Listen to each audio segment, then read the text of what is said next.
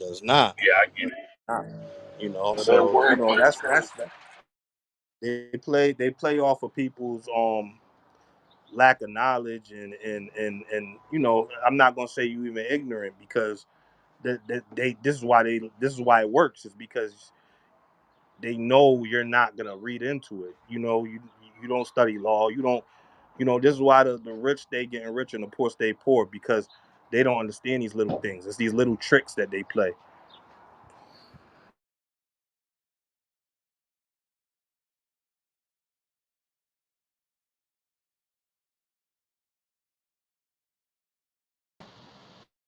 So I got something I want to read when it comes to tricks they play. Go ahead. Do you think blinks? All right. Lee County General Revenue. Public school by local board. Public school by state law. Lee County all hazard. Lee County un, unincorporated MSTU. Lee County Library Fund. Lehigh Acres Light. SFL Water Management District levy. Water Management District Everglades. Water Management District Okeechobee. Lee County Control. Lee County Mosquito Control. West Coast Inland Navigation District. Lee County Fire Control and Rescue District. Lee County Municipal Service Improvement District. These are all fucking shit listed out that I'm paying taxes on a land that has no water, no electricity, nothing. It's just empty motherfucking land. Why am I paying so much shit? There it is. damn. And this is just one. I got in different counties, so I could start reading out a bunch of tax lines to y'all that come on the tax statement every year. And I remember one year I literally took a week off and said I'm gonna go to the county and figure this out because I'm not saying like some of them I do agree with, but let's be honest, majority of them don't represent me or reflect what I'm doing because y'all won't even let me do what I want to do. Because then you can have land and then they tell you you can't do this, you can do that, you can't do this, you can only go this high, you can't go this high because of the zoning, because of the land code, because of this, because of that. So if you give me all these restrictions, how the fuck is you taxing me on all these things and then giving me a bag of restrictions on what I can do on my land?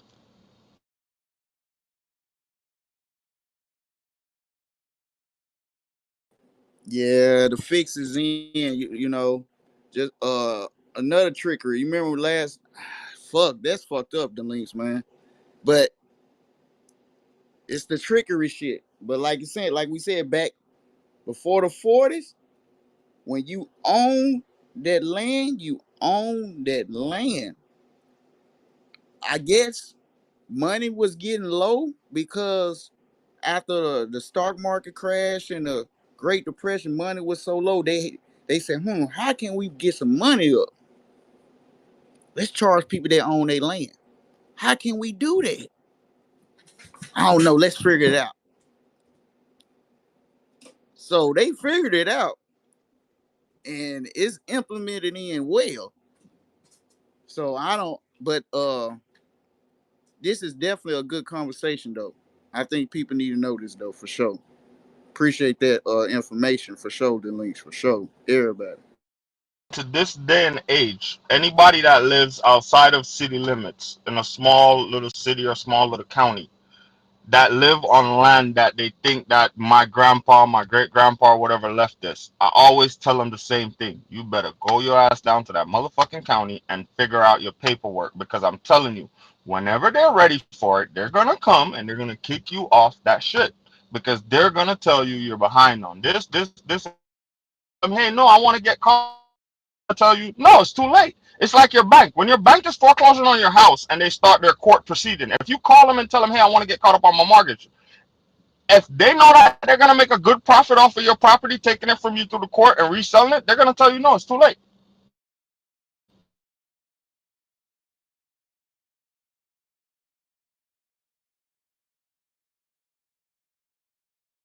So us as people, we got to be more literate. I know some of us don't want to go to our elder family members and try to clear certain things up, but it's important. And if we're not gonna have that open communication as a family, then guess what? Leave me out of this whole situation. Don't tell me none of this belongs to me. Don't hype my head up because y'all not even figuring out the paperwork. Y'all becoming like a daisical with the shit and thinking, oh, because y'all inherited it or y'all had it for this much time, then it's automatically yours. No, make sure your paperwork is in line.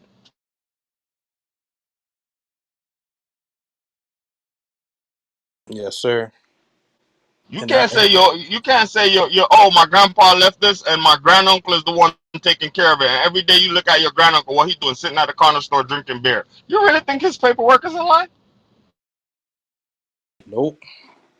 That's why every time, like you said, when these old people pass, you be like, yo, why you ain't take your grandfather's house? Man, that dude like $200,000 in debt.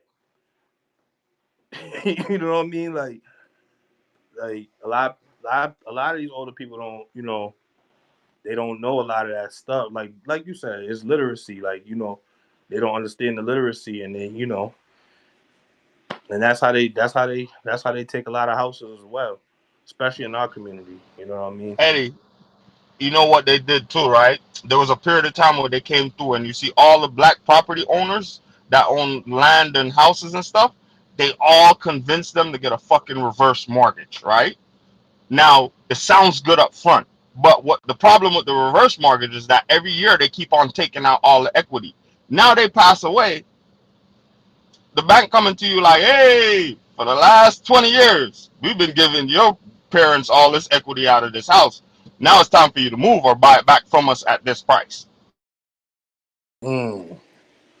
So Mm-mm-mm. that reverse mortgage is another game that's scary. Yeah, for sure. You know they, they in New York, they convinced a lot of people that had them brownstones. A lot of black people own them brownstones in New York. They convinced them that these houses weren't worth nothing. I don't know how they did it, but they convinced them that they wasn't worth nothing. Those brownstones go for over $1 million a piece now.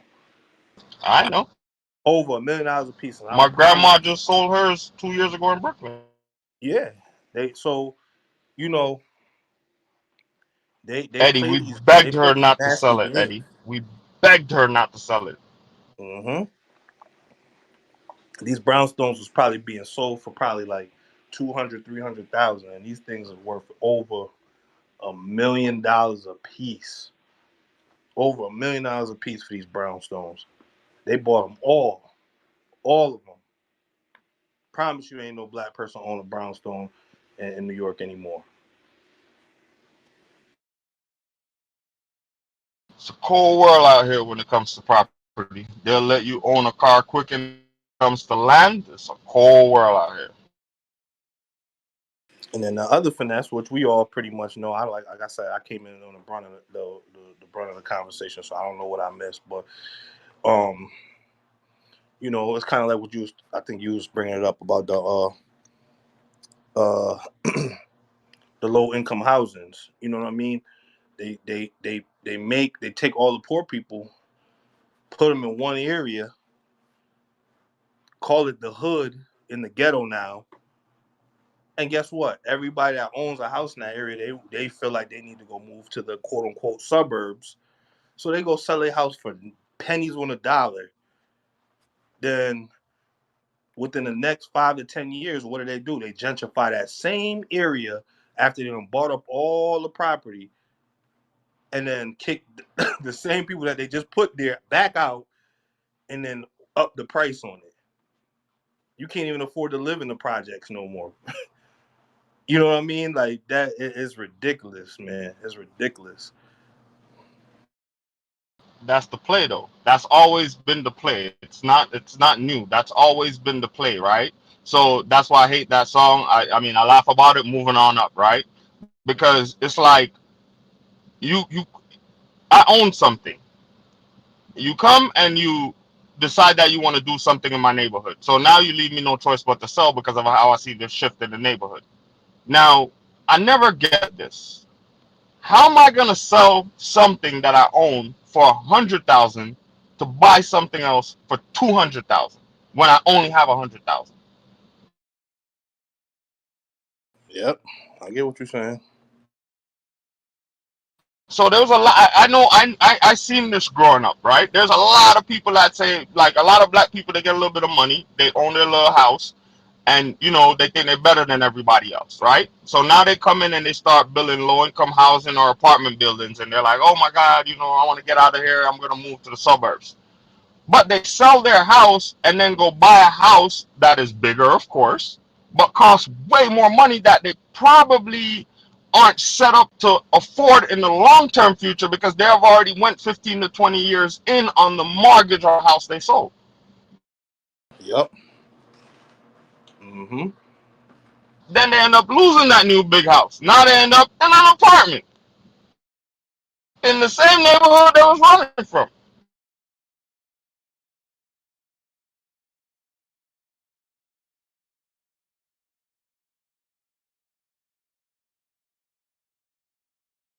I don't know, but I think they finessed us out of a lot of land, and I think they're still doing it to this day. But I think now it's not being done in the city area; it's being done outside of city limits in small towns, small counties. I think that's where the remainder of land that we own, they're still finessing us out of it, or letting us stay on it until they're ready for it. Then they'll finesse us out of it. Yeah, they doing that shit where I live over in Henry County, Georgia. They buying that area up, and you ask who?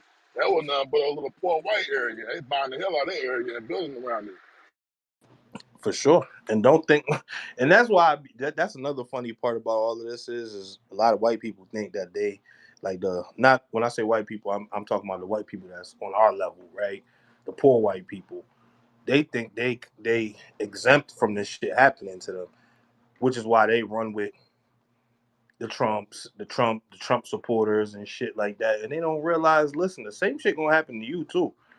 It's happening to you too. You don't realize it, but it's happening to you too. You know what I mean?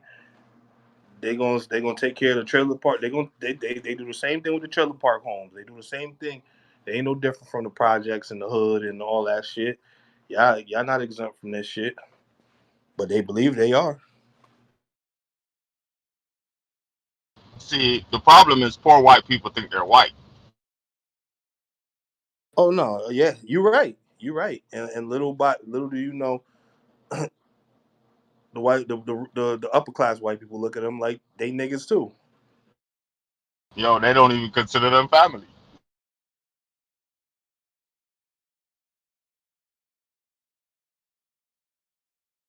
You know, I mean, all of this shit come from having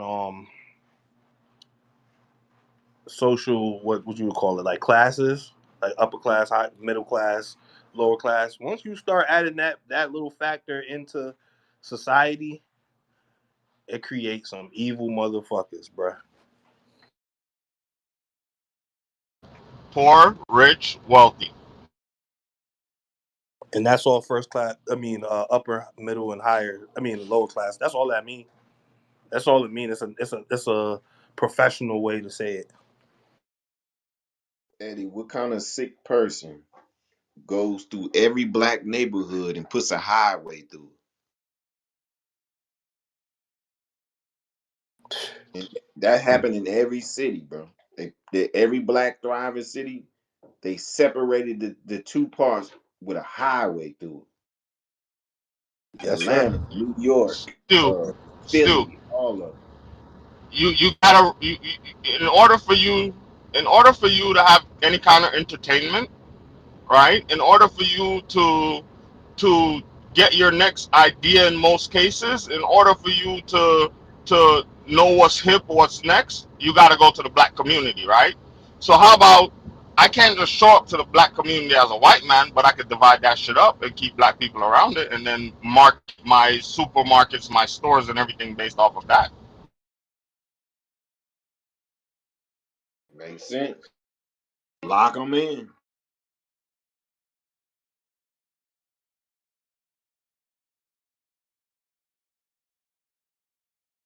You can't go to no country white area right now and turn it into a city. As hard as you try, you gonna need some black people there first before you can turn it into a city, because that's where it's gonna be lit. That's where we gonna turn the country in and bring out our speakers, and we gonna get together, do our little cookouts. Now fuck that. You know what? Let me come in and take away their cookouts. They can't grill outside anymore. They can't do this, they can't do that, because I'm gonna build restaurants, I'm gonna build plazas, I'm gonna allow them to still stay in the area, because I'm gonna build some low income apartment buildings so the rhythm will still be there. Well, why do they turn black areas into cities or the inner city? If your city boring, it ain't a city. Who spends the most money? Where's all the stores at?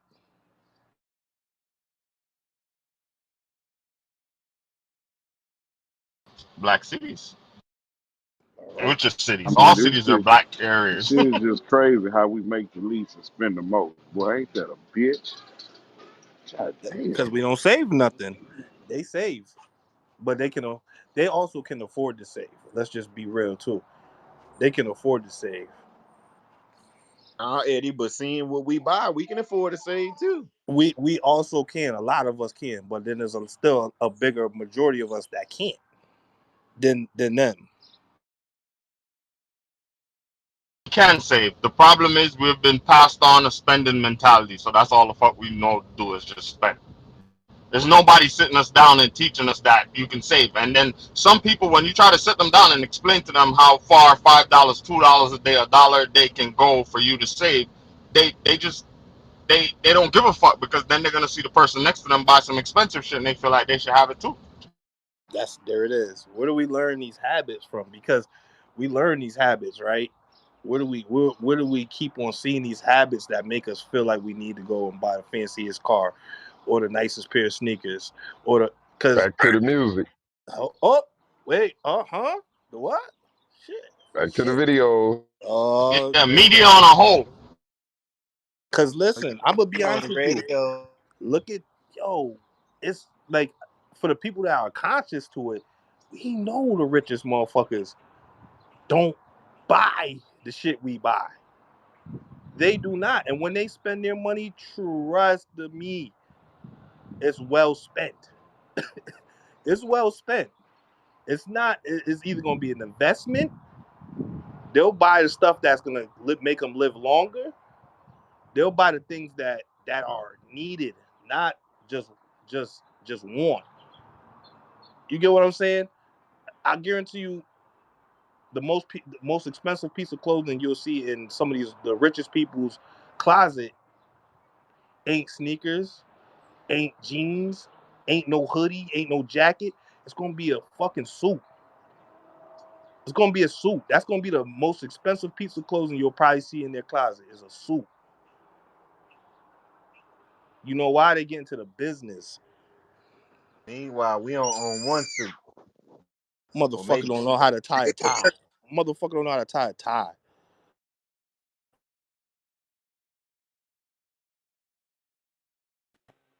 Nigga ain't even got a collar shirt. Hey, I'm gonna say this again, right? I don't own a car. I have one car that I own that I keep in storage because it's only increasing in value. I don't own a car. I don't need a car. I had a Chevy, I had a Suburban on a lease. I returned it. I don't own a car. I don't need a car. Why? There's my daughter have a car, my wife have a car. She don't drive most of the times. When I'm here, I do get a rental. My company pays for it, or I go, or I'm traveling. So I don't need to have a car sitting in my driveway. I don't need to go buy a 40, $50,000 car, or in this case, car prices are higher now. So I don't need to go buy a $90,000 car to just show off on somebody. That's not gonna help me. Actually, I'm gonna lose money, and I do fuck up a lot of money. So I could fuck that payment up somewhere else instead of on a car. Shit. I get it. You see And if the I had to buy a car right now because I needed a car, Eddie, I'm not gonna lie to you. I'll buy a car that's probably under $3,000 in value. shit. I don't blame you. Ain't none of these rich people own their cars. point A to point B. I'm gonna That's go how buy they me an operate. old ass Corolla or old ass Honda Civic or Honda Accord, and I'll rock with that and fix it myself when it break down. I'm not finna go in these dip, man. I be laughing my ass off when I see like some of my homeboys. They got money. I tell them, yo, put it over here, put it over there. They don't want to listen to me. Why? Because they always need to be in the latest designer, the latest cars, and spending the most money. And I look at them and I laugh at them because when they end up fucked up, they reaching out to me like, yo, I'm be like, I help them sometimes, but sometimes I just laugh at the situation and be like, yo, you guys are misleading the people around you. You're putting on this impression like I got shit down pat when you really don't. Well, to their defense, they can probably sustain that lifestyle. You know what I mean? Which is fine for them, but at the same time, it does grow. It does what's the word? Add to the problem that we have. You know what I'm saying? Is you thinking you need to buy a nice chain and a nice this and nice, bro. If you're gonna buy a watch, buy. If you're gonna buy a watch and you really want to go buy an expensive watch, don't bust it down. Go buy the plain Jane, something that a collector's item. Don't buy. You know, if you really want to go get a watch, at least do it right. You know what I'm saying? If you really want to go fuck up a bag, fuck it up the right way. Then, you know what I'm saying? Go fuck it up the right way. You go Yo, buy that chain, you go buy that watch. You don't spend 20, $30,000 on it. You get fucked up in the game. You go to pawn it. You getting 5 grand back for all of that shit. yo, I was watching, my guy, and he said that's the new Yeah. hustle. It's like that's the hustle. Folks are not paying for them clothes. Them clothes are given to them for free. Them chains and shit is given to niggas for free as promotion, as advertising. Like a lot of shit be rented. Like if you wear this chain for this certain amount of time as promotion, saying who made it for you, niggas like you know what I'm saying. Like, niggas let you with the chain. Niggas will let you hold a chain. Then when it's time for you to promote something else, they give you a new chain just to keep mentioning the jeweler's name to keep people. You know what I'm saying, to keep the people want to go to that jeweler. Or you know what I'm saying? It's a game. Right at close, they get that shit for free at the award shows and shit like that. It's a game to keep the consumer buying, and we want to chase that look when they getting that shit for free. Talk that shit, Ed. That's a fact. You know, we as I say specifically as black people, we have a competitive mindset by nature. We are naturally competitive, and that is not a problem, right? Being competitive is not a problem, but when you competing for the wrong shit, that's where the problem comes in. This nigga I buy say a what I say, what I say, bro. Like when I be like, I'm only shopping black. I know I'm gonna buy clothes, bro. Like I know for a fact that, yeah, I hear y'all saying that, and I'm still gonna go with my move. But if I'm gonna go with my move, I might as well go with it the right way. hey, listen, I joke about everything, you know. So if I ever joked on, matter of fact, I never even said nothing about none of your fits. I always, I laugh, whatever, cool. But at the end of the day, if you can buy a $20 shirt or a $10 shirt and you comfortable with that, nothing wrong with it to me. Ain't nothing wrong with it. If I want to go buy a $50 shirt, I'm the dummy that paid 50 for the shirt. You get what I'm saying? Because that $10 shirt and that $50 shirt is Stupid. the yeah, yeah, that $10 shirt and the $50 shirt is probably made in the same by the same person. Not the same person, but like design. You You know, in the still same throwing factories, cheap made in the same factories. You know what I'm saying? The same sweatshops. Come out the same sweatshop. Ain't nothing different. $30 and $50 for my shirts, man. I ain't buy no $10 shirt. You know, but that's one of our biggest problems is we got a competitive mindset and we compete for the wrong shit though. You know, fight for let's compete on let's get the biggest business. Let's get the biggest, let's go for the highest degree. You know what I'm saying? Let's compete for that shit. We don't gotta compete let's be real, man. I don't care like if you out here like competing the next man to who could look the best, that's gay. It's gay. Like Eddie, it's cheaper to do that. That's why. That Yeah, having the competition and do the bidding, that shit expensive. So if anybody can do some shit that's in arm's reach, bro, and try to feel like they above you, bro, that's where you get it from. That's that cheap shit. I can spend at least $100 and it look good. Everybody want to look good instead of actually having it. It's cheaper. You know what I'm saying? Damn near free to make it look like something. We got an affirmation problem. Is that what you're saying? Mm. There it is. Well, and it also goes back to the plantation, how they separated the house end from the field end. You know what I mean? There it is. Competition, make There it creating is. Remember the jealousy. term social illusion that we learned in here? Hmm. It creates this competitive mindset. This competitive mindset. I got to be better than you. Well, at the end of the day, we all got the I same just shit. gotta look like. Do I gotta be better than you, or do I just gotta look like Look I'm better. doing There it better? is. You But know see, what I'm saying? but It's that a social illusion. It ain't even real. That ain't even their house. That ain't even the vacation. Like it's all fugazi. that's a whole fact. You know what I'm saying? Because listen, I don't care if you got, you know, these rappers. They wear these chains. They getting money. You know what I'm saying? But trust me, the real rich people, they still look at them goofy. Because you know, I who was I just watched? The nigga, one of these niggas had a big ass chain on that had one of the, the rich white dudes that got way more money than him with his chain on taking a picture. These niggas is laughing at you, bro.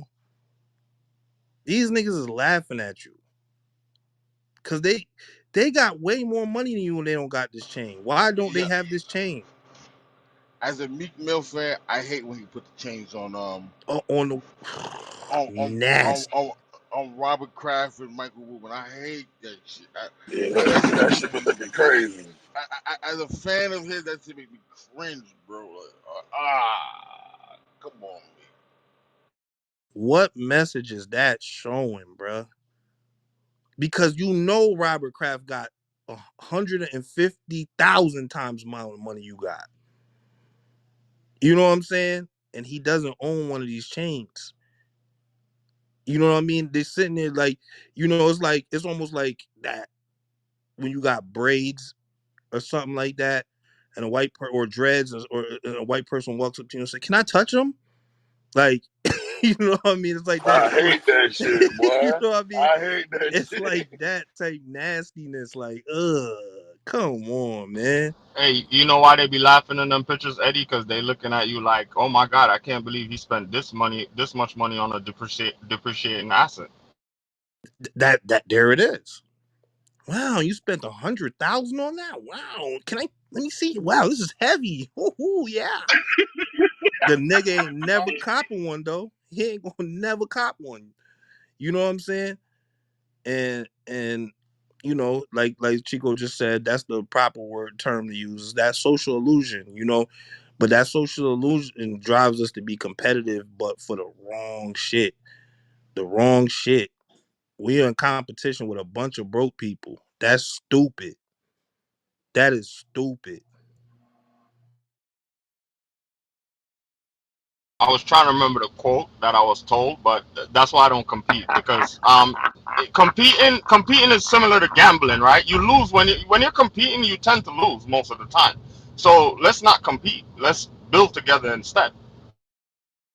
That's a whole fact. That's why I like that, Eddie Dog. I'm But I'm I telling know you, Ray, that's all it because is. I was the same way. No, I was the same way, bro. I always wanted to look good, but I ain't have shit, right? I knew it was a problem when I was fresh as a bitch, but I was walking. Everybody in the car looking at me. I'm fresh as a bitch. I'm thinking in my mind, oh yeah, I'm fresh as a bitch. Yeah. But it dawned on me. This this female in the car right here, she in the car, bro. You fresh as fuck walking. You think she worried about you? That's when I knew, bro. So nigga, something wrong psychologically, bro. For real. Man, I see that all the time, man. I got a bunch of those type of friends. Bunch of those type of friends I used to hang out with. And That's just a simple case of not having your priorities together, man. You know, you gotta have your priorities together, man. I know the nigga with the Ethica boxers on. He got to sag his pants so his butt crack showing, so that niggas know he got the Ethica on, right? He got the belt with all the glitter and rhinestones on it. You know, he got the Italian sneakers on. Who knows, Balenciaga, some shit. Who knows? You know, he got the whatever jeans and the jacket and whatever. You know, nigga sitting on about $1,200 outfit. This nigga lives in the projects. This nigga doesn't own anything. Nasty fucking work, bruh. Nasty fucking work. You got a $1,200, bro. Man, that shit's sickening to me, bruh. Sickening. That's why I listen. Or the car worth more than your house. Man, Nasty what? work. That ain't not right now. That's only in the South. That's what? You shitting me? Come to the projects over here. The nigga got a nick, bro. It's a nigga I know right now. This nigga got some. I don't even know what kind of BMW it is. Shit look so futuristic and fire. And this nigga lives in the projects, bro. Lives in the That's nasty FY, work. projects. FYI, Yo, I know somebody right now with a Lambo truck that's renting one side of a duplex. FYI, stack bundles used to pull up in the projects with Ferraris, Lambos. Chink's drugs was living in the hood and died in a Porsche. Woo. Damn. Mm. Aaron Nemmer. Come on, my nigga. We A gotta Porsche, stop. a Porsche that they can't even keep after he died because he was probably paying the lease on that. Man, shit sickening. You know what I'm saying? And that's where they want to keep us at. They want to keep us there. You know what I'm saying? But how much effort do they got to even put to keep us there? They don't got to put no effort into it. We doing it to ourselves. Your favorite rapper ain't telling you nothing good. He's showing you all the glitter and glamour. You know what I'm saying? He's showing you this shit and making you feel like if I got this, then I'm successful. I'm doing something. But in all reality, that's not the truth. And we know Eddie. that shit, but we still fall for it. You Still know fall how for it's working, Eddie? Even though we as smart as can be, NBA young boys on top. That's how you know it's working. it. We got people still fighting that music that's good. It's alright. Don't know. This nigga promoting nothing but death and murder. You know, he's Garbage. promoting.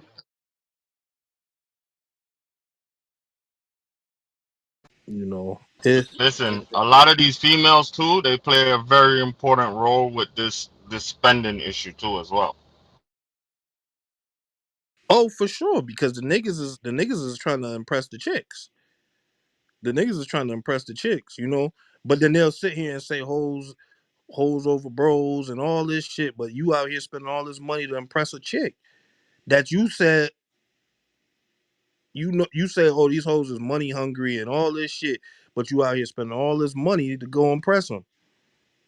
Make that make sense. That don't make no sense. So you know what your problem is, but you still doing it. Like I don't know, man. You know, like I said, a lot of damn everybody leaving that. What happened? That shit fucked up. Um, a lot of us know what where our shortcomings is, and we still allow ourselves to get tricked and stuff like that. I'm responsible. I listen to bullshit sometimes. I spend money that I shouldn't be spending sometimes. You know what I mean? So I can say I play a part in that shit too. I'm not gonna sit here and act.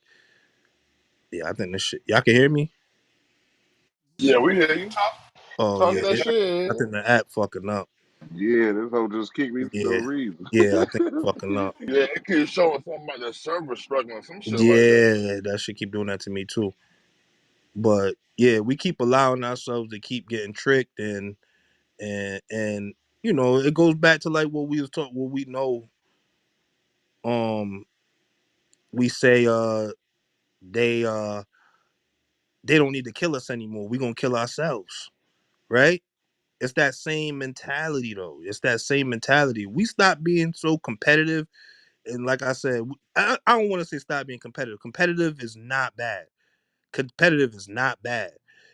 Just you got to be competing for the right Competitive at thing. the right things, brother. That's it.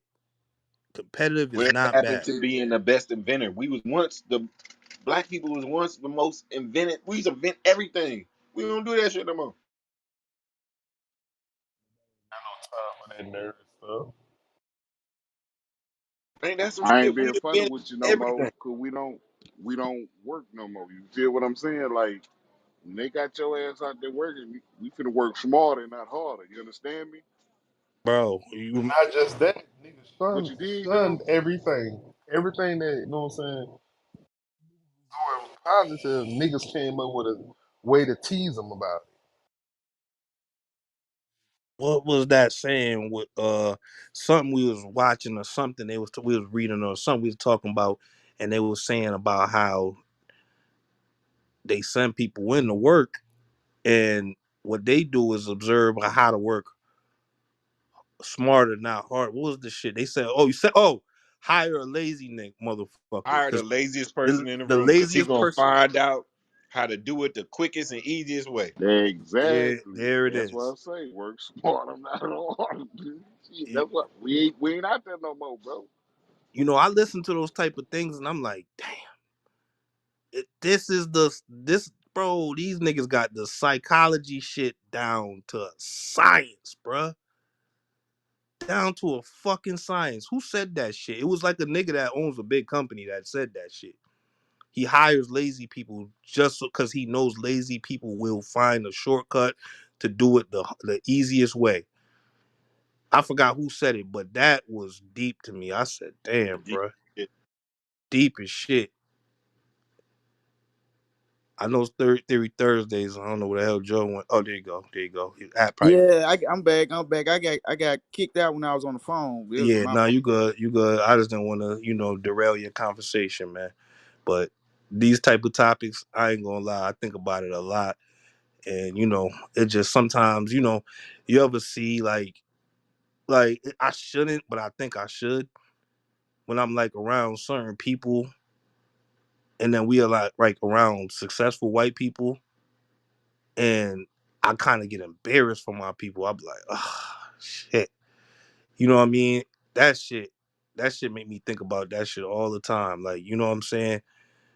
I don't know, man. We gotta do better. We gotta do better. I co-sign that statement. Yeah, you work in the corporate world, so you know what I'm talking about. You know exactly what I'm talking about. That feeling, like you Bro, like, bro, bro, I told you I wasn't around these white folks. And these niggas be in this over in tights, fighting. I mean, getting drunk with each other, getting loud with each other. Like, this shit crazy to the motherfucker, bro. So I feel you trying to.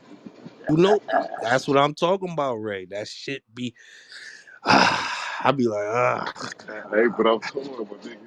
I'm torn. I hate and love that shit at the same time because I'm a nigga. You know? Is that crazy, bro? it's. I mean, it's by design, bruh. You know, you sit here and talk. That's what I was talking about last night. We sit here and talk about the bullshit. Everybody off their mic. Everybody off their mic. Let's talk about learning some shit.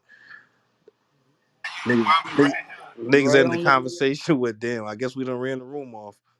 You feel me? Guess we done Hey, ran the but, room off. but while we right here, you know what I'm saying? Like my son, you know what I'm saying, that nigga was cutting up in school and whatnot, you know what I'm saying?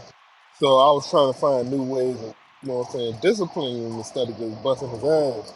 So, you know what I'm saying, I had to start telling him like every day I want a new like for you to look up somebody that was black, that was an inventor, that's not famous, you know what I'm saying, and let me know about it every day, you know what I'm saying? So you think if we knew, you know what I'm saying, more about all the other stuff we invented, you know what I'm saying, you think that'll probably spark something in, you know what I'm saying, the young brother and sister to start inventing again? I think that's a smart way, because it's not even in all reality, that's not a punishment. That's helping them. You know what I'm saying? That's helping them. He might take it as a punishment, but it's helping them, and I think that's a start because it all start with the knowledge, right?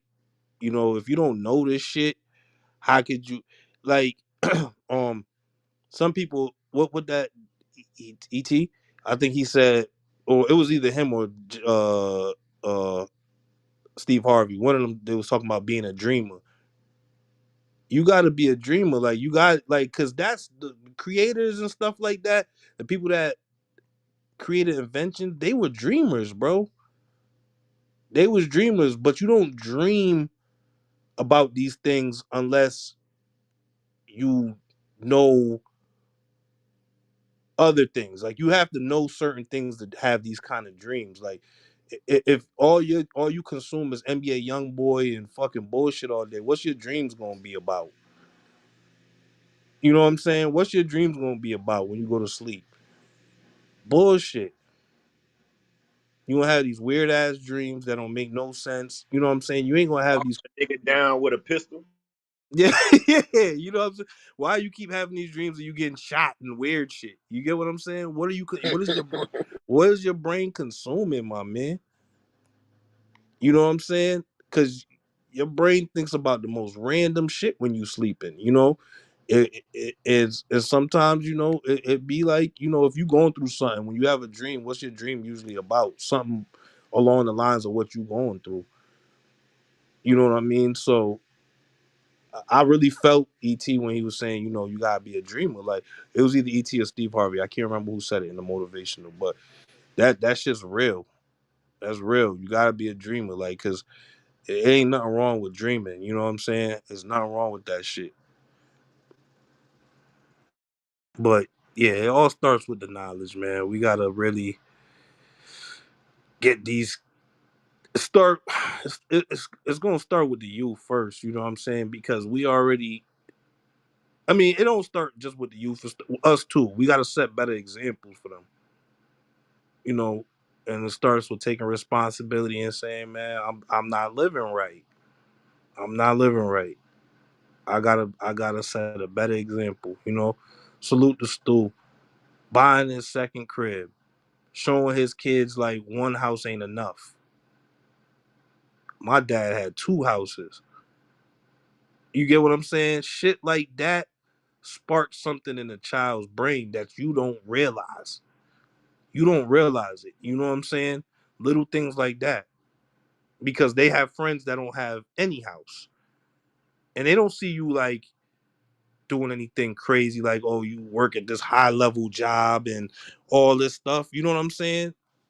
They just seen you grind. That's it. I see mommy and daddy grind, and they had two houses. You know what I'm saying? That's what we got to start showing the youth. Like I don't. My dad don't sell drugs. My dad don't do this. My dad is a working guy. And he got all this stuff. So subconsciously, does she need the drug dealer in her life to make her feel like, oh, to have something to be successful, I need the drug dealer or the guy that dresses like this or sags his pink? No, they know they don't need that. If they decide to do that, though, at least you can say, "Hey, I didn't show you that."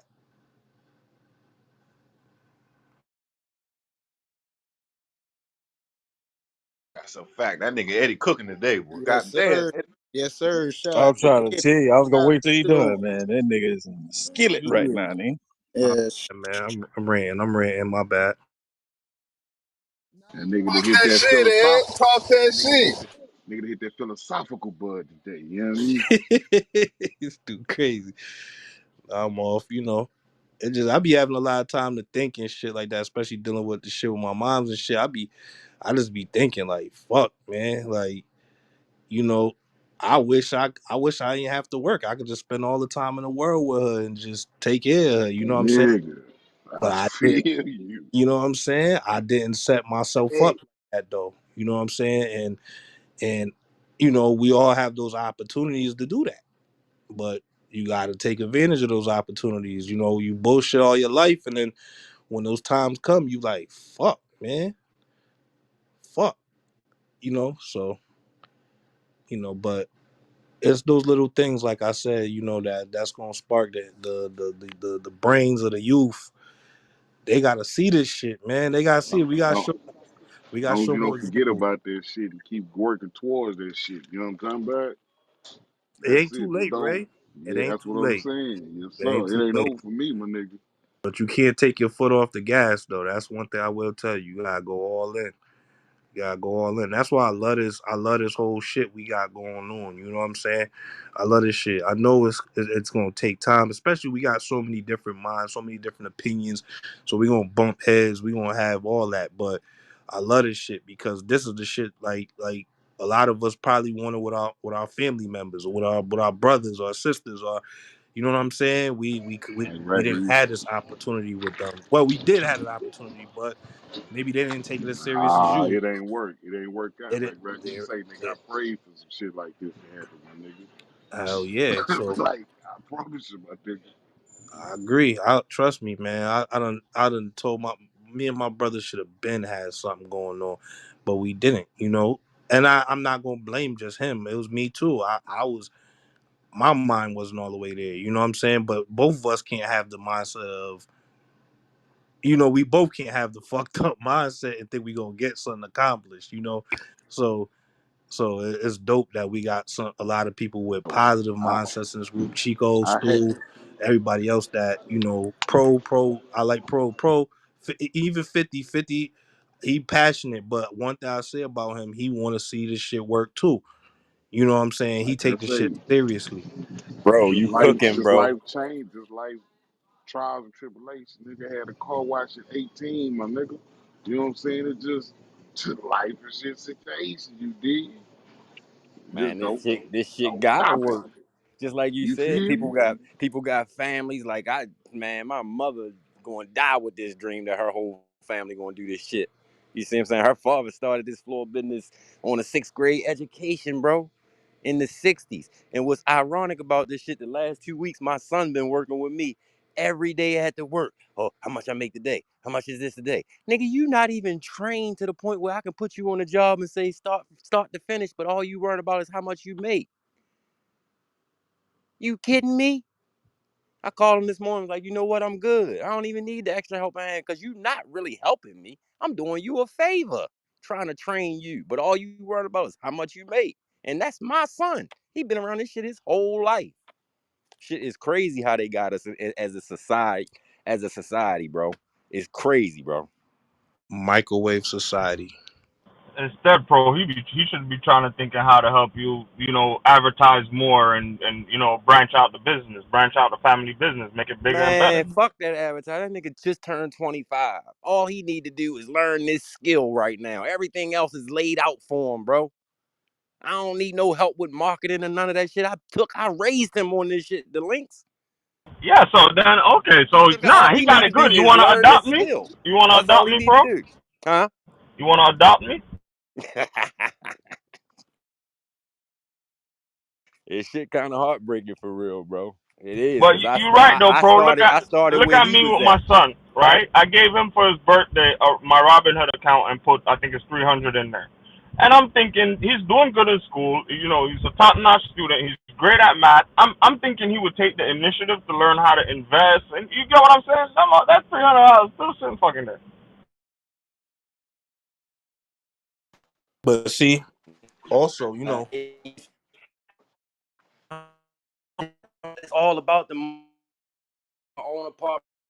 I got bills too. Cool. But you know what? I ain't gonna be in your business. Like I said, you don't live with me, you 25. But 2 days ago, you was telling me how you was waiting for the new J's to come in the mail, my nigga. So is the bills really that important, or you really trying to recoup that money that you spent? yeah. Say, pro. Well, I've learned that Jordans are more Yes. important than any bills.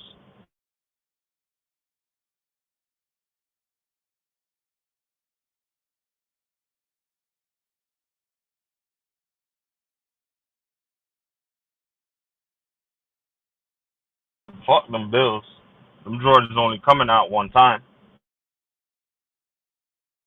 Hey, and I feel you. But don't try to run the narrative Pro, on me. that's a bad concept, bro. I'm throwing cheese. That is a horrible concept. I thought that was she. I mean, God it's the damn. worst concept, but you know what, Delinks? I ain't gonna knock a man if he don't realize that in his life that that's a horrible concept. You know, everybody gotta live this life and walk their walk and figure shit out to when they figure it out. I'm not gonna beat you up because you ain't got the same mindset as me. You see what I'm saying? I probably rejected it the first time I heard it too. Cool, but all I do is propose a question. What really means the world to you? And you know, we can go from there.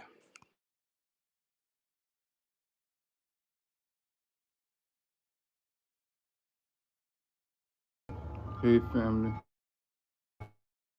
Baby brother, what it do? about to take my black ass to work. As you should. Hey, pro, that what really means the world to you question or where do you see yourself question is a bad question to ask the youths nowadays. I remember driving back from Fort Myers with my little brother and my wife and one of my homeboys was in the car. We I went to go do something on one of my properties, and at the time he was still in high school. And I was having a conversation with me. I was having a conversation with him, asking him those type of questions just to see where his head at. He made me cry that day. I had to pull over and cry. Motherfucker tell me that all he want to do is get bad bitches and fuck them. That's it. That was his whole outlook on life, bro. And then what? I had to cry because like you're coming out of a household where you see working class people. You see your bigger brother doing his business thing. You get what I'm saying? You see him going to his 9 to 5. You know, you everybody pushing you to be great. And literally all on your mind and all you want to do was get bad bitches. And when I came back and I told my mom, she said I was lying. Well, I think my little brother is now about 20, between 24 and 26, and he lived up to his word. That's literally all he wants to do.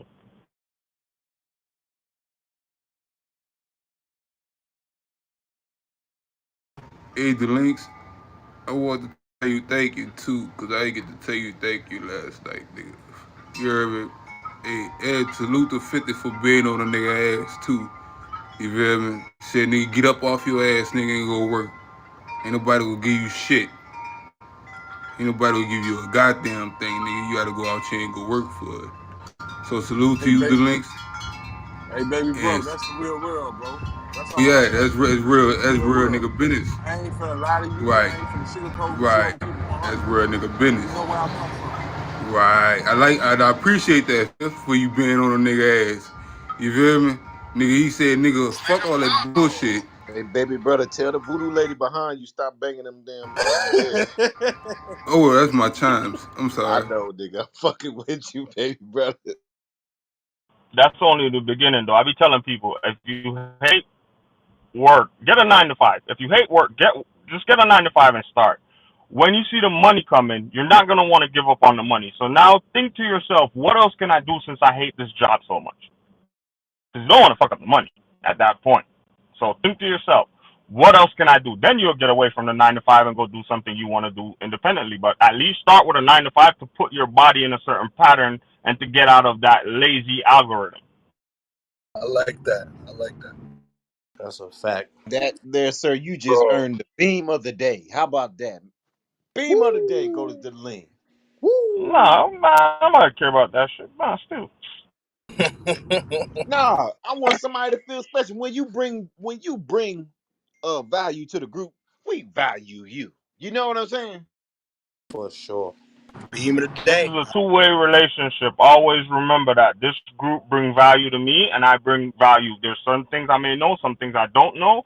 We all in this together to pull on the same side of one rope. We can't be divided. It's not gonna work. Yeah, for sure. And don't and I know And you if brought I'm it the up. smartest one in the room, then I need to get the fuck out. I've always said that.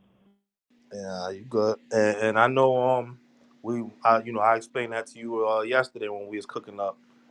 I know sometimes you be cooking and people don't respond, but sometimes it be people not all the way uh receptive to the information. You know what I'm saying? But the information for the people that do want to hear it and is definitely appreciated because you always come with some shit. You know what I'm saying?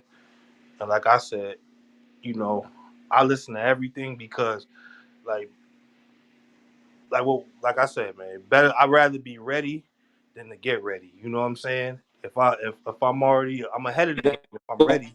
What I just said, ain't it, bro? I'm ahead of the game if I'm ready. You know what I'm saying? So I listen to everything. It might not apply to me right now, but it might apply to me later. And when that later time comes, I'm not blind. I'm not blind to it. I know where to go. I know where to start. At least So I listen to everything you're saying, and I appreciate any information you bring to the room. Yeah, that's a fact. Thank That's like you. what I was Thank just you. saying. The links you can't, shit, what he had to go through to get to that point where he want to hear all that information. There was a point in life where he wasn't receptive to. But groups and conversations, you plant them seeds. Motherfucker go back 10 years and be like, you know what? Boom, boom, boom. And it's always gonna be better late than never. You know what I'm saying? We can't get upset with a motherfucker that's not receptive right now. You just gotta keep pushing, plant that seed, water that shit, keep it fucking moving. Nah, Hey, bro, yeah, I don't be mad at it or I don't be negative towards it, nor will I ever not give the information again. I just be like, I don't want to bore people. But like, whenever somebody, like, I don't care who it is, and I've always said this, I'm not giving up on nobody. Because if I have that concept of you're not getting it, give up on you, don't fuck with you, then let's take me out the equation. I have kids coming up. Imagine my kids not being receptive to somebody preaching to them or telling them the right thing, right? And then one day they're ready to do the right thing now, and then that person gave up on them. You got to understand, any seed that I'm planting now, whether it's financially, physically, or mentally, it has to be important because I have kids coming up right now. So I can't do certain bullshit and do certain things or think certain way that I used to do before. I got to change that mentality altogether. Yes, sir. And shout out to you, the link. Shout out to everybody. Gonna go back and do a recap and bring it back to where we at.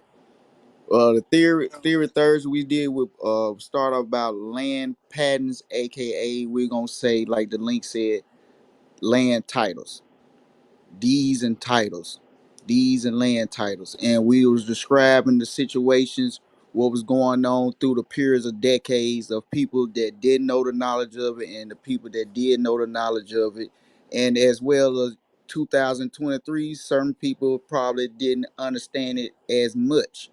So it was more of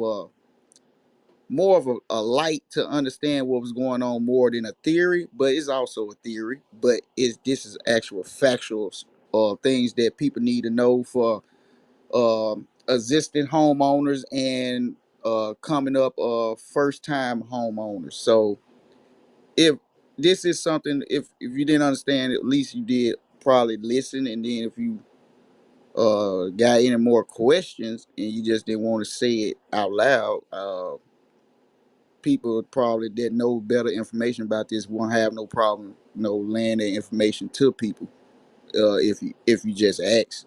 But I wanted to bring a light to how land just wiped out without the knowledge of understanding why the land got wiped out. Instead of just saying they just came and just took it, it was more calculated than them just coming and taking it. So this was more of a definition of how it was going on to understanding what's going on. So I appreciate everybody that did uh bring their information about the link. Shot to you, Eddie held it down, Stu, everybody. And that's where we at with land patterns. If anybody else got anything else to say about land patterns or about that situation or titles of deeds or any other information, let it be known, or we'll try to go to another theory as we keep this ball running. Definitely salute to you, Joe. That was definitely a dope. Salute, Joe.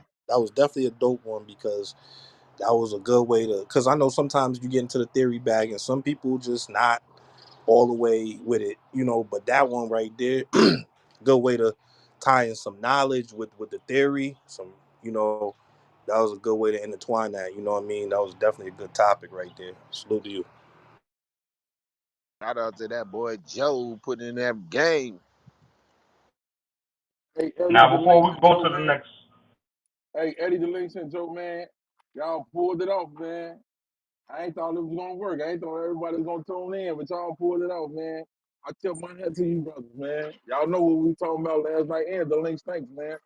Thanks for telling me what you told me too, bro. I need to hear that. Hey, 50, but I need this is how things work twofold, right? You see, after you close, I need some time with you in the room, and it's not an interrogation. I don't want you to think of it that way. But you're gonna have to put us up on modern FHA game right now, because like Oh, I can qualify for a FHA loan, but I haven't used it because I need to figure out what programs can I take advantage of to utilize the FHA at the best way possible.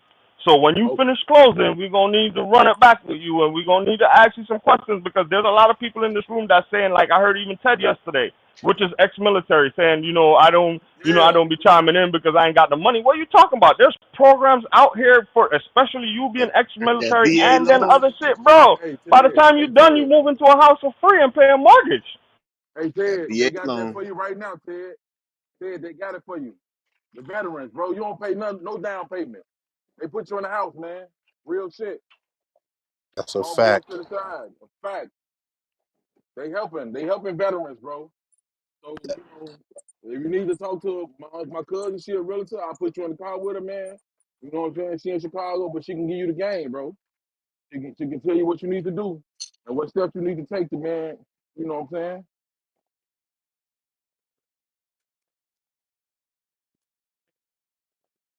Yeah, I was thinking about one of these Sundays or one of these days asking my this is my people. She a realtor or whatever. Yeah. She I get get my people to come in money. here too. She get money. I'm not gonna hold you. They bought they own probably like 10 properties in this city. You know what I'm saying? And I ain't gonna lie, she get to the bag, and I was like, I'm gonna talk to her one day and see if she could come up in here and give us some game. You know what I'm saying? Because salute the stew, salute the 50. He gonna bring it back. Because that's what it's about, bringing back the information to us, so we know what to expect and how to go about it. Cause shit, at one point, at some point, I want to buy a crib too. So I definitely want to know all the avenues and shortcuts Um, and everything. You know what I'm saying? So hell yeah, bring that information back. I got you. I got you.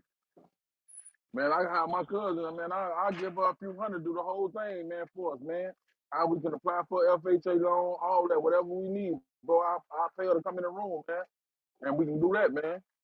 Because knowledge is everything, like y'all told me, man. Everything y'all told me, I'm like utilizing that shit. You know what I'm saying? And that's what I thank y'all for. You know what I'm saying? Without y'all, I probably wouldn't have did a lot of things. Like that stock shit. I bought them little 300 left that don't even care about it. I would never bought no stock, man. And don't be on your high horse either. If you in the area that got Habitat for Humanity, man, sign up for them, man. Try to get one of them houses. Yeah. That's a Still fact. gonna own some shit. Don't be on no fucking high horse. And they help you. Hey man, they give you the loans to get that grants to get the house fixed, bro. Y'all Yo, a know lot of them. they give you money to fix houses up, bro. A And lot of what's them, your you only need to live there for like 5 years, and then you could get rid of it if you want to. Yeah, you can get rid of it.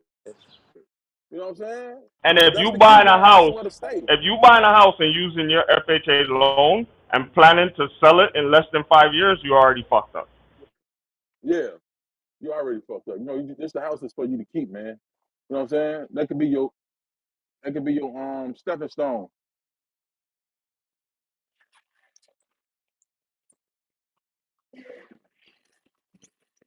which one of them loans it was when you had to be over 580? What was that? That That's leg? that's FHA. an FHA loan. That's an FHA loan. That They really don't. It really it got 3.5% programs. down. Hey, but Hey, but but the kicker to the FHA loan is you gonna have to pay that homeowner's insurance the whole 30 years. The home insurance. Ew. Nah. You don't. You don't. Stu. They got You don't. programs around it now. sure do. They do. Oh, y'all, that's the catcher. You don't fall for it. Hey, listen. Hey, listen. Yo, Hey, You listen. talking about PMI, Stu? yo, Yes, yes. what's home for Yeah, you could Habitat? get rid of it. Home for Habitats is where you build a house. They build the houses like from scratch type shit.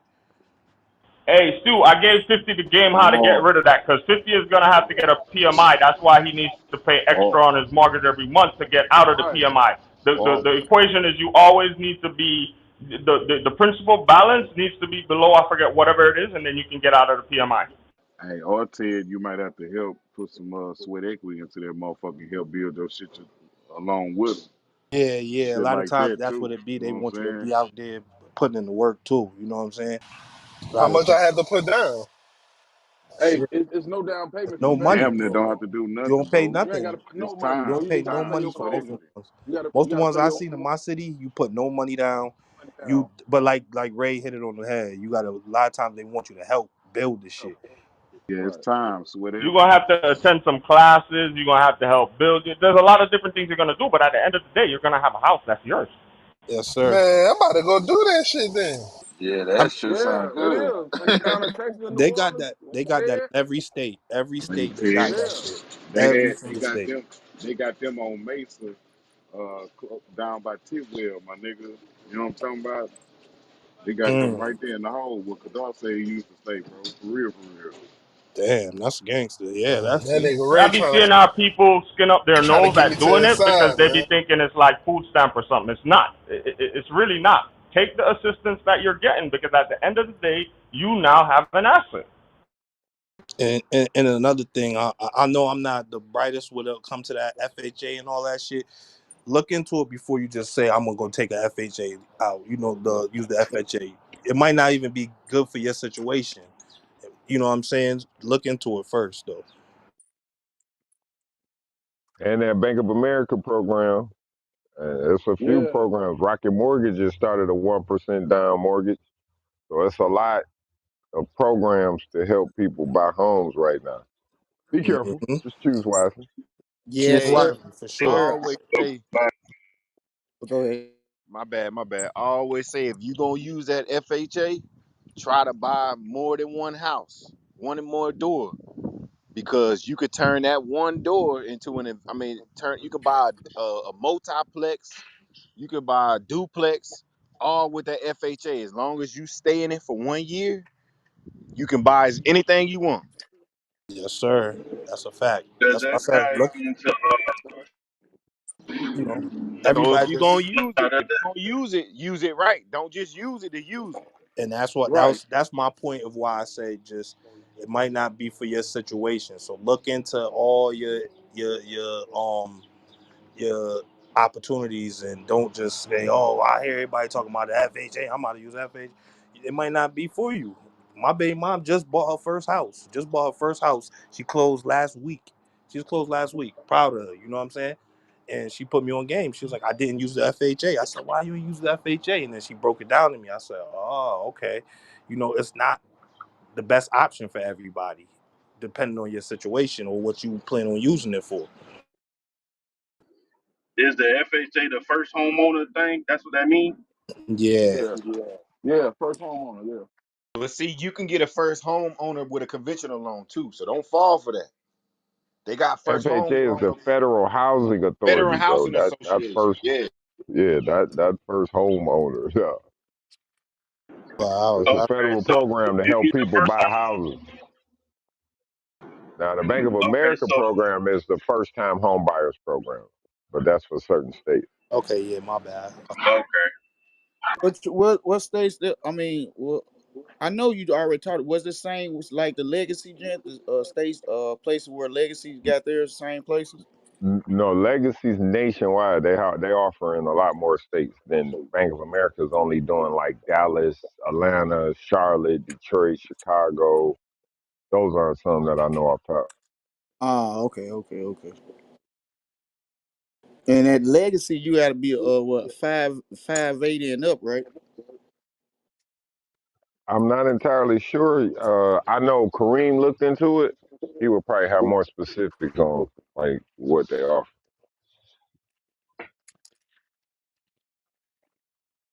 Yeah, I gotta get. I'm about to be in the process of building that credit. Because an old head always told me a long time ago, and I know I shouldn't be thinking old head shit. But it's like before you do that big move you want to do, make sure your credit on point just a little bit. So Oh, 100%, Joe. That's gonna get you a better rate, dog. Yo, what I Better. need for yeah, that home for Habitat? Like it's just nothing. Like Hey, you need to focus on your veterans loan, bro. You do that. Don't worry about no habitat. You Yeah, got the you get a veterans. veteran loan, man. You own. Salute to you, Joe, because I remember when we first got into this business shit. I know you was real on You edge, and mean I I know, got to get my first name? yeah, and I get it. I You wasn't on it explained at it. all. You Hell explained no, I yourself. wasn't for it. I was about. Yeah, I know you was Hey not man, receptive of none of this shit. I So don't know salute to about you for this making the shit. transition, my man. You gonna win. You gonna win. Trust me. Just salute to you for making that transition.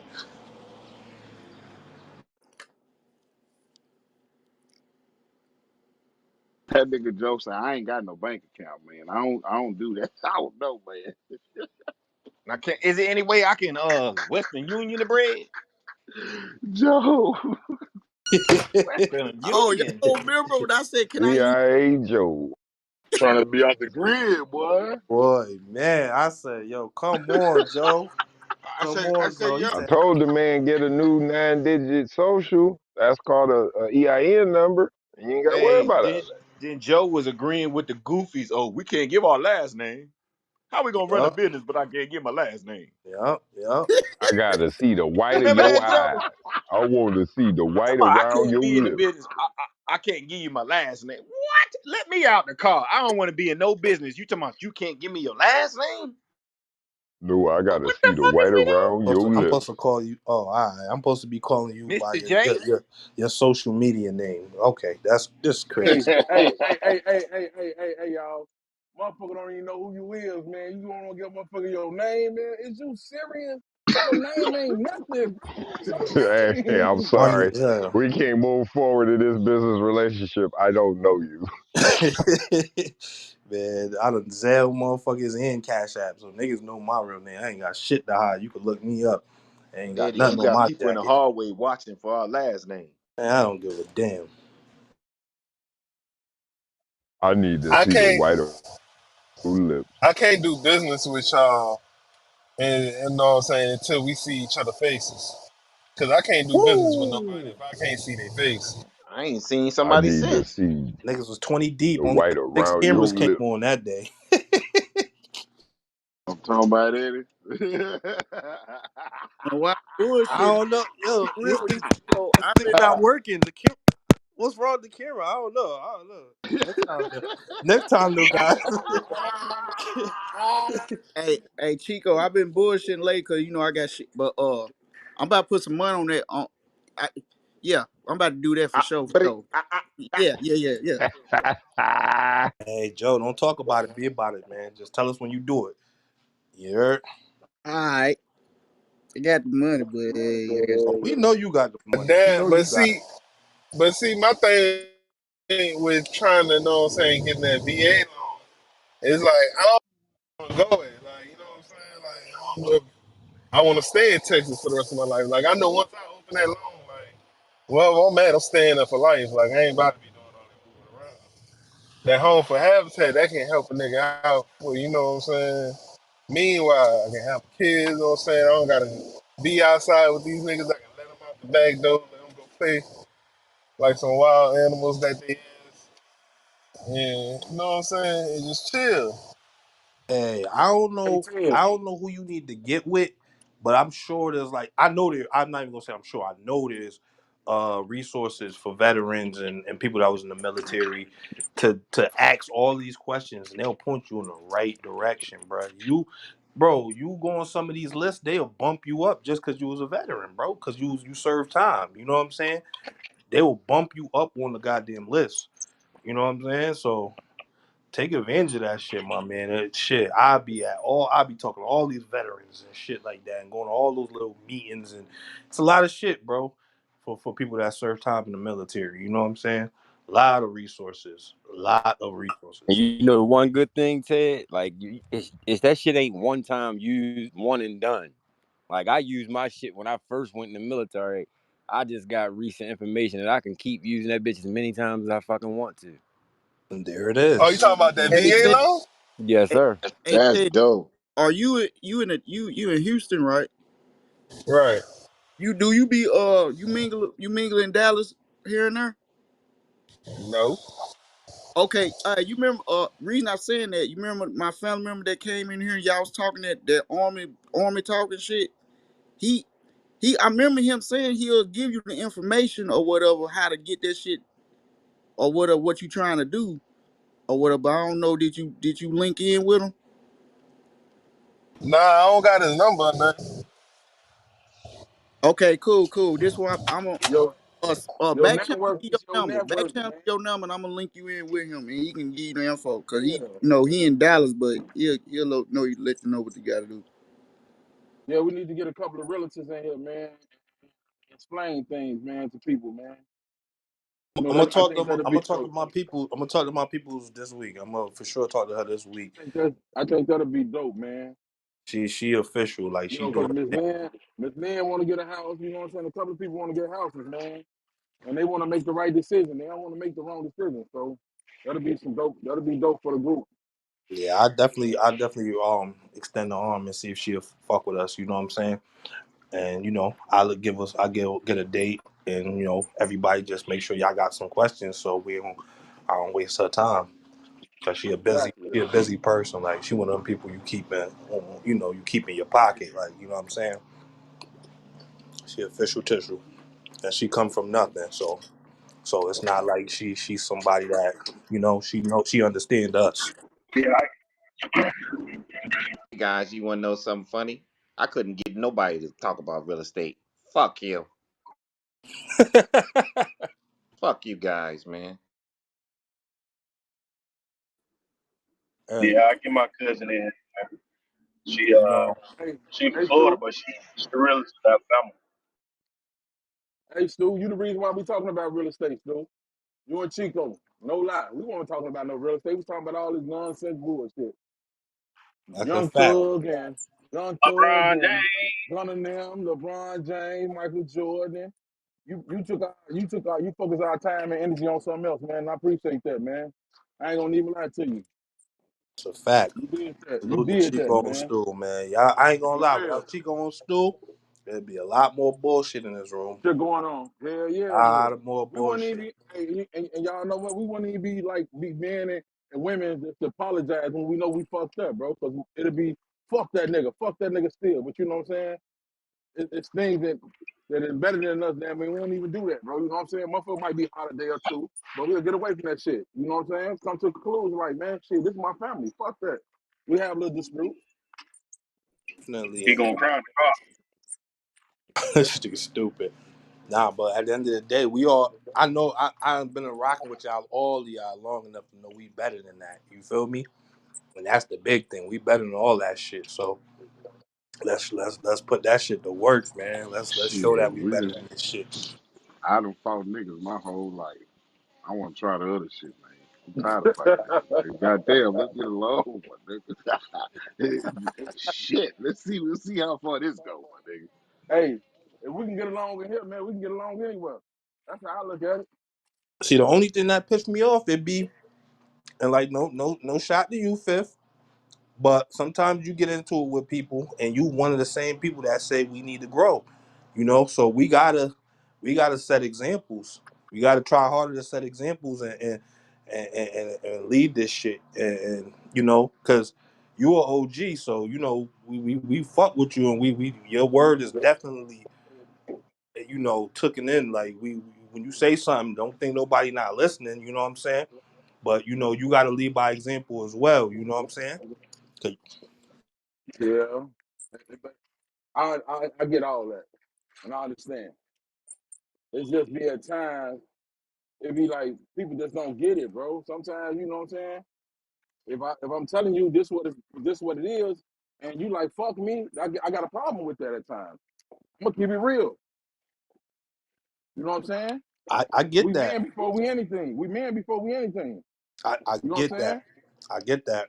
And I think sometimes I think one thing we all learn, right, is that fighting fire or fire never works anyway. So reacting like that, not even using you as an example, not even using you as I'm just saying period, because a lot of us has reacted the wrong way. You know what I'm saying?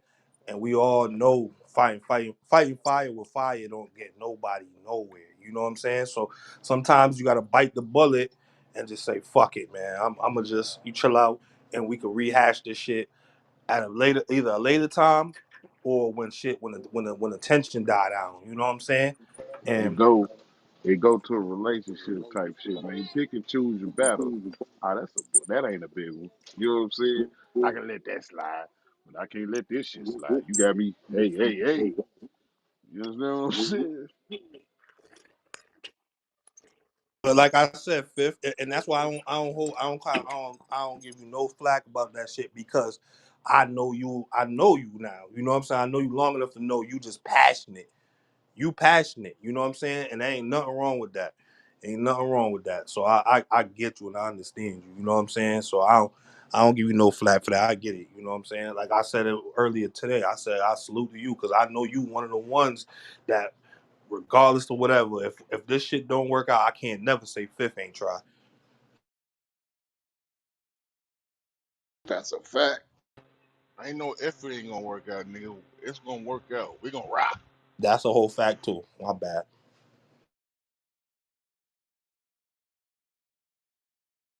We too deep. We gotta drown together there. Oh yo, hey, shot man. Once again, man.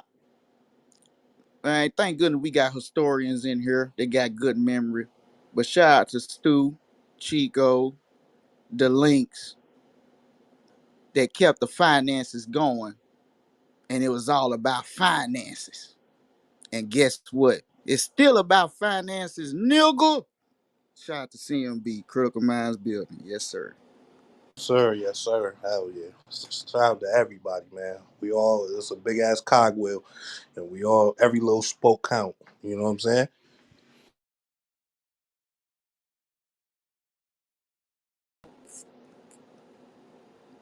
Hey, hey Stu, you see what I'm on right now, right? And that back channel that you got.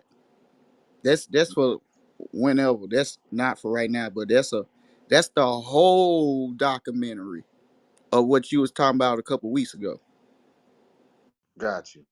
Oh, you about to bust something else down? Or Nah, what? there's just something in the cut Okay. whenever. That's gonna have to be broke down for sure. That's the whole doc.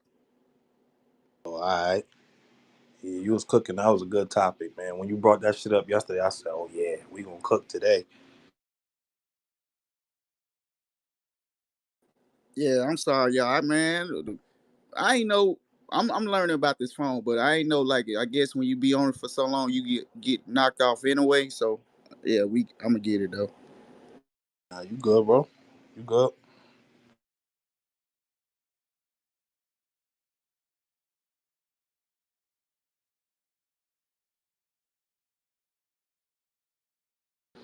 Hope Sir, hope shout out everybody good day though. shout out to the CMB. Yes, sir.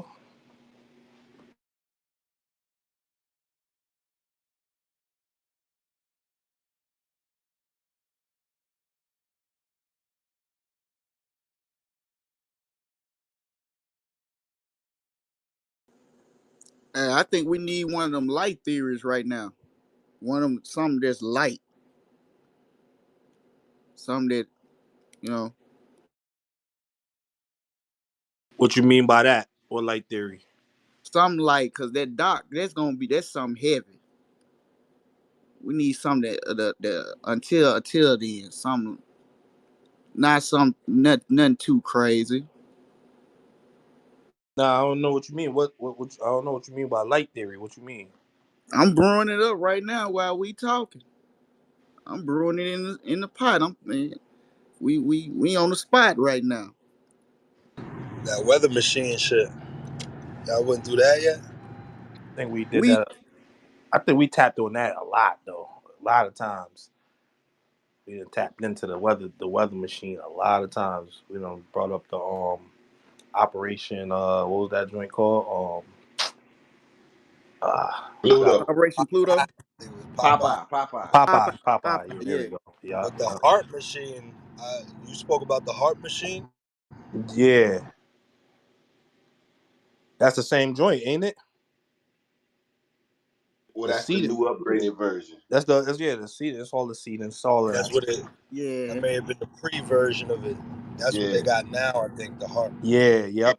We was talking about the original joint that they used in Vietnam. I believe it was Vietnam. We talked about that one. Sir. Yeah, so I ain't gonna lie. I mean, I'm man.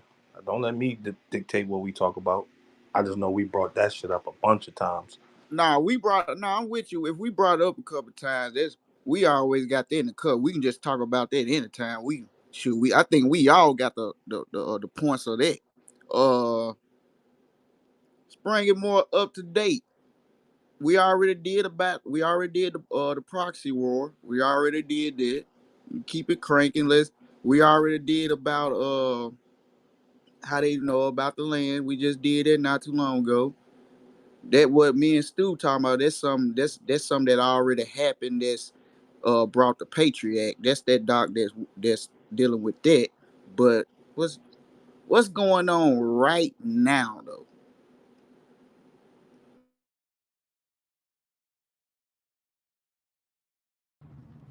Man, this dude trying to put a ban on meat in my city. That ain't really a theory though. That shit kind of spooky. Run that back. What you say, Black? Mayor Adams is trying to put a ban on meat.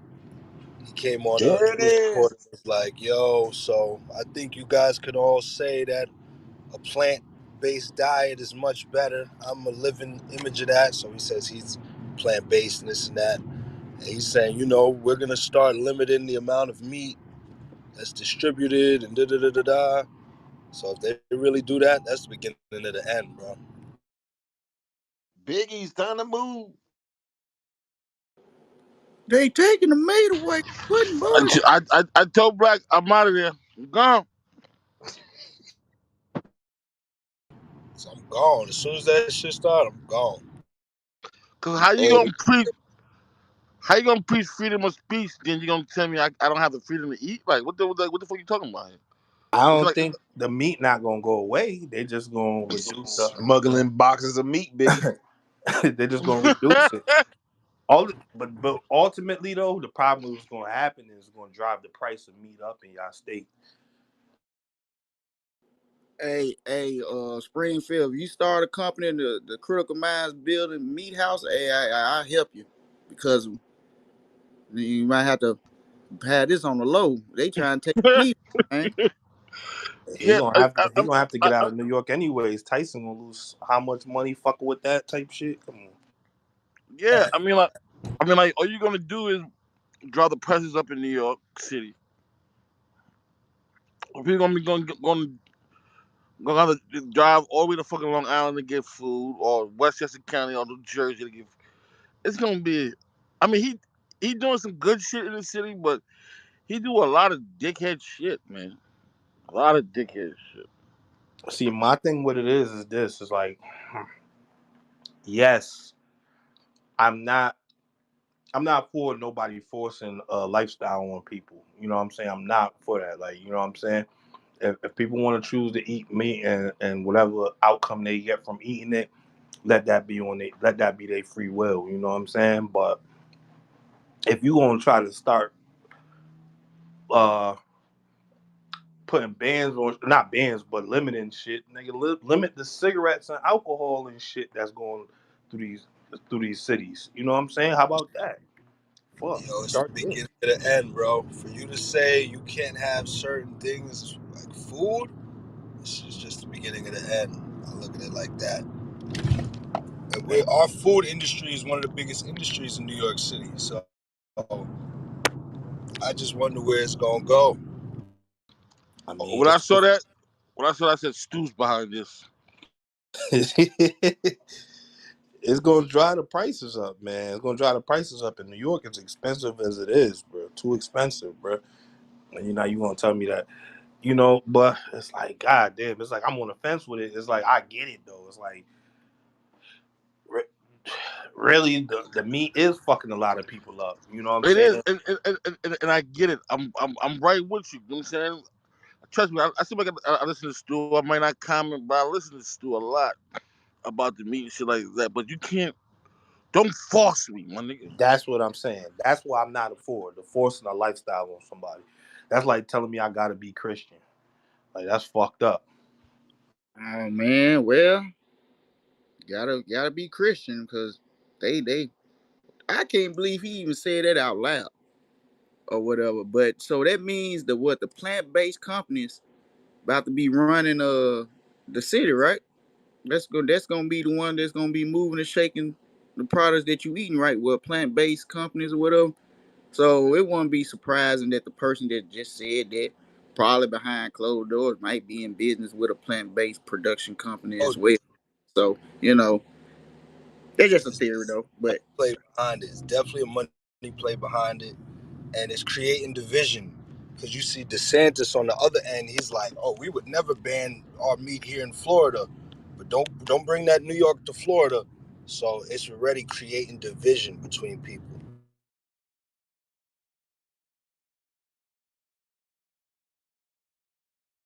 yeah, that's a dangerous situation. Just off talking about not having, because you can, like you said, you can use that in different narratives to make another division upon something. Like we already got enough. We got divisions already. Now they just add more to it. God damn.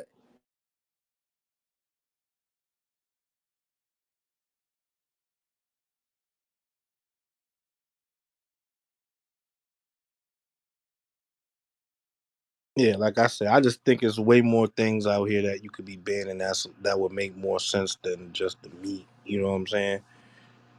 If you just say, "Oh, we putting a, a, a shortage on cigarettes," you know what I'm saying? I'd rather you drive the price up on that type shit than people's lifestyle. You know what I'm saying? That's a lot. Even though cigarettes is a lifestyle too as well, but I mean it's 100% killing you. You know what I'm saying? Not saying the meat ain't killing you, but I guarantee you'll live longer eating meat than you will smoking cigarettes.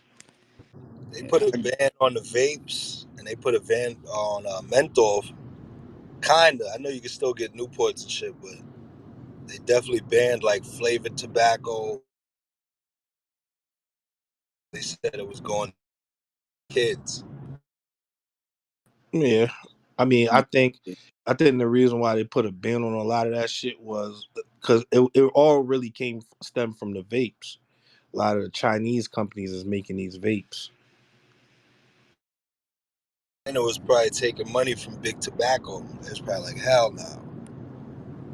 There it is. Newport don't make flavored tobacco. Marlboro don't make flavored tobacco. You know what I'm saying? So yeah, that makes sense as well.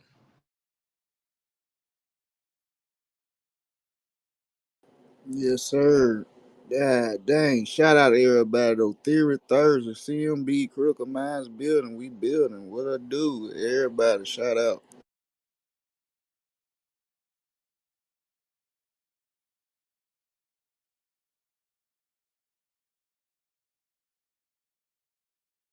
Hey, Stu. I know well, I just said, hey, I was thinking that dark we can do that in parts. Like how we was doing the Bob Lazar or whatever. We just do one part today and then you know what I'm saying, the next part next Thursday. You know what I mean?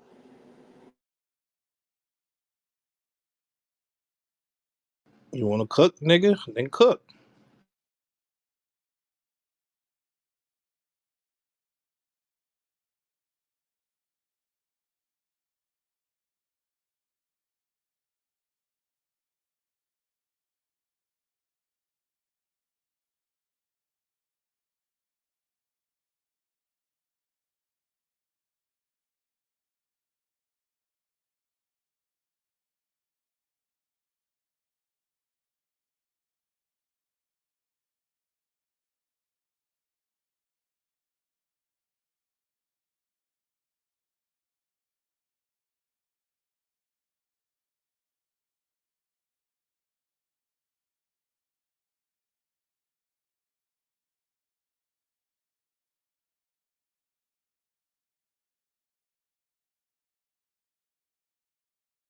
What everybody on though? Everybody working and shit, getting that Skrilla, that that Guala, that Moolah, that Fetty, pesos. What up? Shit, I'm over here scraping these pennies together. What you talking about? Hey, shit. At least we got some pennies to scrape together.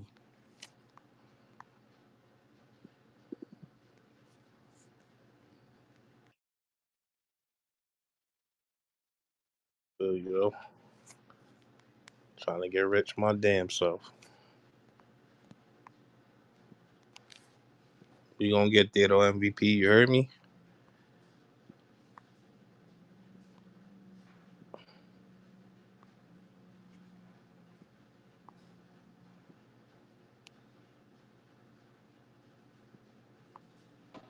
Come again? Oh, that was you, MVP. I thought that was MVP. That was you, Ray. I said we gonna get rich. Don't worry about it. I thought that was MVP. My bad. He said, "Come again."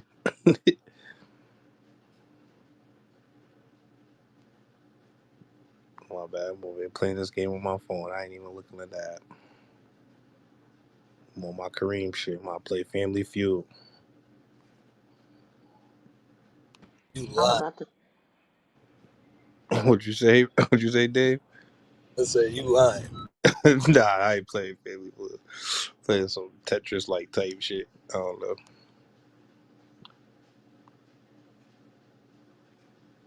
What you said, Miss Lynn? I heard you about to say something. Go ahead.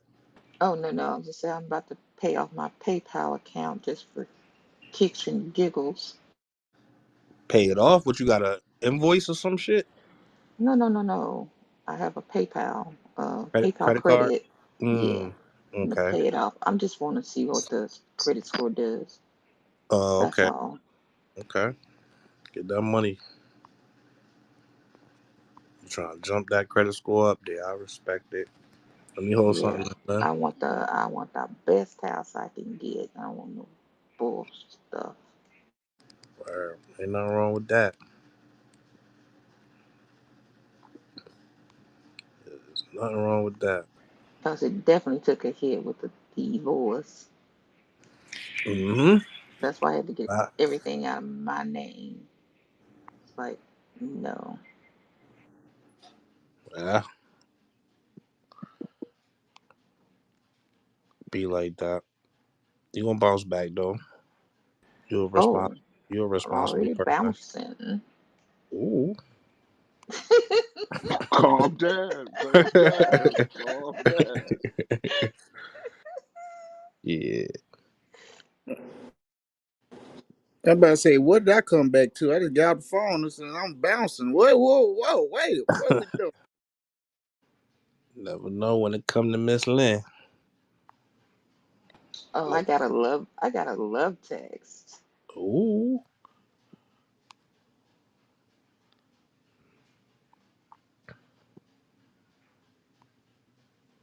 I share too Where's Stu? much with Where's y'all. Stu at? Hey, Miss Lynn. Uh, Sorry, Miss Lynn. hey, Miss Lynn. Hey. Yo, yeah, I'm gonna share with y'all. Stu, I got a love text. oh And no, we ain't doing that. yeah, we are. I'm Okay, gonna burn this what's place down, Don't Stu. don't You hurt what's got the power, Joe. Blow it up. no? Listen, because I'm scared. I'm scared. Okay, what's between us is no one's business but ours.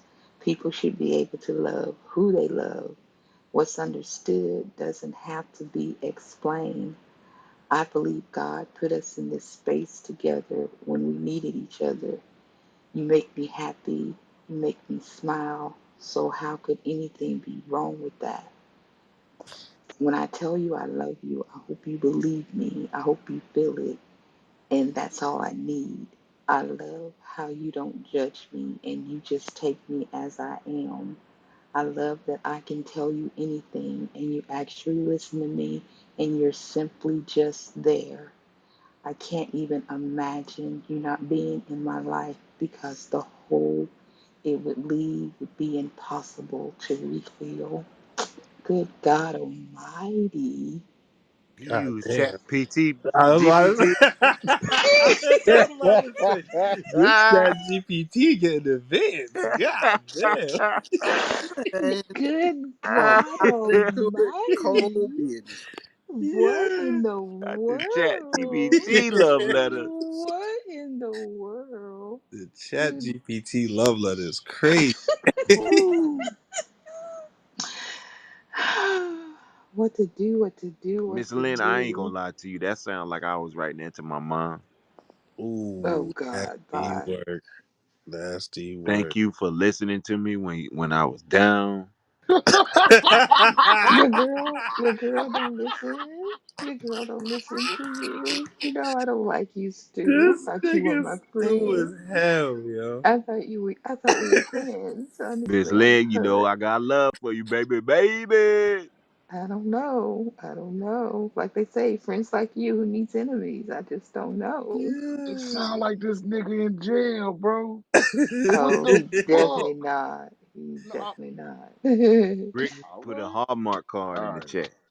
This nigga is Man, hell, yo. that nigga like, man, He I hear said, the "Have you by my side?" I hear the Oh uh, shit. uh Y'all is something talking down else. about me. I hear the whispers. I'm just letting you know, baby, that what between me and you, baby, was real. Don't listen to the other people what they saying about us, baby. God said I love you. Hey, no shit though. Yeah, No bullshit though, Miss Lynn. He ain't never been locked up. Not that I know of. Why would you think that? That sounds like some shit pimping the pen. Like I'm serious. Like Ooh. Oh my. Not to get a green dot. Don't Hmm. listen to that, Miss Lynn. that. I think that was genuine. Don't Thank listen to No, no, you. no. I'm not saying it wasn't Miss Lynn. It just sound, it wasn't no. It was just. It sound like maybe a big brother, big sister type letter. it sounds like you all I got. Don't leave me. That's what I mean. Like you always gonna be there. You might, Okay, I'm cool with that, but not the big brother sister. That's nasty. it. No, I don't mean it like that. Just It made you smile, Miss Like Lynn. a friend for life, something like that. I'm cool with that. It made you smile. Oh, And, definitely, and if you definitely. leave me, I will find you. if you befriend me, Oh my God. This Yeah, nigga joke something crazy. else. Something else. nah. But that was sweet though, Miss Lynn. I ain't gonna lie. Yeah, it I just was. had to mess with you for a second.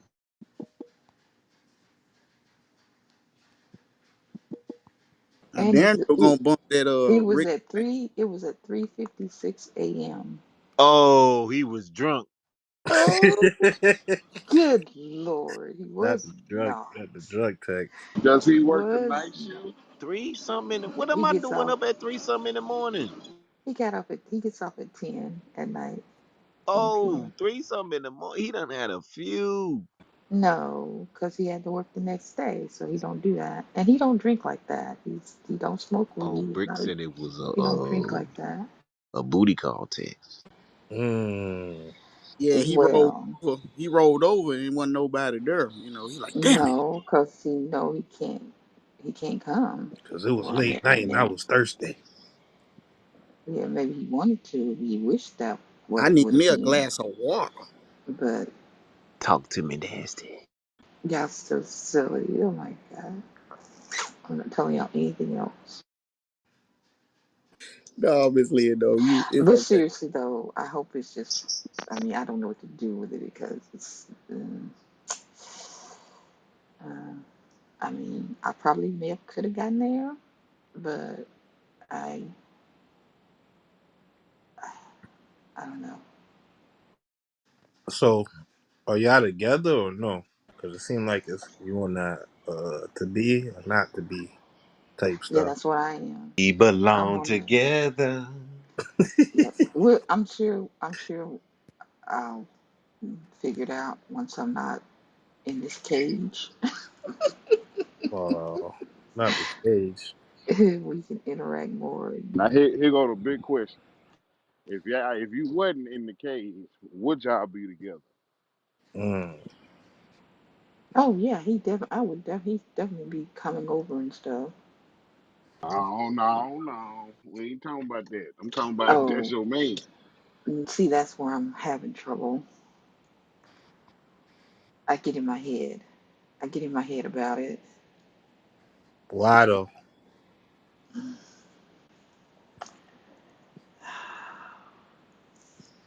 I don't know, cause like when we went to the movie together, it's just like oh people staring, people like it's me. I know it's me. He don't care. It's like I know it's me. So They're on what? Because of like the age difference or something? yeah, yeah, yeah, yeah. Oh, you're insecure about that a little bit.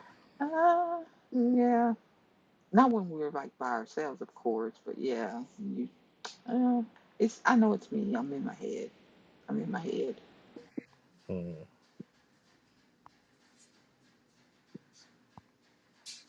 Okay. Noted. It'll all work out, Miss Lynn. At the end of the Yeah, I day, know you know what you want, and you want what you need, and you gonna get what you want because you know what you need. that part. I got what Thank I got. you.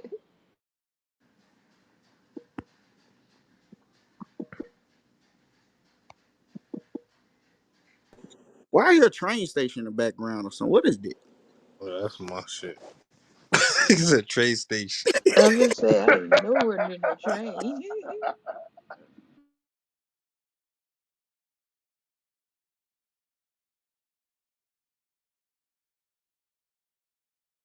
But I thought you brought up a topic. You said you was trying to run Rick a topic, crazy in the Joe. chat. I thought you said you was about to run a topic. I told you if you gonna cook, then cook, nigga. Oh shit, Miss Lynn started cooking. So shit, I gave her the pot.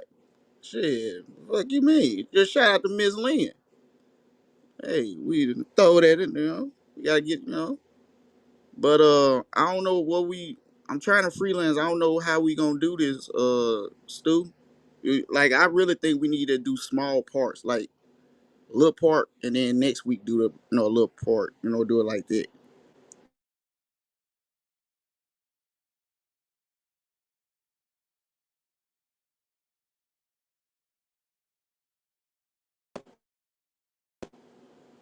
All right. While we on the pause, I'm gonna get on to some couple of family members that's in the conspiracy unit team.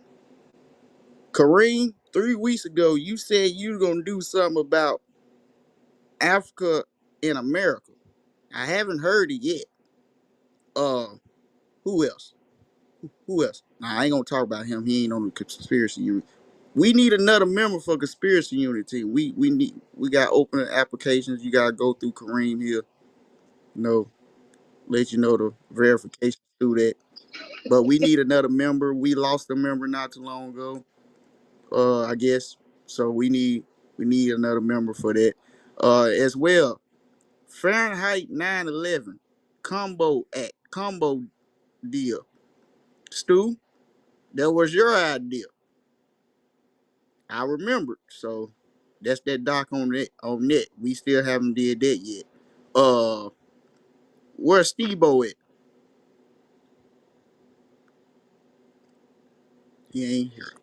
Debo been in the wax. He ain't did nothing. That's what he been at. Okay, we need two new members for conspiracy unit team. Cause we're starting to lack on the conspiracy unit team. Kareem, I you got thought Kareem, Big you June. vice president. I thought. I thought you recruited Big June. What happened? Oh well, Big June already absent first day. Golly. I like, yeah, I like that. I like that. I like that. Yeah.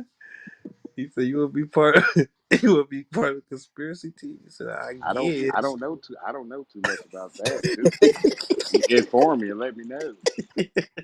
Yeah, let me know. Yeah. He said, you think he said you need to warn me. You can warn me. Y'all That niggas nigga, hell, boy. that nigga Ray got that nigga down packed. Yeah, I swear to God. Yeah. Oh man. Oh god. Yeah, I jump on the conspiracy team, Joe, but I can't commit because I'll be having to do shit. But if I'm here, I'm gonna rock with you though. I rock with you. I ain't gonna let Uh, you get caught to the dead end and shit. yeah, we just need you on. We just need you on Thursdays, man. Like, that's all it is. Need you on Thursdays. Sometimes you, but as a conspiracy unit member, sometimes you gotta let Kareem know, like, woo, going too far. Bring the shovel back.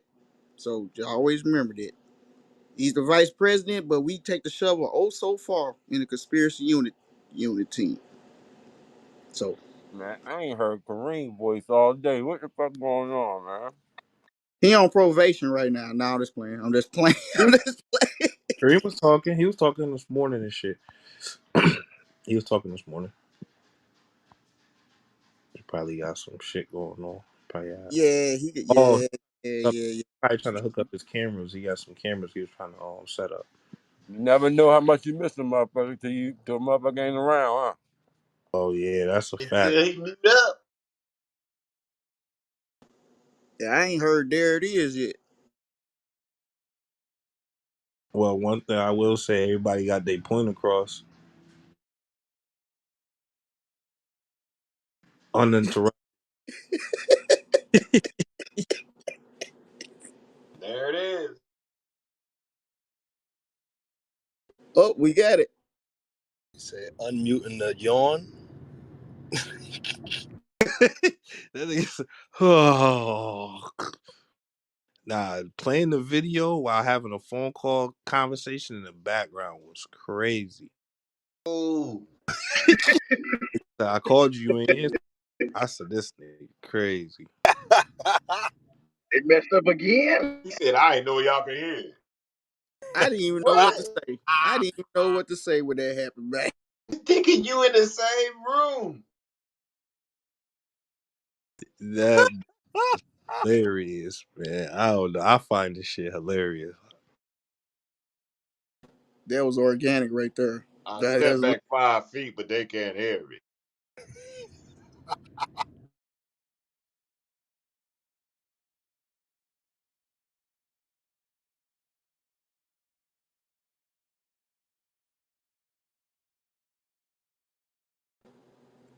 but yeah, everybody on the stage, the dark I'm talking about is F911. Why I'm talking like that? Fahrenheit 911. By I Michael don't Moore. know why you keep talking like I that. don't know. I don't know. But it's by Michael Moore or whatever, and it's the basically the whole documentary. I don't know have who all don't seen that documentary in here already. Yeah, I seen that. That's kind of. I ain't gonna call it old, but it's been out for a while. Yes, sir, yes, sir. Hey, Yeah, he's one of the leaders of the conspiracy theory, Joe. I'm at that. I don't know. I don't know if this is a conspiracy bag, but like, you ever heard of the missing 411 or whatever that shit's called? Missing 411. What's what like dealing with missing people? What's that about? Yeah, Are you talking about like kids or just in general? in general, it's like 400. It You talking about? got it from like 411 people went missing, and um, mad different little stories, but it's all of them got, I want to say, like Russian. They got like some Russian in them or some shit like that. It got to do with the aliens though, just basically. Okay, I think now. Okay. Or is that dealing with they disappear and they have no knowledge of them at all, and it's like they just vanish type shit. Man, that's all, And sir. And all of them of Eastern European descent is what you're Yeah, saying. yep. You know about it, bro? I know about it now. Oh, okay, yep. Well, it's something. It, it's something you can look. I heard something about something like missing 411, but I didn't know that part that they always, had the Eastern European descent. Mm-hmm. That's crazy. Yeah, so I don't know. Something you could. It's just one of them bags you could tap into when if you want to get in a different, if you want to get into that bag. I'm not well versed in it, so it's not like something I'm like. Let's cook right now, but it's definitely interesting. All right, cool. We definitely. Hey, I'm gonna put that in the memory bank. I got some missing 411. America is the real Africa. Uh, wait a minute. Which one we supposed to been doing for Brick? Brick wanted us to do one. I forgot. He wanted us to do one time too. How we did it, it was the Georgia Guidestones. The Georgia Guidestones. Okay, okay, yeah, we already did that. Okay, so we don't have to worry about it. Like I guess in my head, all the ones that, and I'm trying to keep it, like do it this week, that week, this week or whatever. But okay, all right. Yeah, I look into that missing 411. See, like I said, I can't guarantee all the times I'm gonna be available, like on Thursday. So, but I look into it. You know what I'm saying? Oh, you definitely no rush to do that one because we already, we like I said, it's a couple we haven't did, that's already been posted, been done. So yeah, you don't got no rush. Ain't no rush on 411. But I just gonna remember it though. Yeah, I'm just telling you so you could do some research on that shit too. So if I start cooking on that with you, you feel me? It ain't like Bet. I ain't gonna leave you hanging. I got you. I got you.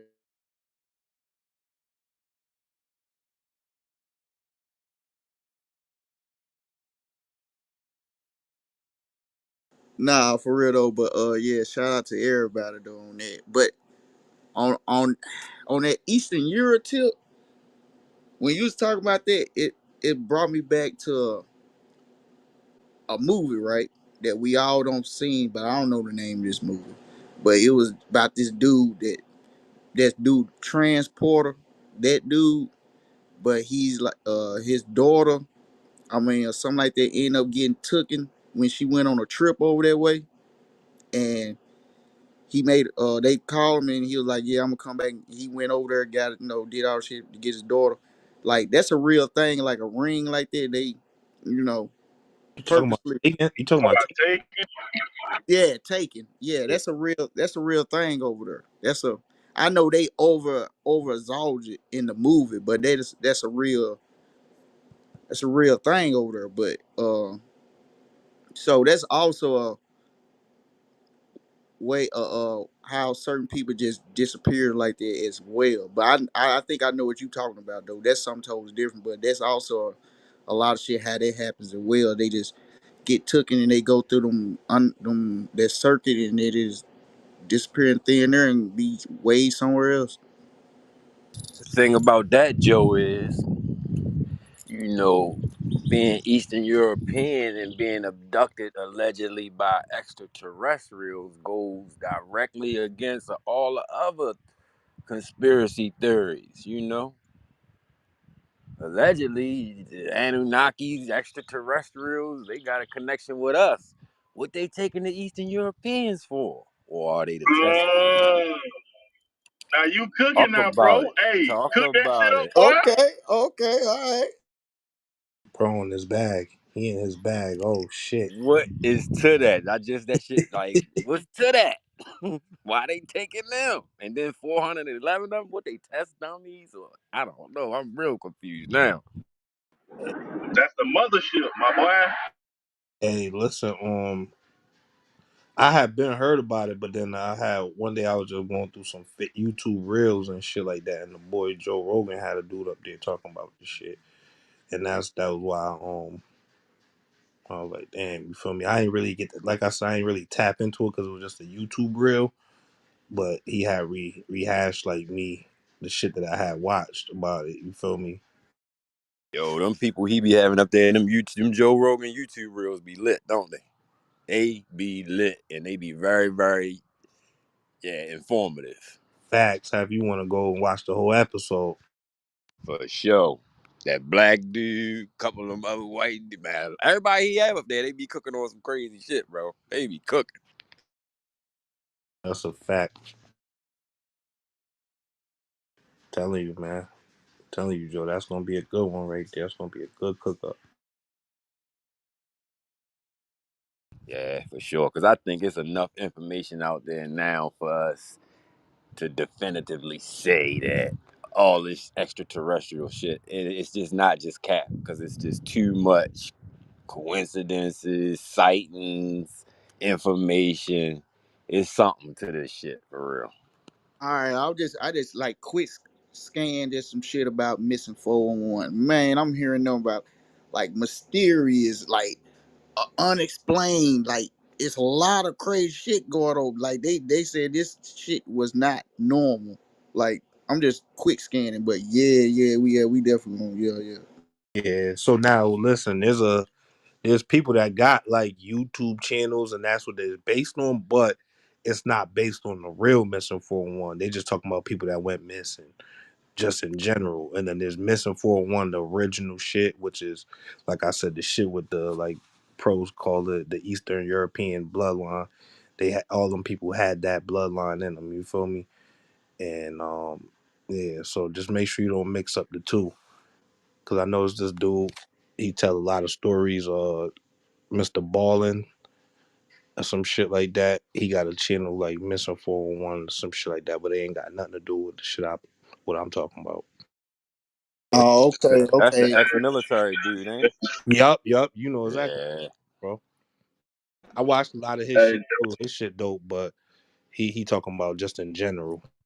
right. He had told one story about when he was in the military SEAL team type shit, where they came into some Bigfoot type motherfucker that they was fighting, and that motherfucker gave them hell, took some casualties for real. Talking Hmm. about the battle of Kandahar. There it is. Then that nigga, I watched a lot of his videos. I used to watch a lot of his Mr. Ball and shit. He know how to tell a fucking story. I ain't gonna lie. Ain't no bullshit. I'm talking about details. You know, this Rick Ross shit, Did y'all Hey niggas yo, just hey say yo, somebody was fighting Bigfoot, my nigga? hey yo, Uh, yeah, bro. hold on, yeah. hey Go. yo, Wait a You minute. gonna have to go watch that shit for yourself to get a full understanding. hey yo, That shit Mr. crazy. Ballin, he be talking with his hands, right? Hold on, he be Yeah, talking with his hands and shit. he looked Hey like yo, that nigga be telling a story for like an hour. That shit that like a 10-minute story. He tell an hour. nigga. That shit be Boy, that fire. nigga. How he tell a story and shit. He look like Mr. Beast, low key. Like you like that Mr. Beast nigga.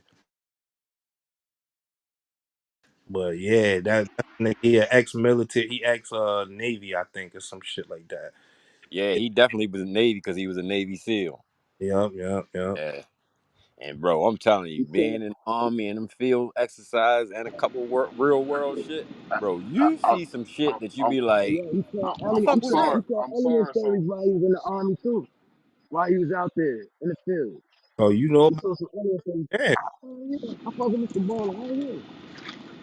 I one of this nigga videos, and next thing you know, I'm like 6 hours in. I'm like, yo, what the fuck?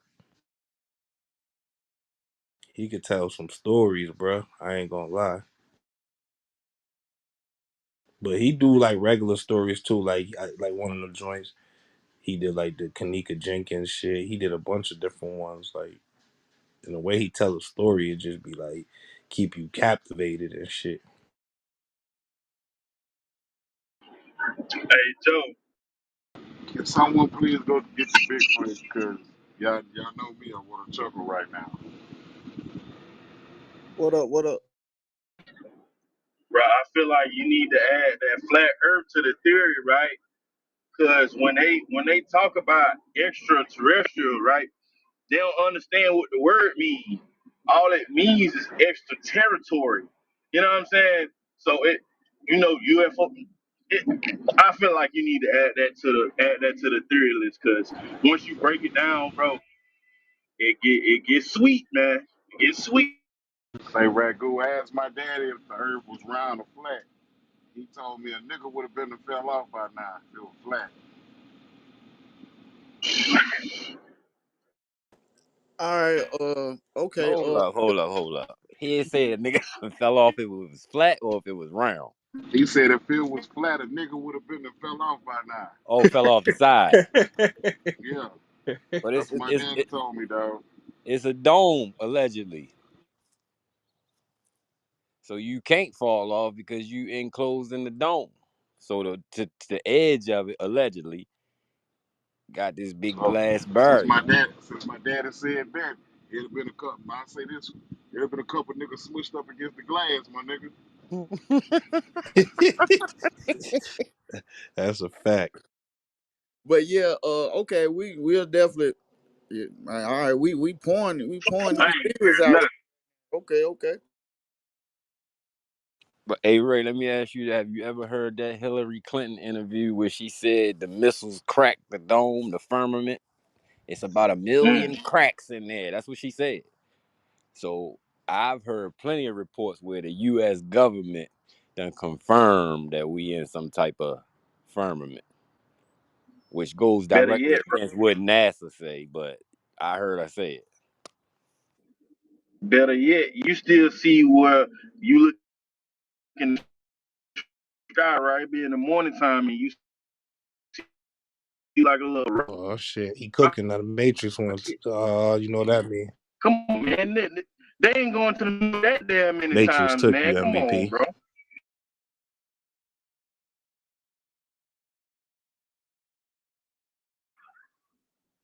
We out. What you said?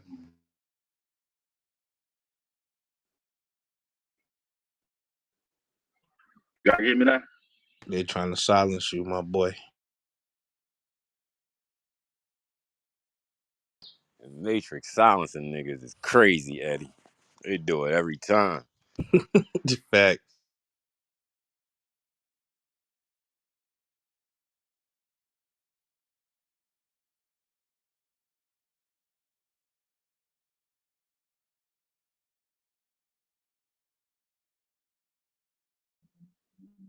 We good?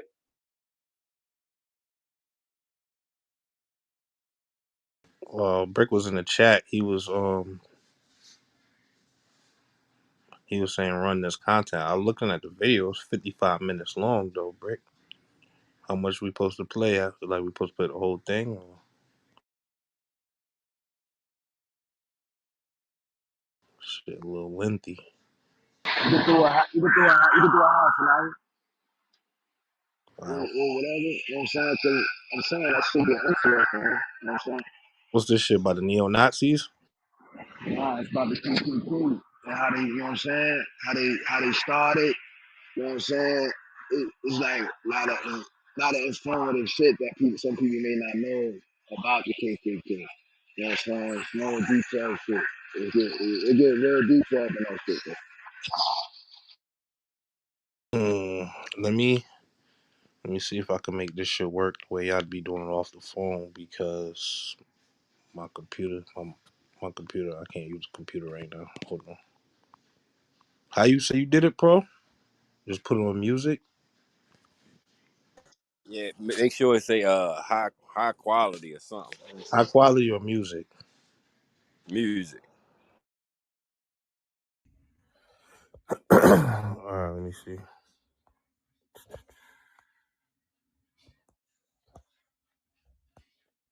See if I can hear this. Uh, chat. Okay. Yeah, the audio quality. There's another one, monster. It is.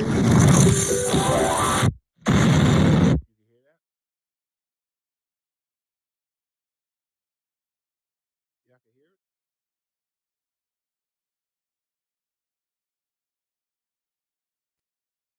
Yup.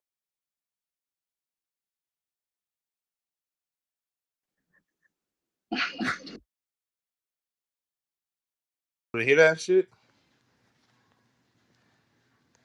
We heard it at first, then it went out. Okay. All right. Just making sure. Uh,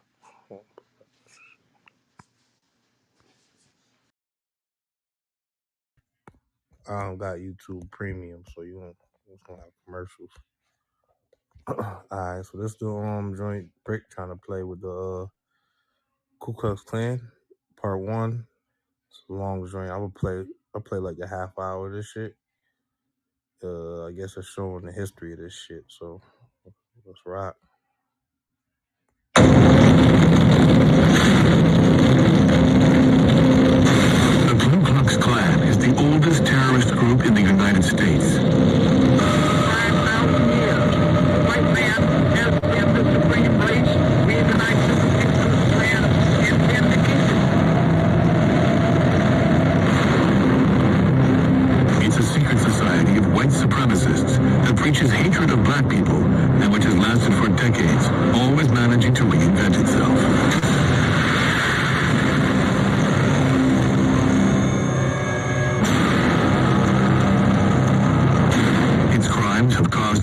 spread in America for over 150 years.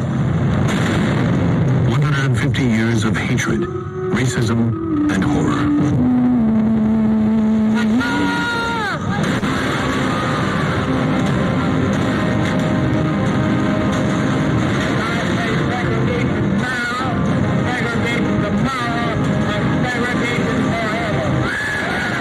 I don't believe in segregation. I believe in slavery. 150 years of exclusion, violence, and rage. A tale of cruelty whose ghosts still haunt the United States.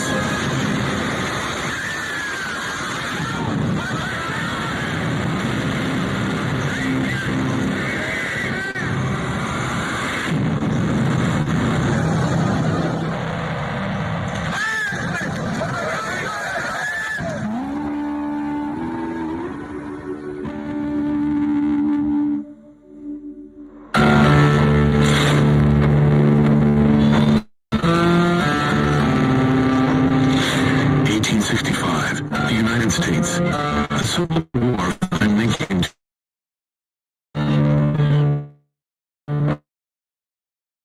after 4 years of deadly combat and more than 700,000 deaths, three southern states were defeated by the abolitionist North.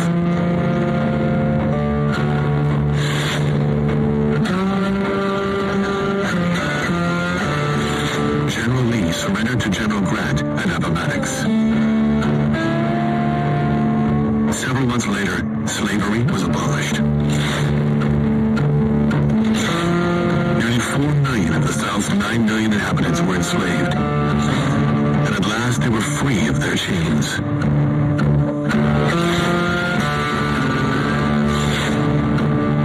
For plantation owners, this revolution was unbearable.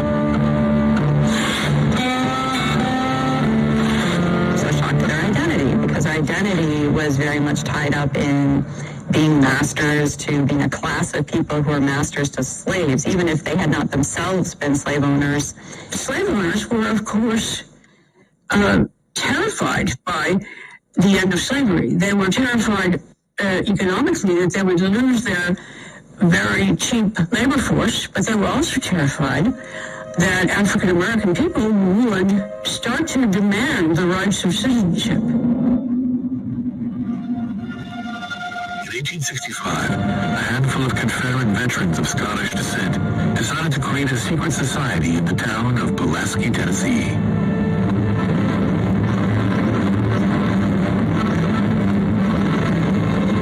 It was originally designed to be a fraternal order. It was designed as a joke. It was literally designed for a bunch of guys to have a reason to hang out, drink beer, and just like take care of each other. If we were to ask why they created the Klan, they claimed always that it started as a fraternal drinking society. They were young men, they were bored, they lived in a small town called Pulaski, Tennessee, and they decided to form a little secret society. The veterans initially wanted to share stories of battle and the good old times for the slave-owning South.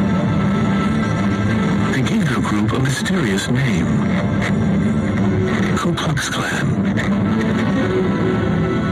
We don't know why they chose the name Ku Klux Klan. People say it's because that's the sound a shotgun would make when it was cocked, Ku Klux, like that. The one that is most broadly accepted is meant to be named after the Greek word for circle, kuklos. And that makes a certain amount of sense when you realize that the people who founded the Klan were educated in Latin and Greek and did use Latin phrases in particular in some of their other writings. They were very invested in the fact that they were well educated. They harked back to Greek mythology, Greek names. It was really, in many ways, like a very adolescent fantasy of a kind of medieval bunch of warriors. They added the word clan, a common term in Scotland, to the Greek phrase kuklos, and started each word with a K. The Klan was born.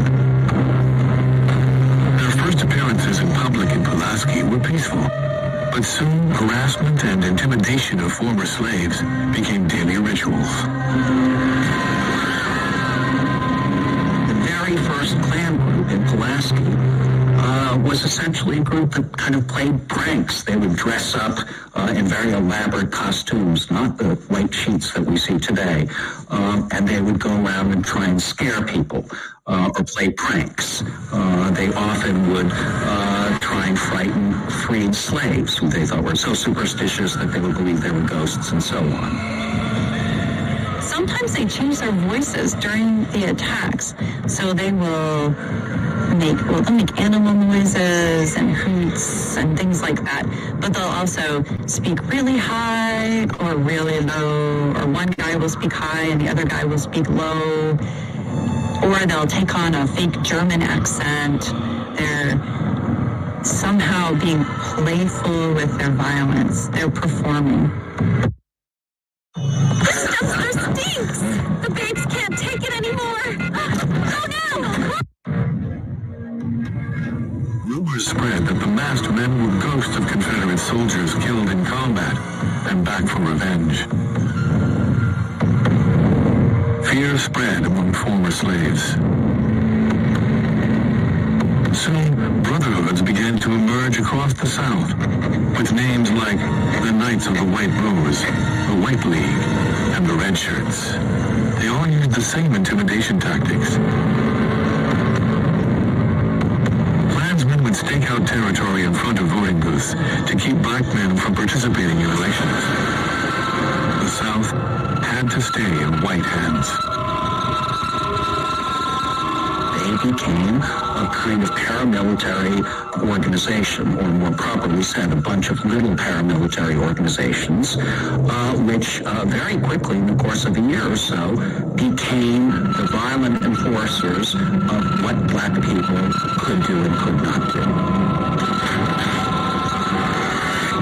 African Americans resisted, sometimes armed, but the murders and lynchings continued.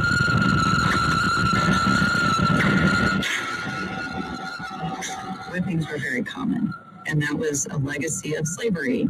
These men, and one thing you notice is that when these Ku Klux whip people, they know how to whip people. They know what kinds of tree branch to use to get whatever effect that they want. You have to remember that whipping can be deadly, particularly in this era when you don't have the antibiotics. You get an infection. A couple of weeks later, out of terrible agony, you die, from just the open wounds caused by these whippings. It's very important to understand that in lynching an individual, their goal was to intimidate the whole mass. That is what terrorism is. And to a very large extent, they succeeded, because while slavery was abolished, the complete subordination of African Americans continued. Unable to vote, unable to get decent jobs, unable to have education, unable to have health care. It was a very successful campaign by a small terrorist organization. The Klan and its so-called men of justice began to get a reputation. Groups sprung up across the South, and recruitment exploded. The Klan still needed a charismatic leader to lead the fight. For the role, they chose a military man, a hero to Southerners from the War of Secession, General Nathan Bedford Forrest.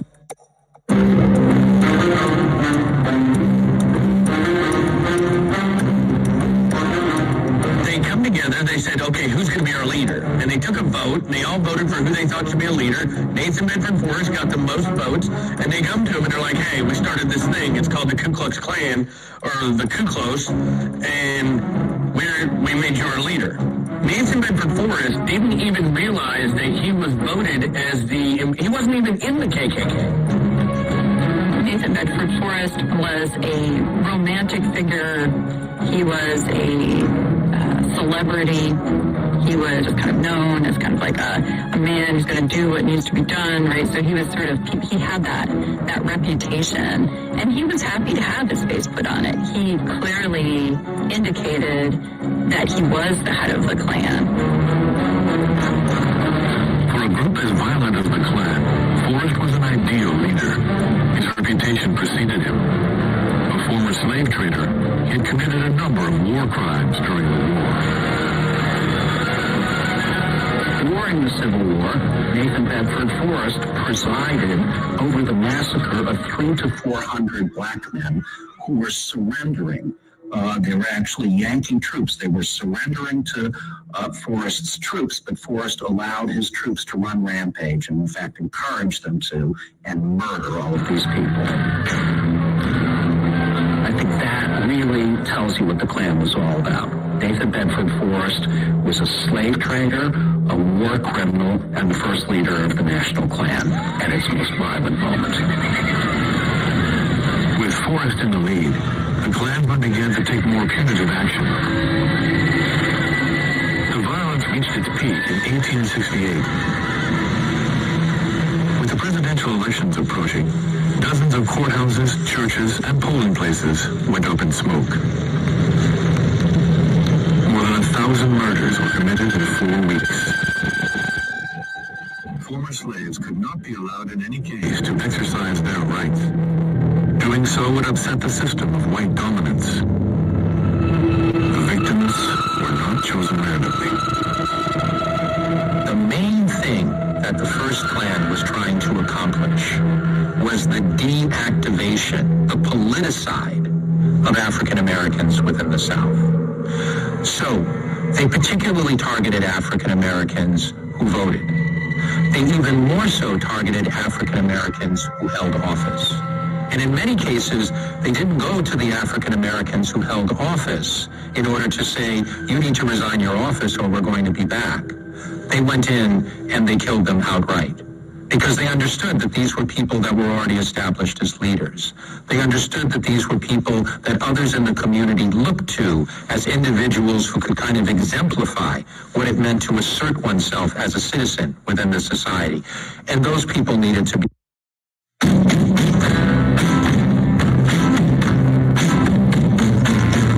neutralized. The Reconstruction era Klan was also happy to target white Republicans, those that they saw as acting in the political interests that would further African American power. And so this reminds us again that what we're talking about here is not only disorganized violence, it's not only depravity, it's not only terrorism, it's politics. In Washington, plans were made to take down the invisible empire, whatever it took. Congress adopted a series of laws to dismantle the Klan. A martial law was declared. The Federal Army, still deployed in the South, was mobilized to fight the Klan in order to protect black voters. Slowly, the clampdown began to take effect.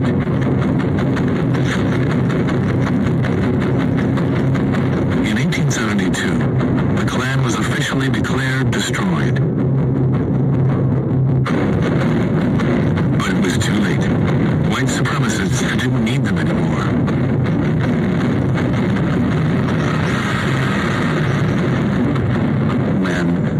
Free black slaves and their sympathizers were pushed away when black people became more and more afraid to vote because it could cost them their lives.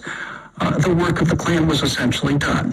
White Southerners are managing to get back legitimate power.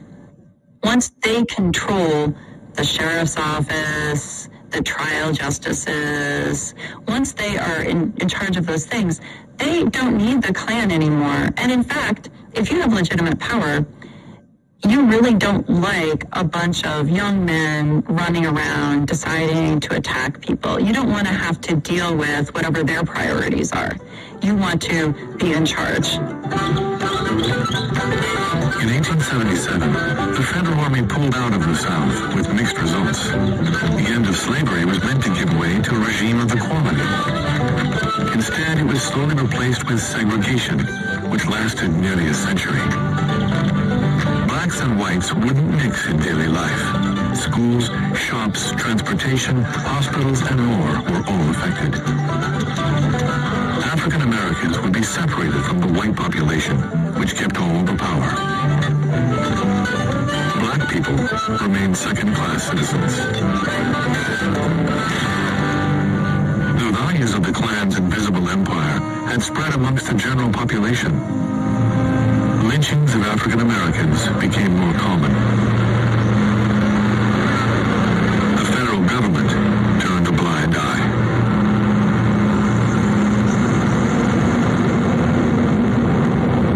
Photos from lynchings would be sold and used as postcards. There would be souvenirs from these sorts of events. People would want to take pictures in front of someone who was victimized in a lynching. So these are acts that involved, directly or indirectly, tacitly, broad swaths of the white population. Lynchings often went far beyond the stereotype of simply hangings.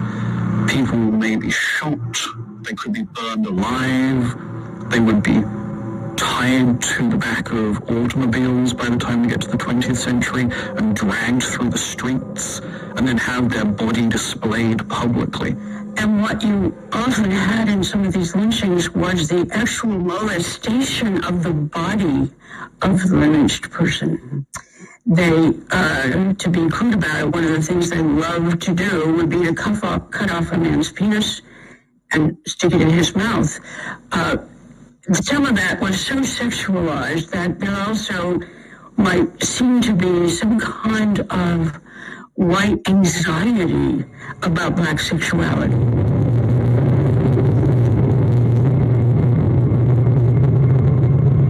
It was a ritual that was meant to publicly demonstrate to both blacks who heard the stories and whites who witnessed the crime that racial domination was something that would be enforced within society.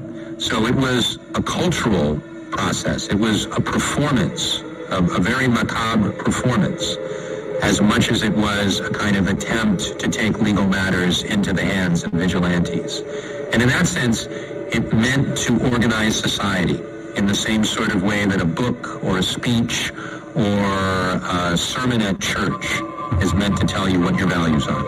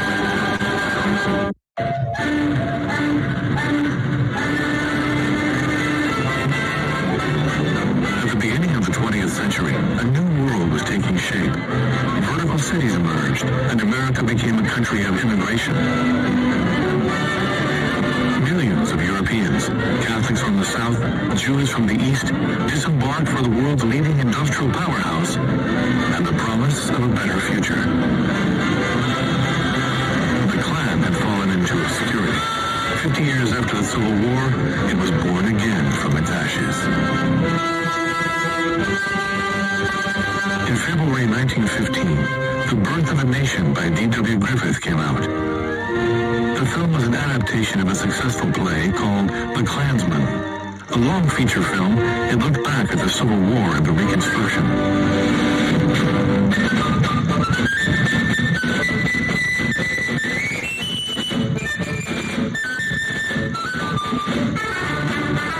Griffith was an innovator. There were wide shots of battle scenes, realistic decor, and swelling music. The Birth of a Nation was a major cinematic show that broke with the silly homemade skits that were typical of early cinematography.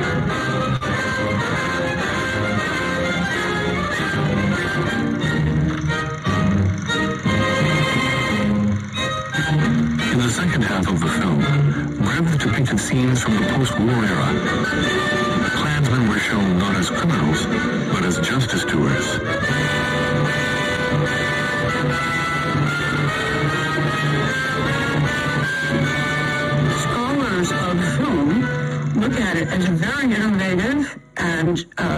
progressive in terms of its use of lighting, use of actors, and so on. But the core of this was the understanding that in the movie that these black men are really threatening to kidnap and rape white women all over the place.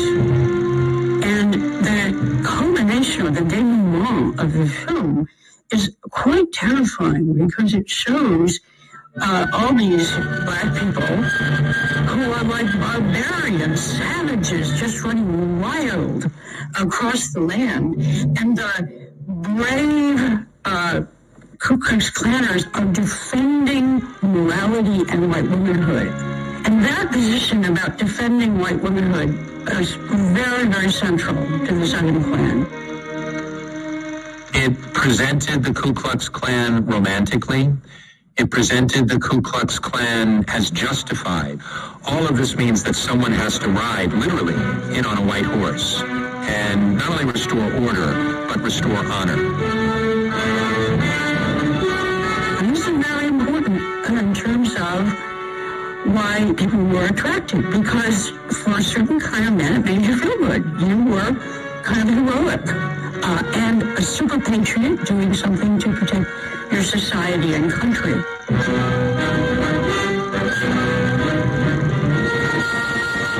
The righters of wrongs in the Klan did their version of justice, and the audiences wanted more.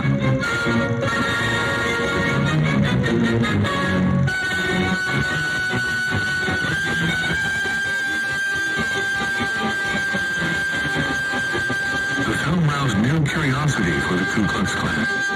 One man in particular took advantage of it. William Joseph Simmons. The former lay preacher born in Alabama was a member of fraternal orders. In November 1915, he organized a climb of Stone Mountain near Atlanta. Simmons dreamed of reestablishing the Ku Klux Klan to capitalize on Confederate heritage and make some money along the way. Hiding his face in a skull mask, Simmons created a ritual, secret ceremonies, and coded words. Charity begins at home. He proclaimed himself the Grand Imperial Wizard and Emperor of what he called the Invisible Empire. He wrote the Koran, the Klansman's Code of Honor. A new KKK was born with a leader and laws. While the birth of a nation was spreading its venom, Simmons made announcements in the press announcing the rebirth of the Klan. The film thus became a 180-minute advertisement glorifying his movement. Simmons' hooded horsemen could be seen on film posters and in newspapers throughout the country.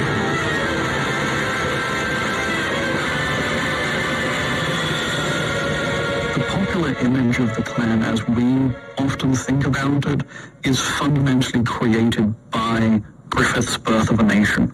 That is the film that creates the image of the white hood and robes that then gets adopted by the Second Klan. The Klan didn't make the film, Birth of a Nation, but it used it to great effect.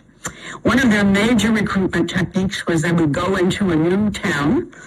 They would have a showing of the film, and you have to remember that for most people, film was very new and very thrilling in the early 1920s. I'm sure many, many people had never seen a film before until they saw this. Furthermore, the Klan would charge money for people to come and see the film. In a small town, this could be a really major, exciting event.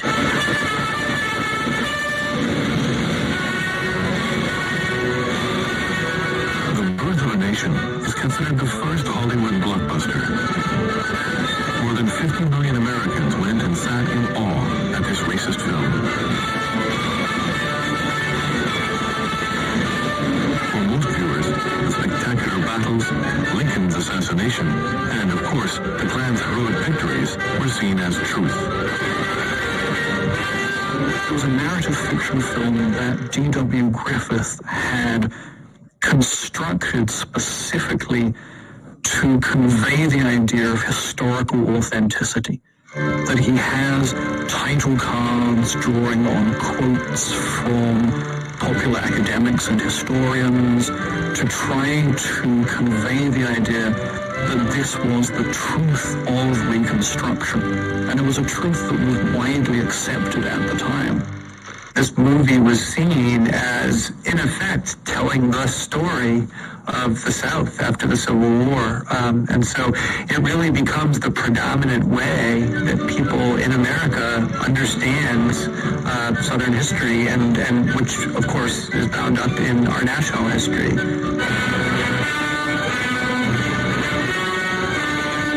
African Americans organized to fight back against this propaganda. The NAACP, a group created to defend their rights, tried to get the film banned, and some cities boycotted it. But people in power remained unmoved. Griffith's work was the first feature film to be shown at the White House for a sitting president, the Democrat Woodrow Wilson. We think of Woodrow Wilson as being essentially a progressive president. But when Birth of a Nation was shown in a private showing in the White House to Woodrow Wilson, he infamously said it's like writing history with lightning. That's how incredibly good this movie was. President Wilson praised it. He thought it was great. He was absolutely a racist and a segregationist. That doesn't mean that he would necessarily have approved of Klansmen going around and lynching people. It's also important to understand that Wilson was himself a Southerner. He depended on votes from the South for his position. In the South, you had basically an electorate that was only white, and Woodrow Wilson could not afford to contradict them. So Wilson's essentially endorsement of Birth of a Nation, and therefore of the idea of the Klan, helped to popularize the Klan enormously. The Birth of a Nation gave the Klan a nationwide audience. Joseph Simmons was ambitious. He understood that his little business had a big future. That meant advertising. So the Grand Wizard hired two marketing experts, Elizabeth Tyler and Edward Clark. The two advertising specialists understood how to help the organization make money. They concocted a pyramid scheme.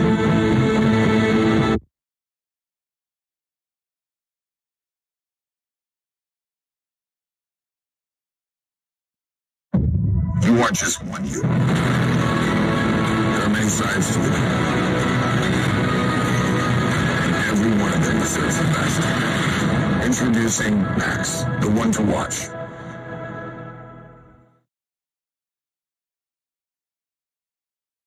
Build your own cravings box with me, deluxe edition. Craving savor, knowing fashion supreme, customer. If I recruit you to be a member of the Command, I can keep 40% of your initiation fee. You can then go and recruit him, and you can get his 40%, and that goes on and on until you run out of people to recruit.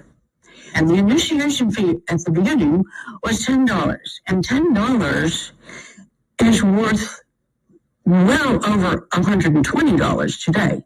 This is not an organization of poor people. There is a business to the Klan, and it's called Klan members.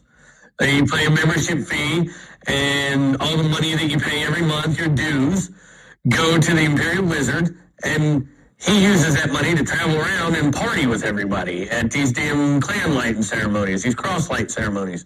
It pays his bills, he uses it to buy alcohol, he doesn't work, he doesn't have a job, we have jobs.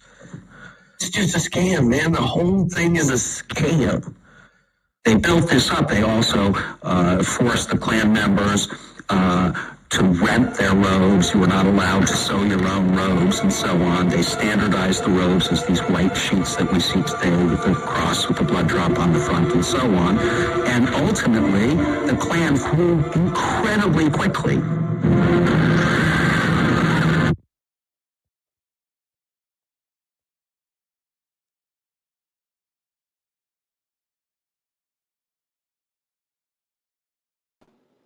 Yes, sir. Okay, okay.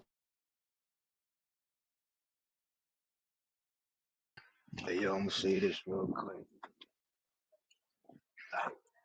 I just thought that shit was informative, but it's a lot of stuff I ain't know that they was talking about. Real shit. That's why I thought it was interesting. Can't Brick, hear you, man. Brick. Yeah, you It's low still brick.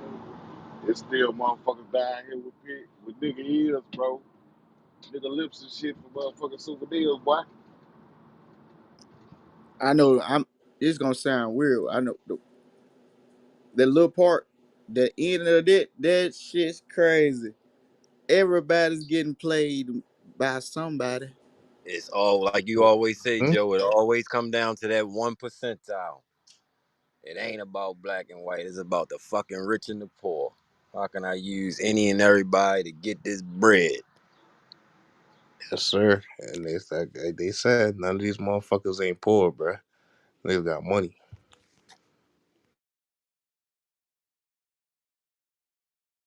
Yeah, I stopped it at the 29, 29 minute 30 second mark. It's like 25 more minutes of it, but Hey um, Eddie, maybe if you playing a video, you gotta have it on high quality because that shit sounded like with the music and the talking, it sounded like it distorted a little bit. So maybe you gotta have it on music when you just playing music. I don't know. Yeah, but at the end though, it was clear at the end, but at the beginning it was kind of shaky. But when they got like actually just talking, it was clear. But when all that extra noise, I guess you might have to switch it like he's saying. But at the end, it was a lot clearer when they were just talking though. mm, hold on. Tell me, can you hear it? Can you hear it now? Hold on. No. Nah, right? Oh no, I know what it is. Probably it's probably I probably had the volume too high. Yeah. Yeah, Hold on. I was gonna say, turn it down. Yeah, That's exactly what it was, because I had to cut my headphones down. Be like that when you got them new Yeah, I had to cut phones. it up and down. What up, everybody? We back in the building. God did. You Good know trying to Eddie. get this. Eddie probably got that Yeah, 17 Pro Max. oh, that's what that is. I heard y'all talking about the Klansmen up in the building. That's what's up. There he is. Yeah, your brothers, man. He's Whew. back. there it is. Yeah, we've been out trying to get these paperwork together for this loan, man. Trying to get this house thing going on, man. That legacy people, they want everything, cuz. Shit is crazy. 3 years, W-2s, and this, that, and the third, but it's all a process, you know. So we got the process started rolling. So we on it, yeah. Definitely on it, man. Salute, salute. Salute, salute.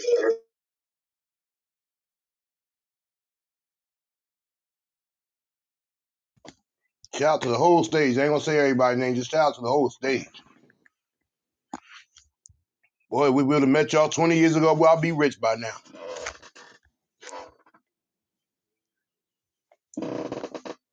So keep on rocking, yo. That's some good content.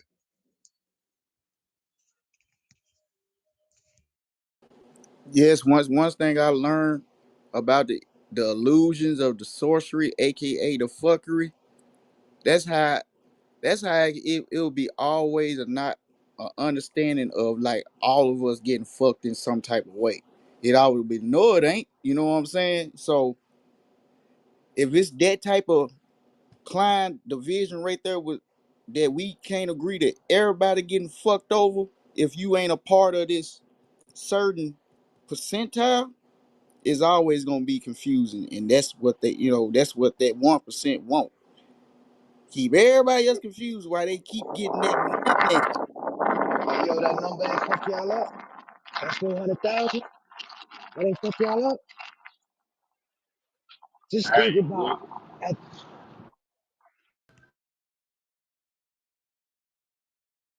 Go ahead, right? Go ahead. No, go ahead, Brick. I got you. I ain't hear you. Hey, my bad. What you saying, Bree? That 400,000. That shit ain't. That number ain't fuck y'all up. That number is crazy. 400,000 by the end. It wasn't the end of the war, but by the time they got situated and formulated, it was 400,000 in 1927. Shit's crazy. Oh yeah. My question was, Who else you behind know it how end up we getting hear, major rich? you know how we hear about all the black communities and shit. Was it a lot of them up north, or was most of these bitches down south? And right, they show you a sketch of where the Klan spread it out from um where it start at in Tennessee. Tennessee, Pulaski, Tennessee. All Yeah. right. It shows you how it spread it out east and west. It didn't go up north, it spread it out east and west. Okay, so I'm saying like the south, the east, and the west is where the niggas was doing good at, and them some bitch came and killed us and fucked us over, my niggas. And the motherfucking people that was in power, because you heard they said we had people in power too, political power positions. God damn. Yo, like your congressmen, your senators, your sheriffs, all people in power like that, bro. They was a part of the Klan, bro.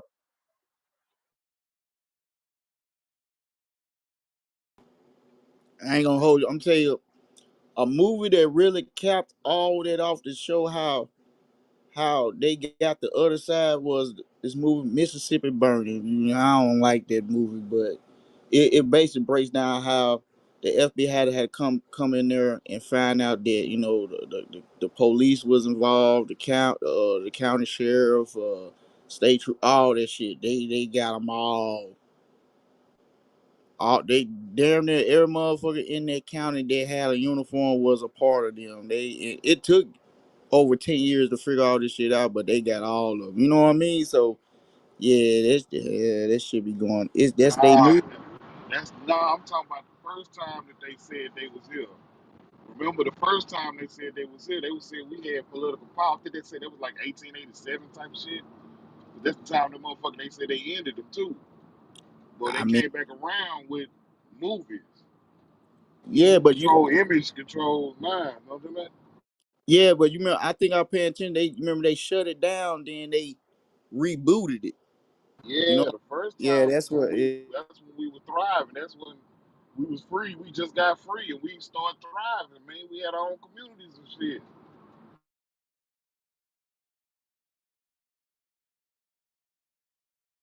And see, that's the problem. We started thriving. They all shit. They free now. What the fuck we gonna do? But if y'all pay attention, the movies they was talking about. There was They getting their shit propaganda together. at its finest. So What movie, John? they were basically they had, I guess, on what early back then they had movies about the Klansmen or something. Basically was giving free promotion to tell people how to be or they need to sign up to be Klansmen, and they was having this showing about how they feel like they come up with on the white horse and save the woman or Oh whatever. yeah. They whole position was to protect the woman. That's what they was doing in the movie or whatever. So there was propaganda at its finest. You know what I mean? But if they Shit, was you could doing say I don't, I Rosewood. don't, I don't know about propaganda. That's what they wanted, bro. no, that's what it's called. That's what it's no that no. That's when they put something in front of you to try to persuade your thinking to do something. That's propaganda. That's pulling a narrative. That's an agenda. So that's that shit crazy, man. They use TV to recruit nationally. That's basically what that is. That might have been a part of it, but the fact still remains, we always have been imposed a threat, so they had to do that. Nah, but the first time it wasn't no TV. The first time niggas was rising and they were like, you got us fucked up. What we gonna do? Oh, we gonna let motherfuckers who wanna whoop their ass put a motherfucking hood over their face so they don't see who it is, whooping their ass and killing them and raping them. You talking about the The when they was first talking time. about when it we the first time when they was trying to get we was trying to get the vote right. They were trying to stop it from voting right. Those you talking about? You can And use. then when they find out Yeah, yeah. they want more Wasn't niggas. no movies back then in the 1800s. No, But you yeah, can use yeah, but The I Roosevelt mean, we massacre. we we we we going back and forth in Heard. decades and generations. Like, They used that movie Birth of a Nation. Yeah. That was a That soundless that's movie the that rebooted. scared white people. yeah, they said "Birth for the Nation" and the movie called Klansman. So it's two. That rebooted it. That rebooted it. Y'all also got to understand when they abolished slavery and we became free, or the essence of free, they lost mad bread. So you got a bunch of angry white folks that lost the greatest producers for their wealth, now free to make their own wealth, and now they didn't have no work ethic in them. You understand? And they lost the war. You feel me? These are southern motherfuckers. You feel me? They lost the war. Yeah, but it was more of a financial war. Yeah, that's what it is all. That was really a financial war, and everybody else was used as pawns. Like at the end of the day, I know what it is, but like okay, when the union was going against Confederacy, when that was all them going, and they forced us as slaves to fight into it as well. But all right, boom, them were family members basically killing family members, and we got thrown in it too. And at the end of the day, they didn't give a fuck about either side because it was all about money. Because it really was a financial war. I feel So you, but may I so interject? it's crazy.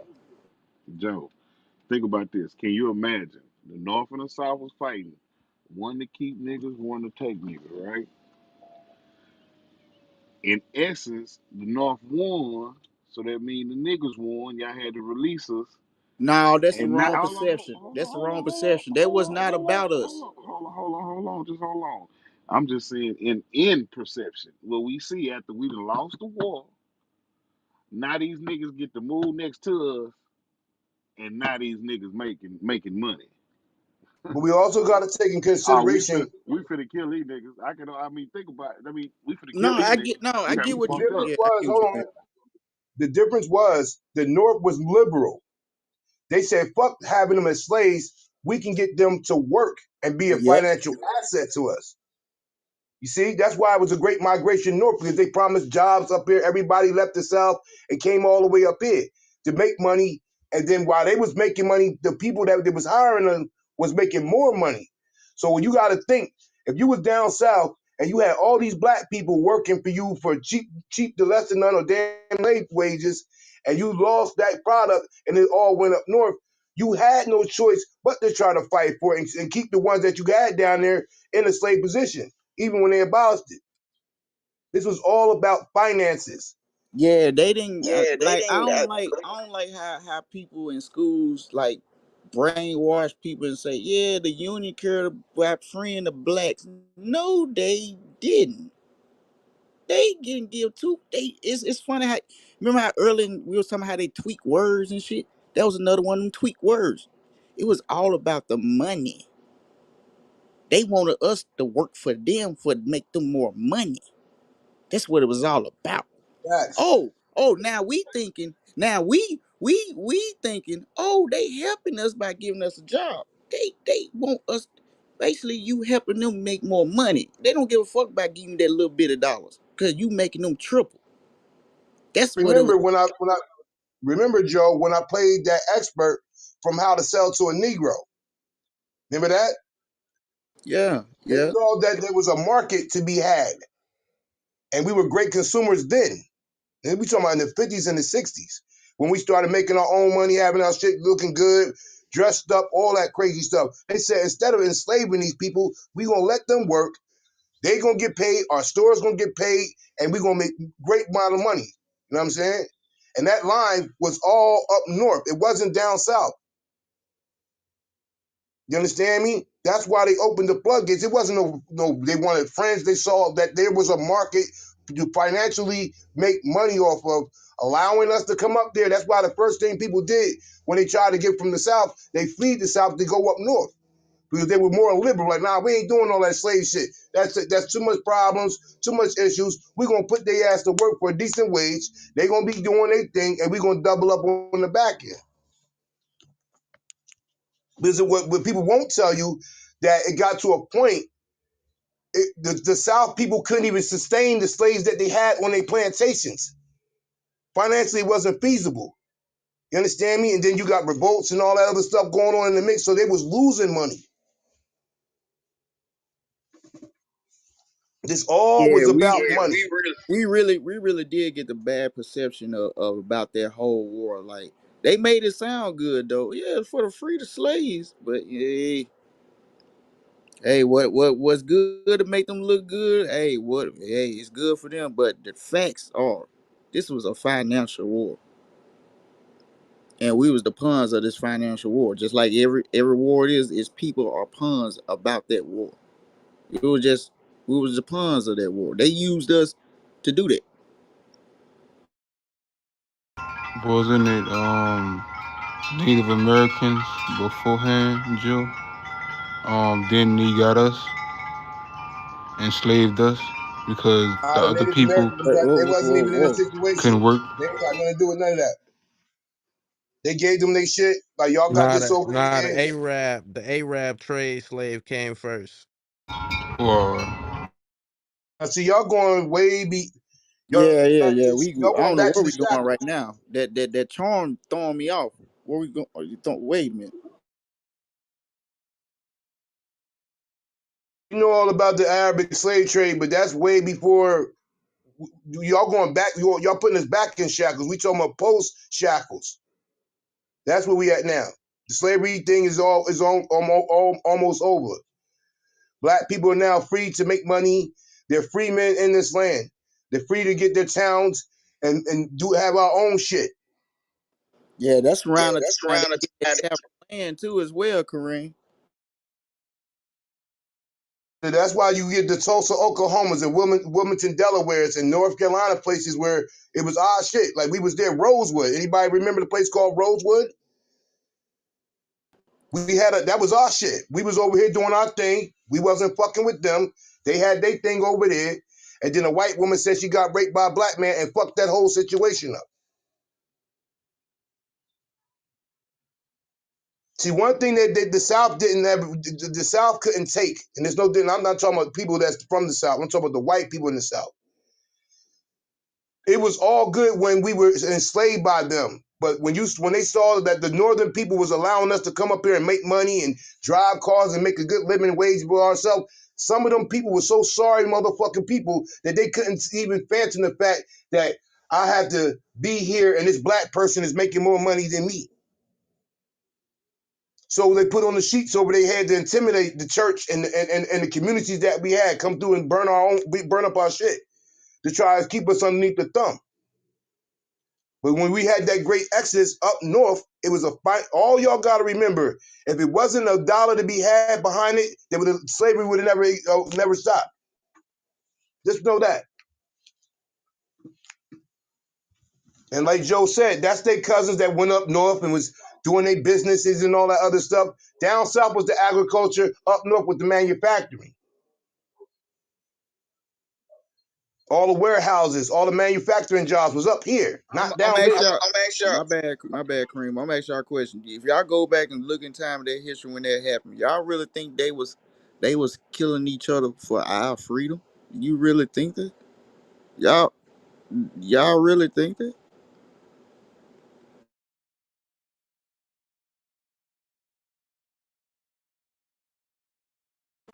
Hello, is this mic on? Hello? People believe what they believe, though. That's it. Don't nobody want to, you know. You hear me?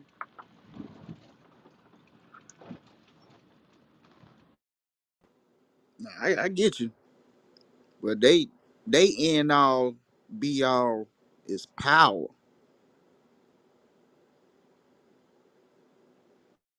In the midst, some niggas got free. Some niggas made it. Yeah, they was killing. It was white people killing white people for black people.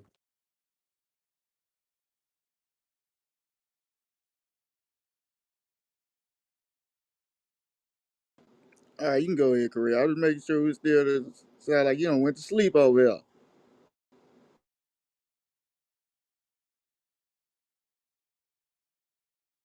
Bottom line, Joe has the crux of it all. This was about finances.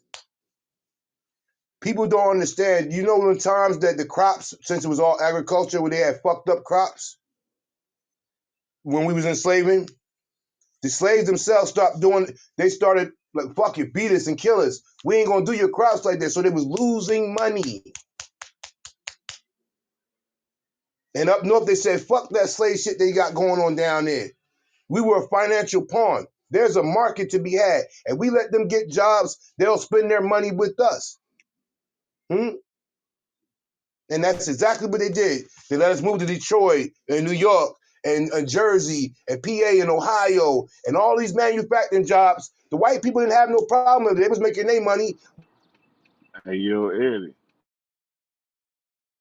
I give them this. I give them props of doing it. Fucking us over in a smarter way for to have no resistance. Cause that's what it's all about. How can I mold you to do what I want you to do without you resisting? Because this one thing the South did, the South showed that it worked until it didn't work. So the whole time, these other people, okay, let's break it down. When Care these about drink. when these hillbilly motherfuckers had kids, they had the money behind them then. Guess what they sent their kids to the best schools. And some of them kids went to schools in the East Coast, up north. And guess what they was doing? They was filling it out the whole damn time. What's a smarter way to do this?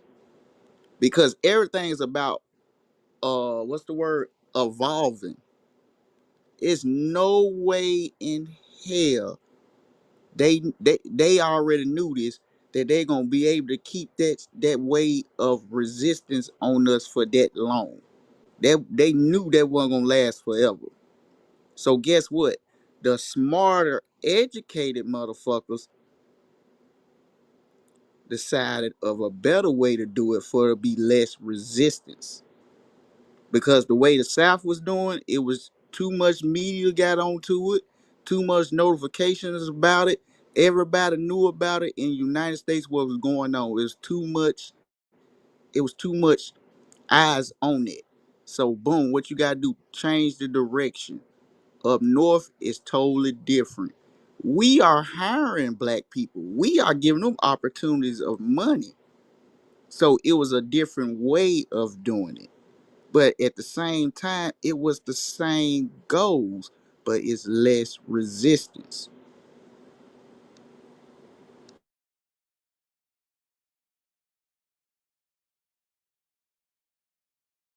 And what's the goal? Undeniable power. See, the South was using the power by brute force and will. That's never gonna work for so long. That's where you get uprisings and shit come up out of that. Go against the grain.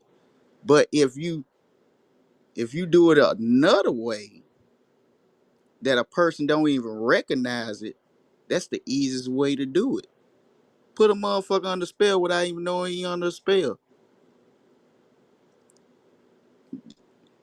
So the North and the South, totally different, but same agenda. It's all about having the power.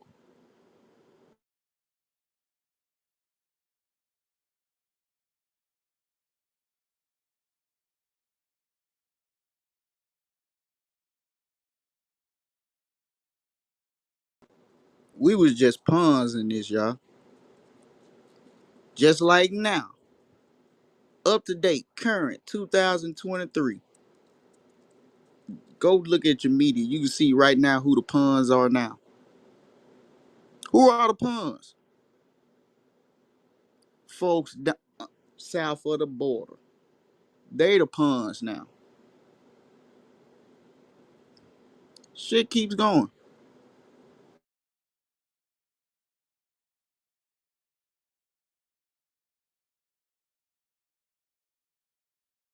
Down south by the Canadian border or the Mexican border.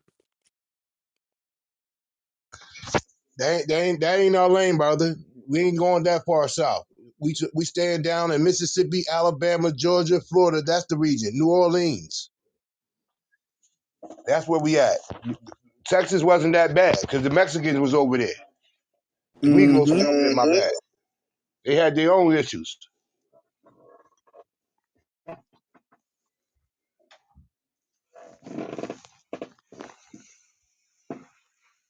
And the same thing that was then holds true today. Now the only difference is morally the South black people now are stronger than the up north people. Us up here. We'll definitely give you that.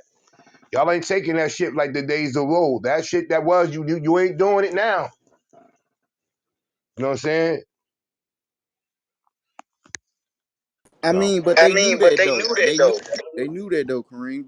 All this shit right here, unfortunately, is already written down and planned. These, these niggas be playing this shit 10, 15 years ahead. Like this shit be looking like, they took, man, this shit was meant to Yo, you happen. gotta also remember they put pawns in within our own community to have us want to integrate because that wasn't our thing. We was cool with segregation. We have our little town over here, our little juke joints and everything. Everything was good when we was just dealing with our own. Michael Luther. Michael Luther. And Hey, he became a pawn in it. uh, for the control everything, you must unite all, right? The illusion thereof. How we go from getting hung for just looking that way at one of theirs, and then we want to be one and the same and move in their communities. We didn't want to move into their communities until he came about. We was good with our shit over here. It might not have been like this, but we was good. We was happy. And they destroyed that when they integrated. Integration was the worst thing that we ever did as a people.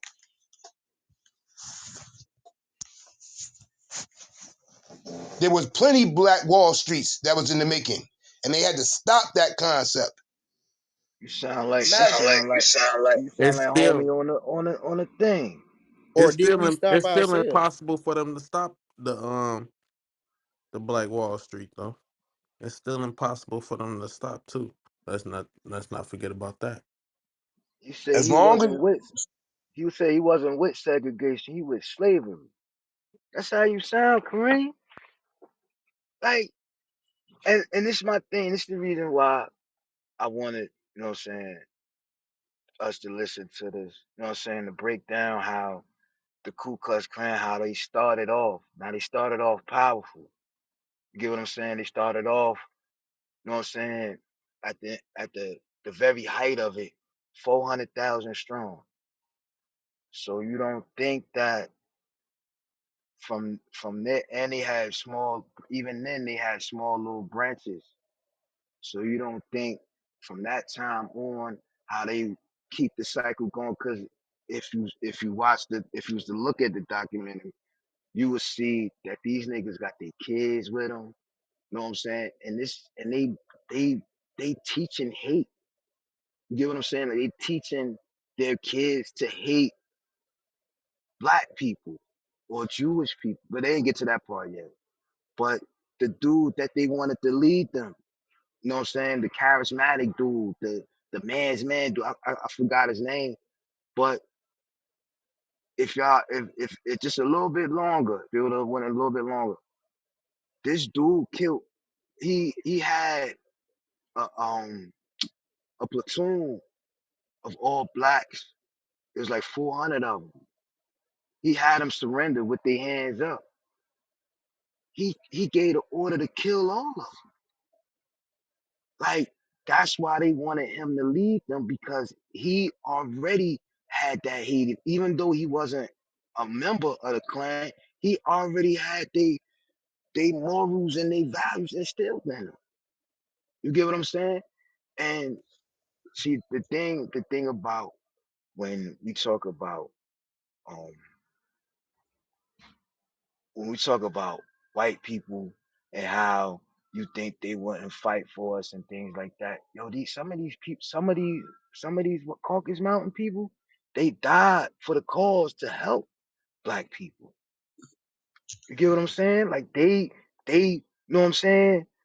Like freedom fighters died because these KKK members, you know what I'm saying, ain't like that. And that's the thing. Like I don't know, like I don't know, like the whole the message kind of got messed up in the So, translation, Britt, whatever. I asked you, do you think, now this is where I agree with the Klan on one thing and nothing else. We should have stayed segregated. I disagree with that I respect that. because, and the reason why I disagree with that is because our see, this is the thing, right? Over time, and I'm not saying this for our people as a whole, but I'm talking about them bad apples. They hate to see other people with shit. You get what I'm saying? And it be your own that'll do fucked up shit to you, that'll take from you, things like that. And this is a repetitive thing. Should I live in a community of all predominantly all black people, but yet and still, you know what I'm saying? You go a couple of blocks down, you got motherfuckers stealing cars, you got motherfuckers shooting and shit like that. You get what I'm saying? And this is in our community. And stuff like this has been going on since fucking Nat Turner, who gave him up his own people, bro. Like I could fuck with living with my own people. I don't give a fuck. Like they don't bother me. But it's just that concept. Like it's not just us. Like it's not just us. It's more to life than just us as our people. We have to learn to get along or to get, you know what I'm saying, to know the people around us. And I think that would stop that. It would hold that back if it was just if we would have just stayed in our own community. You know what I'm saying? Our own black. I mean, yes, we thrived in a number of other cities, Georgia, Oklahoma, New York City, things like that. Yes, black people did thrive. But again, look at how that played out. See, I think on a defense because we doing so good that they make up anything. How many of these stories has just been made up to stir up conflict, to take away Oh, from what we have? okay. Well, Brick. If we thinking on the defense, bro, what's the answer? Shit, get along. Now, fuck I don't that have a, fight. I don't see, I Fuck don't that see, fight, bro. See, like I'm I saying, I'm don't gonna say have a, one thing, I don't, bro. I want to say I one don't, thing. Every other go ahead. existence on this earth, well, in America, except for gay people and Asian, didn't have to fight to get their motherfucking respect on this land, my guy. Die, blood, whatever. But we not gonna do that. That, that's your opinion, I respect that. And hold on. But I think And if we do it, they'll still genocide kill our ass too. So we fucked up on each side, bro. that's your opinion, I respect that. But like I said, at the end of the day, you still gotta look at it. Like you just said, even if you look at it from how I look at it, they still gonna find a way to infiltrate or to make up some shit to stir up some conflict to break this shit up. You know what I'm saying? That Oklahoma shit wasn't even 100 years ago. Just about 100 years ago. You get what I'm saying? And they still doing shit to this day to show you, like, yo, you know what I'm saying? So no matter, like you said, how you look at it, we at a we fighting a fight on both ends. That's why You I'm get what I'm conflicted saying? at. It's either die Be- or fucking live with it. You But understand see, what I'm but see the saying? thing, this is my thing too. When I think about us as a whole, I don't I don't I don't think of just me, because me, I'm gonna go all out. But I think about the people who don't think like me, who's not gonna fight. You get what I'm saying? So they would be better off just getting along, or just, you know what I'm saying, dealing with, you know what I'm saying, mingling with a different community of people. Because everybody don't have that, that fight the power mentality. They don't. You got more suckers than soldiers. And I'm not calling out people suckers, but you got more suckers than soldiers. But what you True. got, what you also got to take in consideration, we have been taught in some ways to hate ourselves, and some people amongst our people hate on each other more so for whatever reason, various things that you can say. But that's circumstance, poverty, and the things that we had to deal with. A lot of people still have a lot of trauma. Now, when I always say the integration segregation thing, everybody else stays segregated in some ways. They deal with business wise, but they keep their core. You have a few straddlers that jump both sides of their fence, whatever may have you, but their customs is to be for their people. We're the only people that want to be with everyone else. Go into most communities, we're the predominant people that's there, but everybody else have their own little claves in our place. The Migos have their joint over here. The Chinese have their joint over here. The Africans come around, they have their joint over here. The dot heads come over here, they have their joint over there. They mix and mingle, but they stay in their core. There's a reason for that. I would agree with that, but it's too many. It's man, this ain't even no every race out here that women are part of wants a black man. So I haven't ran across a race yet that don't fuck with no what I'm saying niggas. You know what I mean? I get that, Joe, but more so than not, how many of us are with Migos women? What you mean been with? Like no, or I mean, like I'm hang talking about family, togetherness, building something. How many of us do that? Or do they women accept that concept that every woman want black men? That might be true. I'm not going to go against that. But what the general point of what I'm trying to make is that everybody has their own self-preservation for their people. We're spiritual people, so we're open to everybody, even the oppressor that oppressed us. We're open to That's the everybody. shit. That's the That's the shit. shit that That's the pissed shit me that off. puts me out. You know what's the problem with that? We still the only nation of people that don't have our own identity. That's why people can thrive, and that's why they can move the way they move, because they move with confidence, knowing who they are. They know they Asian. They know they Mexican. They know they Irish. They know they Indian.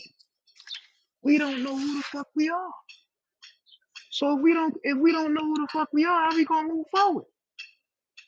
You got people saying they this. You got people saying they that, and that's where the conflict starts at too. Uh, If we don't, conflict. The if conflict is our we I just can't agree. get along, bro. Because I if we understand could that. get along, boy, we could be so much further in life, my guy. Like I said, we Hey know we can Ray, fight niggas. We know we can kill niggas. But we don't know how we would act if we all say, man, fuck that. hey I'm Ray, We only got to for we my got to get niggas. out the religion. I We first got to understand kill that, the bro. religion. But you gotta understand something. You you move stronger with an I. Let me put it to you this way: Bloods and Crips, they roll strong because they know who they fighting for. They know who they rolling for. We still have that confusion to say whether we black, whether we uh uh African American, whether we Native American, all that, bro. So So Because when it's it's like like, like like people like like came like here, like like like now, this what it is, bro. We scared, like you saying, Bloods and Crips know who their enemies are, right? We so empathetic, we don't want to put the white folks as our fucking enemy, and that's what it is. Simple as that. Ain't no you if, can't and, at or buts this point about it. because I we ain't integrated with hold you. them. I ain't gonna hold you when you do that. That's like we got we it's that's like an oxymoron when we do that though, because behind closed doors, most gangbangers deal with white people. Let's say it. Let's just keep it book.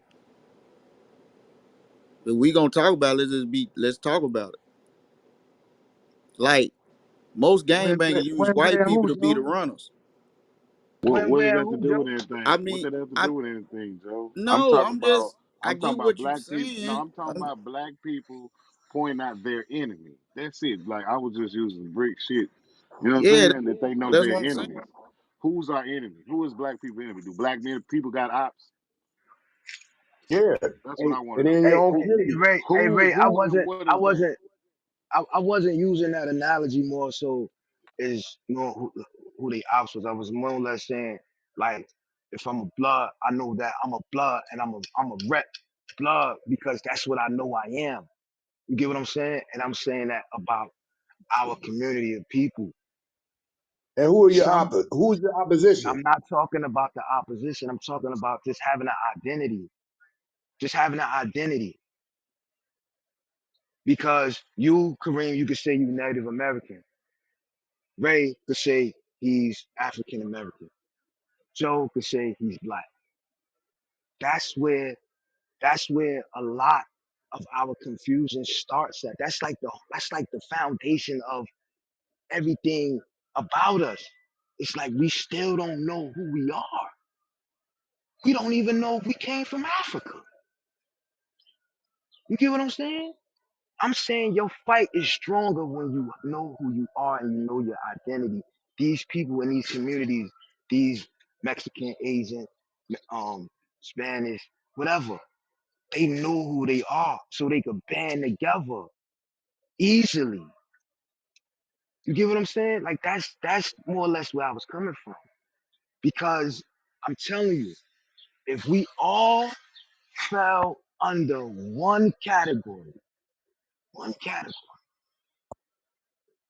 bet you our fight, and that's the thing, they don't want that for us. And if we all fell under one category, watch what will happen. Watch how strong we will fight And, for our and, shit. here, and here's the thing: the oppressor knows that, so they keep us divided with the small stuff of a blood here, a Crip there, a Native American here, a African over there. That's by design.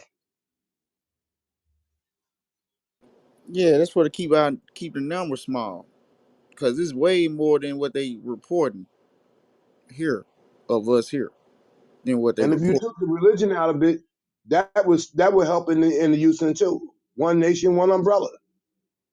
So if we're gonna go underneath African American, all of us got to be African American. Fuck all the other. I'm a Hebrew Israelite. I'm a Muslim over here. We're all African Americans. We have to. If we can't find an identity, then we have to create one in And unison. when we do that, watch that number jump up from 14% to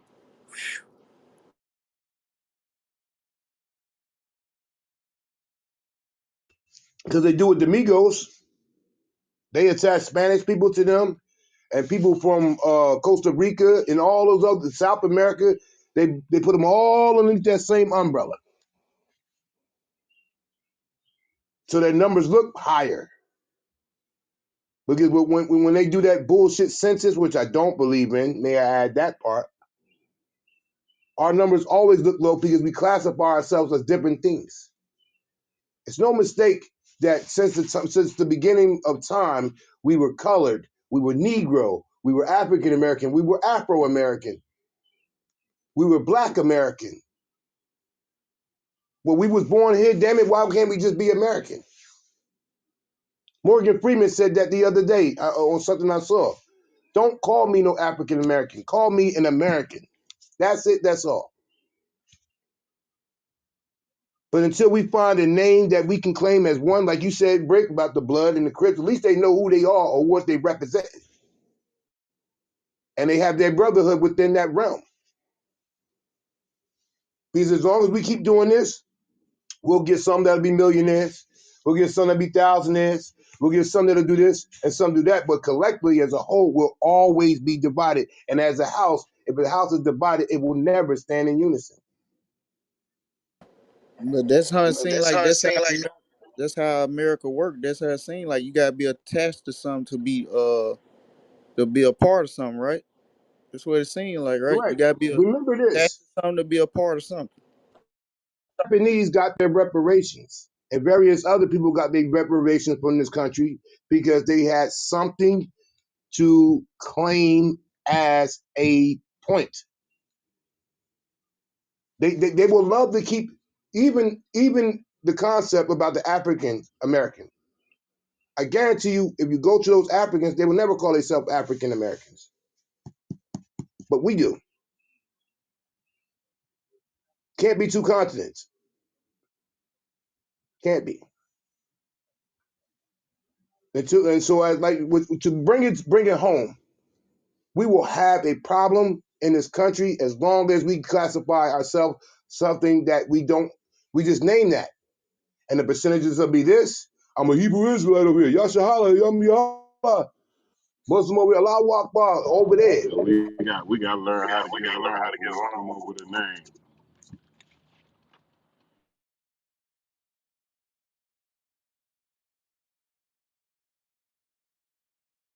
No, shout out to everybody though.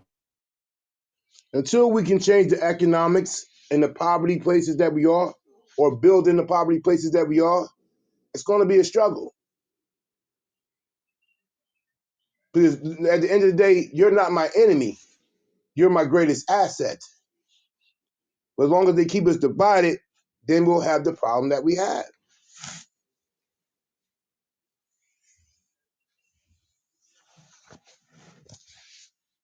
So solution based, we got to do it like CMB do. Start here and build from this branch, and build from this tree rather. We all got to be branches of this whole here. And maybe, I'm not talking about on a grander scale, but maybe, no, I ain't going to even limit it. Maybe when we build this brand of ours, we can get a collective to branch out and be under the same thing. The Bloods did it, the Crips did it, the Muslims did it. Everybody did it for their fraction. But what you got to do is add every collective, including those that are of other ilks, the LGBT community. We need some of them too.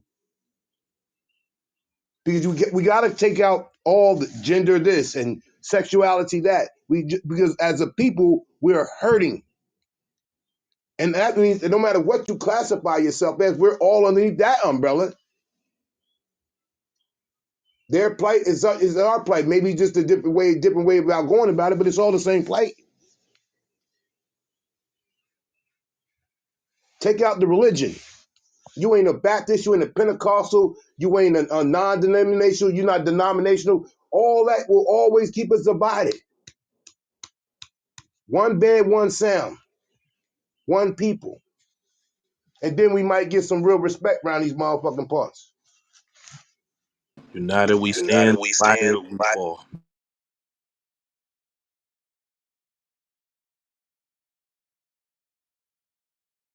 And to bring it back to Joe's point, this has been orchestrated for about 50 to 100 years. And a blueprint was made back then. And I'll go with the fake Willie Lynch letter. That might have been a prototype to keep this division amongst us to going. Because if you say that even whether the story or the letter is real or fake, the results are real.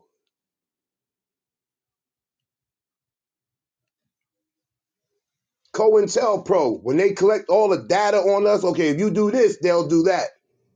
Information is key. So when things start going the way they go, you don't think it's just us involved in it. It's being orchestrated. Same thing like I said before. If they put all right, if I drop crack in your neighborhood, watch how I destroy that whole community. If I put the fatty wop in your neighborhood, watch how I destroy that community. We'll destroy ourselves. Or And now, they know that. don't forget the Method Man. The Method Man too. It only is a problem, like I go back to Boys in the Hood when I say this. Even when it was the crack epidemic, it wasn't a problem till it turned up in Iowa, where there's hardly no black people. While I was over in our neighborhood, Los Angeles, New York, Cleveland, where we were predominantly the people, let them do what they do. But then it creeped outside of our door and started knocking on their door. Then it became a war on drugs, a fake war on drugs. And then it came back to Amendment 13. If we're 90% of the population in prison,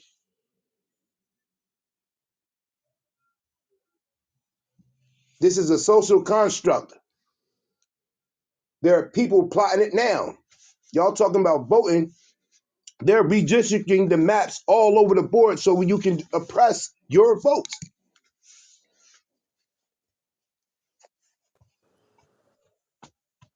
This what They're I gonna make this it. what They're gonna make. this what I'm gonna stop at go this ahead, point, Colonel. Joe. They're gonna make it more easier to be an immigrant to vote in your next election than actually as a natural citizen. You mark my words. Go ahead, Joe. Yeah, this shout out to everybody, man. CMB Critical Minds Building Theory Thursdays, man. I would just hope what we've been talking about this evening and this afternoon or whatever, that people that got a kind of glimpse of or understanding what we've been doing today from the beginning when we was talking about the land patterns earlier, then we until now what we talking about now. Hopefully what we've been doing today, it resonate with somebody, and y'all can understand what we saying. Salute to everybody. Shit. Shout out to the stage. I want to hear the rest of that video, man. This Can we brother get back playing. to That was that? on I like the Eddie was info. playing. Eddie, what's up, Eddie? What up though? You want to play it, Kareem? Yeah, Your shit good. yeah.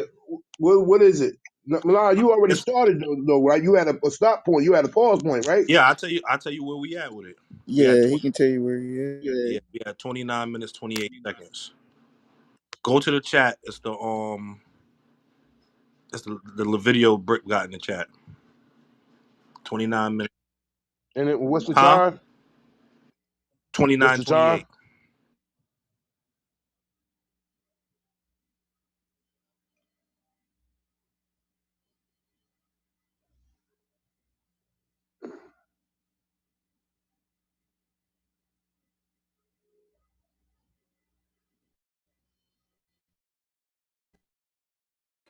And you know it's a part two to that too, right?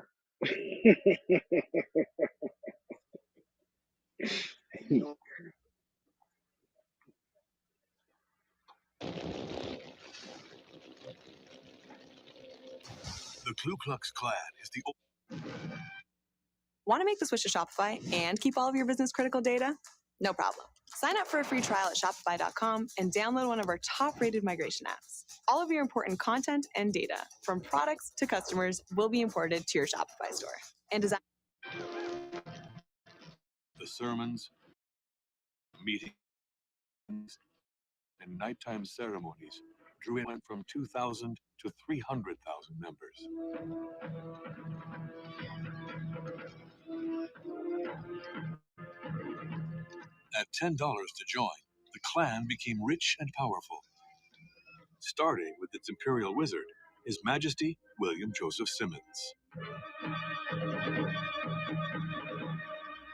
Well, for a while in the 1920s, the Klan was exceedingly powerful and had a great deal of money.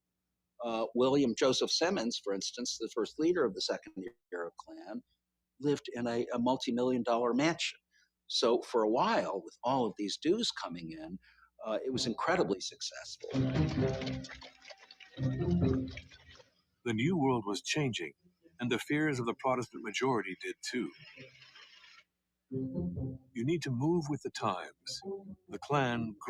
its business of hatred. In addition to hating black people, the Klan adopted anti-immigrant, anti-urban, anti-communist, anti-Semitic, and anti-Catholic positions.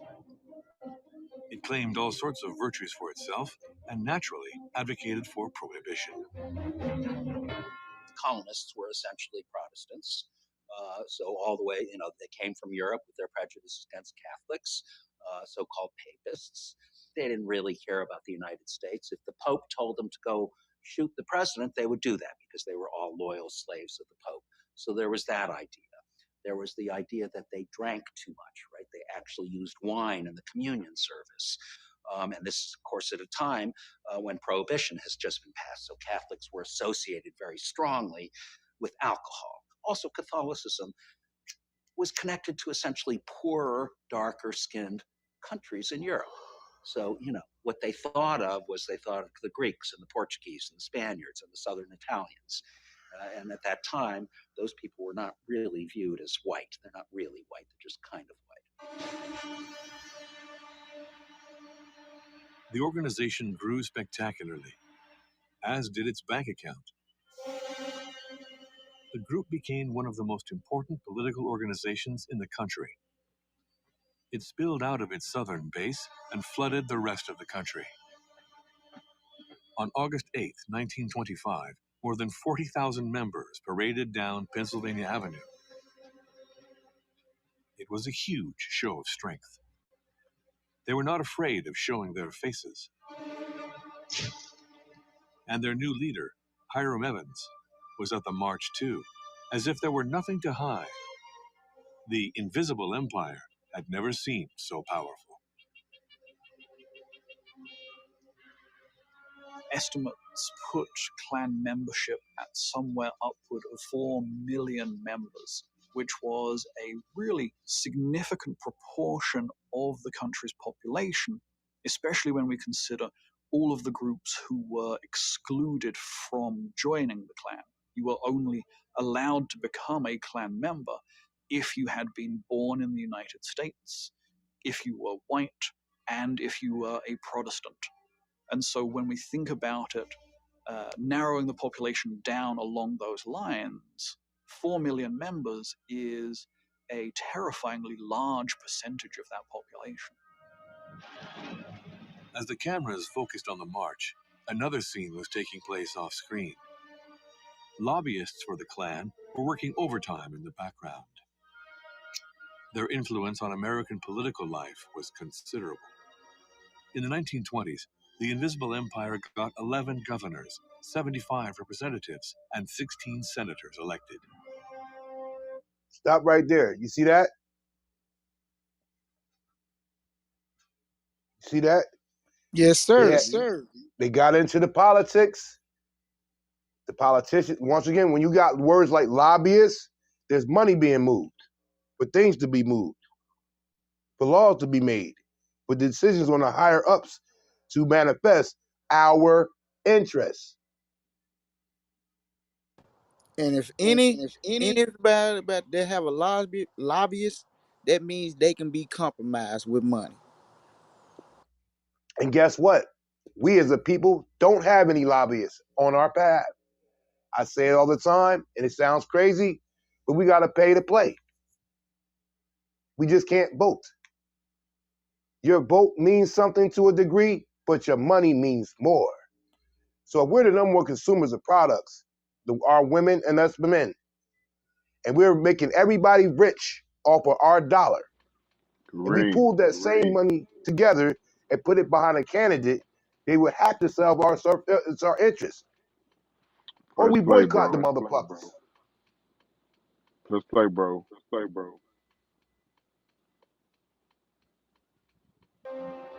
Harry Truman, the future American president, admitted in his memoirs that he had briefly belonged to the Klan in his youth for electoral reasons. When we say that someone like Harry Truman was a member, you have to remember this was a completely respectable thing to be. In many places, people joined the Klan because it brought them status. It was a highly respected community organization. Furthermore, the Klan chapters, the Klaverns, functioned to do what we today call networking. You meet other people. You meet people who might be your customers or who could give you a job or you could do a business deal with. There was an awful lot of economic incentive to be a part of the Klan in certain locations. There it is, Joe. What you say? Nigga, bro. Please, bro. Please. The Klan was powerful enough to make or break a career.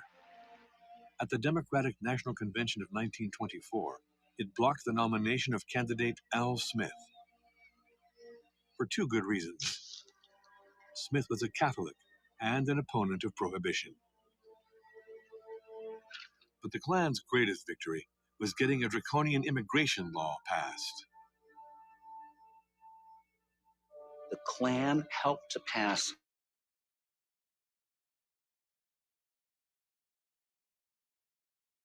the Immigration Act of 1924, quota system in the United States that extremely much favored Northern European whites. In other words, people from Germanic countries and the United Kingdom.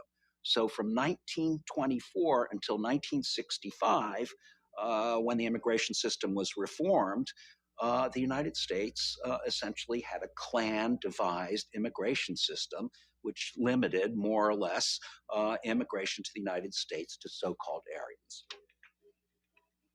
Soon the Klan's connections had extended everywhere, including the cultural landscape of the Roaring Twenties. Yes, we belong to the Ku Klux Klan. We belong to the Ku Klux Klan. We'll protect the wives and mothers everywhere in this land. For we belong to the Ku Klux Klan. It produced its own music, which it put out and played on its own radio stations. The organization owned its own newspapers like the Fiery Cross and the Searchlight, which published the positions of its leaders. Always anti-black, anti-Catholic, and anti-Semitic. The announcers heeded the call. The KKK was king of the hour. Ads recommended the junior KKK for 12 to 18-year-olds and pushed the accessories that all good Klansmen needed to own.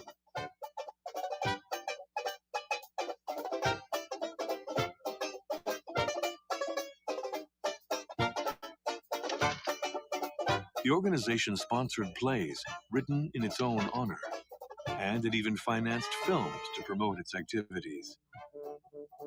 The secret society had never been so visible. They are holding rodeos and jousting tournaments. They are appearing in popular novels. They are in popular films. They are in popular music. They are on the radio, and they are selling you newspapers on the street corner. And so they really become a major part of American cultural life.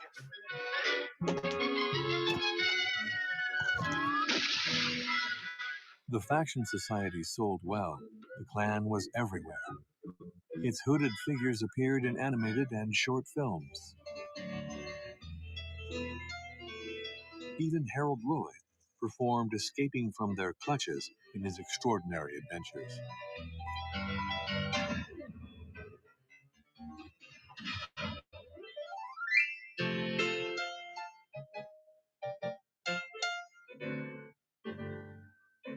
In 1924,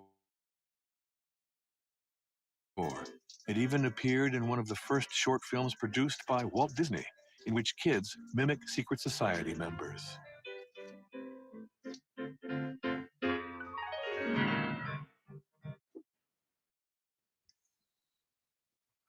You know, I wanted to find another path to a new career. Of course, Sarah gave me the opportunity. The Klan was by far the biggest social movement of the 1920s. And it was not only a mass organization with somewhere between 3 and 6 million people, but it was a family organization with activities for children, for young women, for young men. Klan events in the 1920s were very much family affairs. People brought their wives, they brought their children, you know, and there was a kind of festival atmosphere to much of it.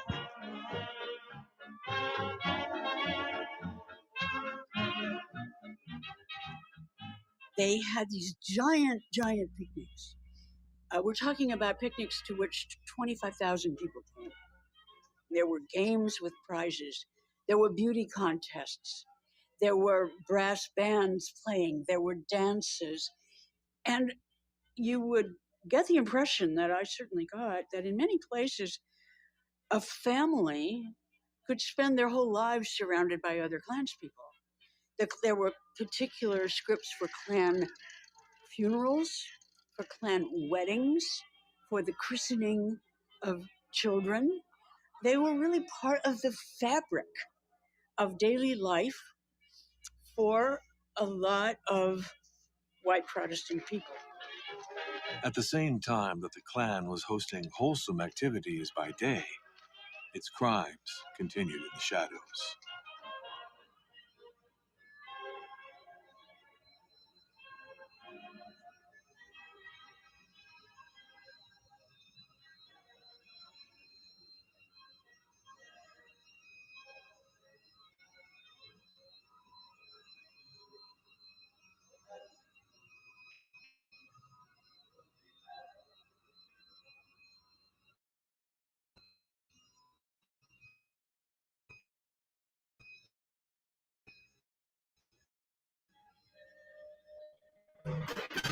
The Klan had managed to do the unthinkable, even graced the cover of Time magazine.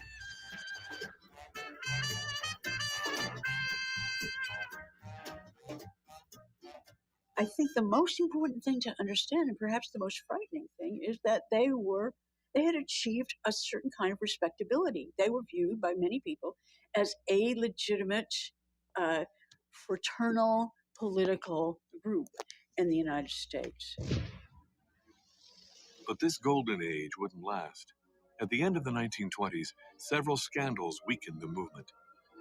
David Stevenson, the KKK's new strongman, the Grand Dragon of Indiana, who oversaw over 100,000 Klansmen, was convicted of raping and murdering his secretary. He kidnapped, he tortured by biting, and he raped and killed his female assistant. And it was so shocking. This was covered in the New York Times in the West Coast.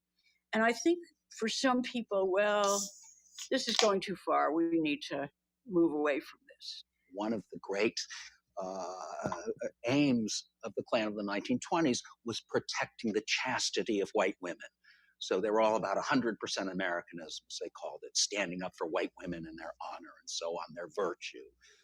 Well, you know, when you had arguably the most famous Klansman in America convicted of this incredible rape and ultimately murder of Madge Oberholzer, it completely destroyed first the Indiana Klan, and then in waves, the rest of the Klan collapsed. Sentenced to life in prison, Stevenson had nothing to lose and began to share secrets.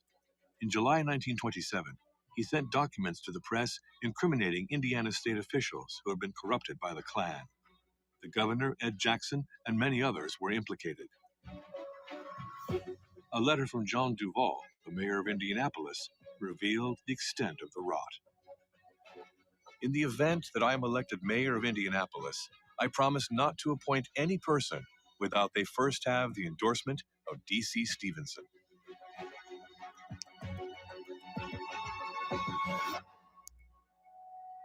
Soon it was Edward Clark's turn to be prosecuted. The Klan's communication man had regularly been seen in the company of prostitutes and sipping on whiskey with total contempt for the religious values promoted by the Klan. They used to say, if Jesus was alive today, he would be a Klansman.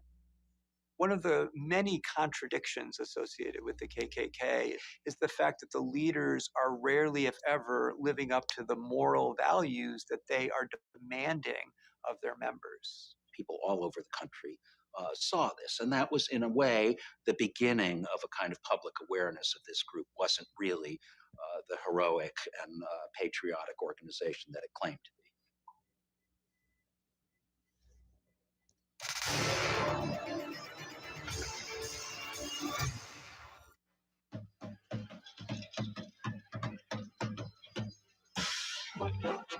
At the end of the 1920s, the Great Depression ravaging the United States further weakened the organization. Its members no longer had the money to pay their dues. President Roosevelt's economic recovery policies transformed the rural South and created manufacturing jobs. The Klan was no longer a social stepladder. Poor whites moved on. Following his election, Roosevelt reauthorized the consumption of alcohol. The Invisible Empire had lost the battle over prohibition. It wouldn't be its last defeat. In 1939, Hollywood adapted the bestseller Gone with the Wind, another panoramic tale of the Civil War, stuffed full of racist prejudice. But though the Klan had appeared in Margaret Mitchell's bestseller, it was completely cut from the film.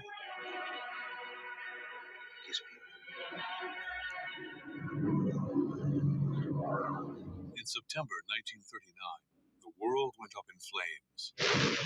True to its hateful message, the Klan temporarily allied itself with an American pro-Nazi party, the Bund.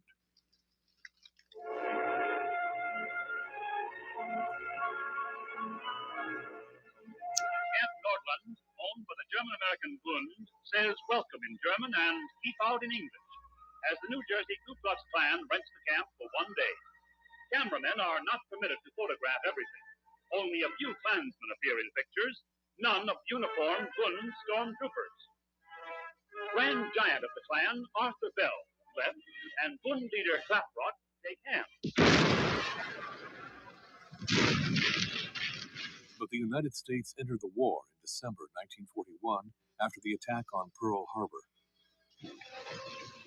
The brown shirts of the Bund and the white hoods of the Klan both disappeared from public life.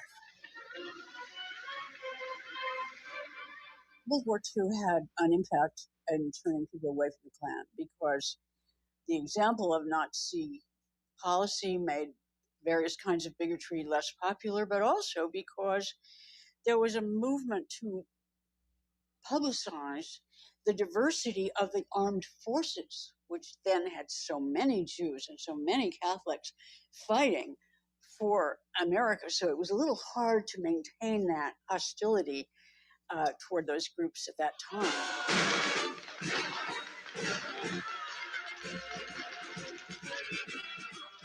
May 8th, 1945. After 4 years of war, it was Victory Day in Europe. In September, Japan surrendered. America was victorious, but the Klan wasn't feeling festive. The IRS began bankruptcy proceedings. The Invisible Empire hadn't paid its taxes in the 1920s, and now they owed $685,000. For the second time in its history, the Klan disappeared.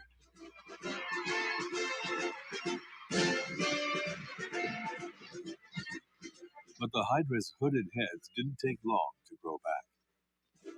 The post-war situation was ripe for its resurrection. In addition to the creeping fear of communism, white supremacists were also worried about returning African-American GIs.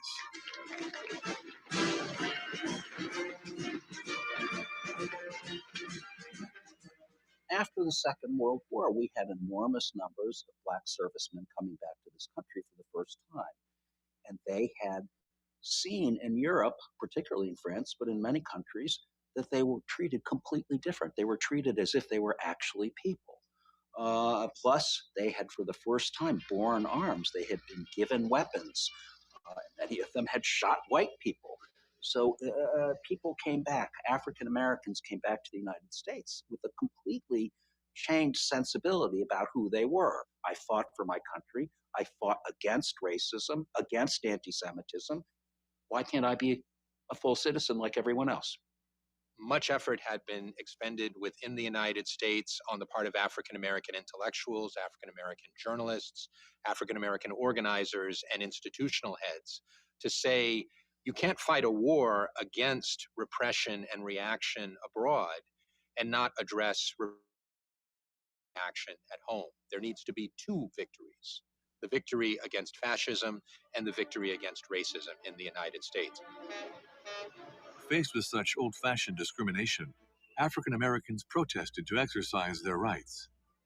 Many veterans refused to give up their seats in public transportation. There were more and more incidents. White Southerners weren't ready to accept this thirst for freedom.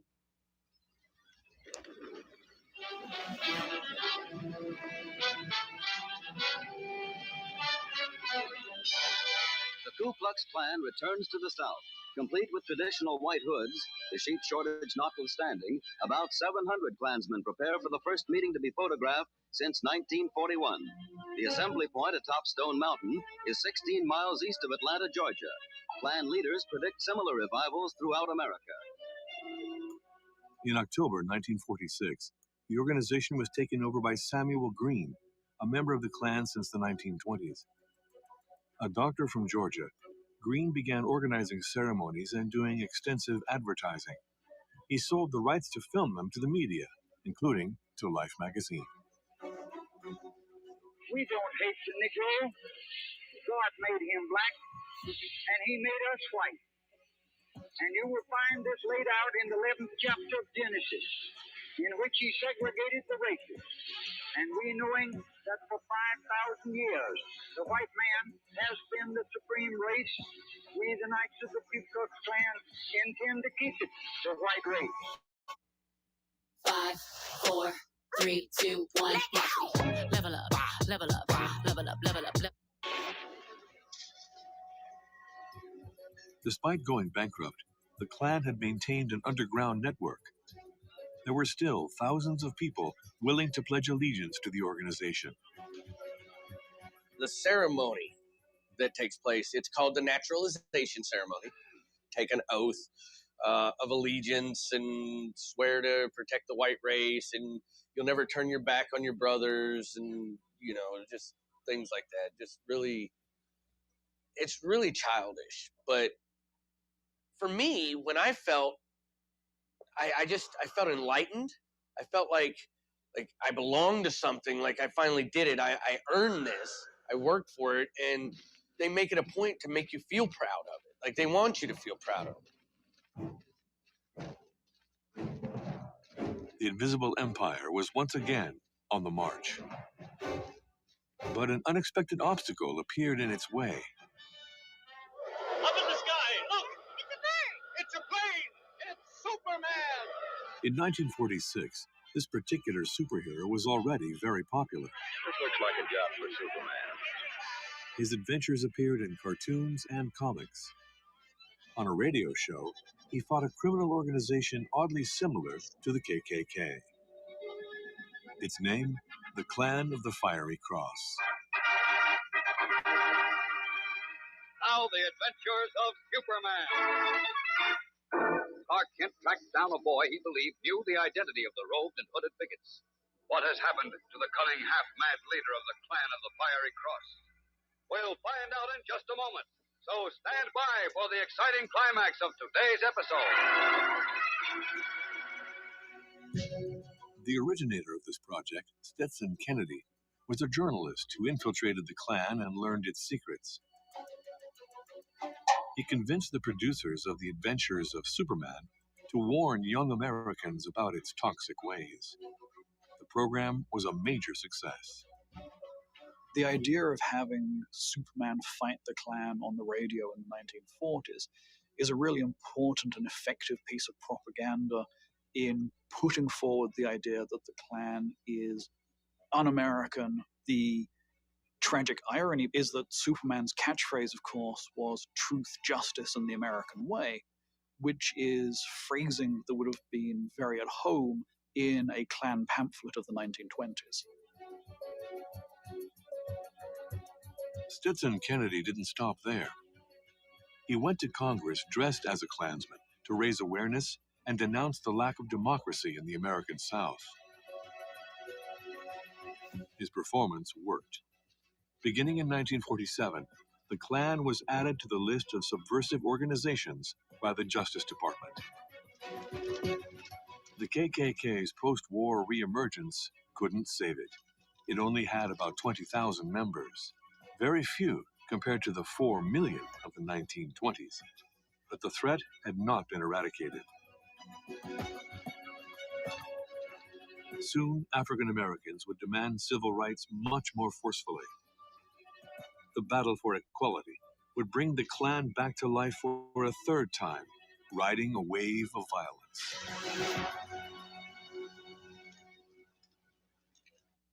That's the end of part one. Hello, is anybody there? Yes, sir. We in there with you. Now, who would have thought it was a white man that brought them down again? Wow. Sounds like COINTELPRO, if you ask me.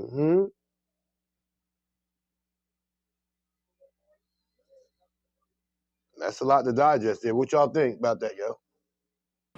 Were they really brought down though? Or did they just reinvent themselves?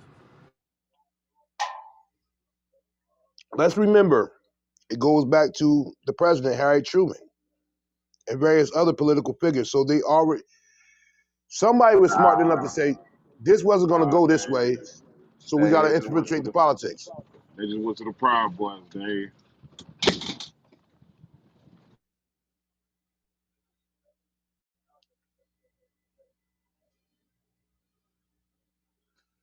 You can rock well on part two whenever y'all ready, but, I just want to give y'all some time to dialogue about it.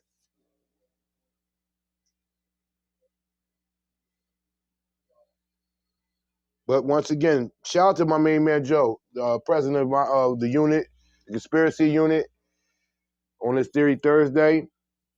It was all about the money. That's what it's all about. Shout out to everybody. Theory Thursday, CMB, Critical Minds Building. We building. They put lobbyists in place to support. They got a whole law passed. Did y'all ever hear that? Remember that? A whole law. The Immigration Bill, 1942. That if you wasn't a Protestant from a European country, you couldn't even come over here.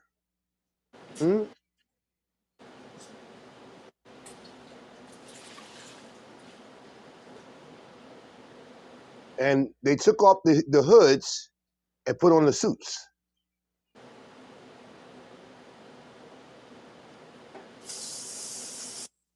And robes. Right. They became your lawyers, your politicians, your policemen. They modernized the Ku Klux Klan.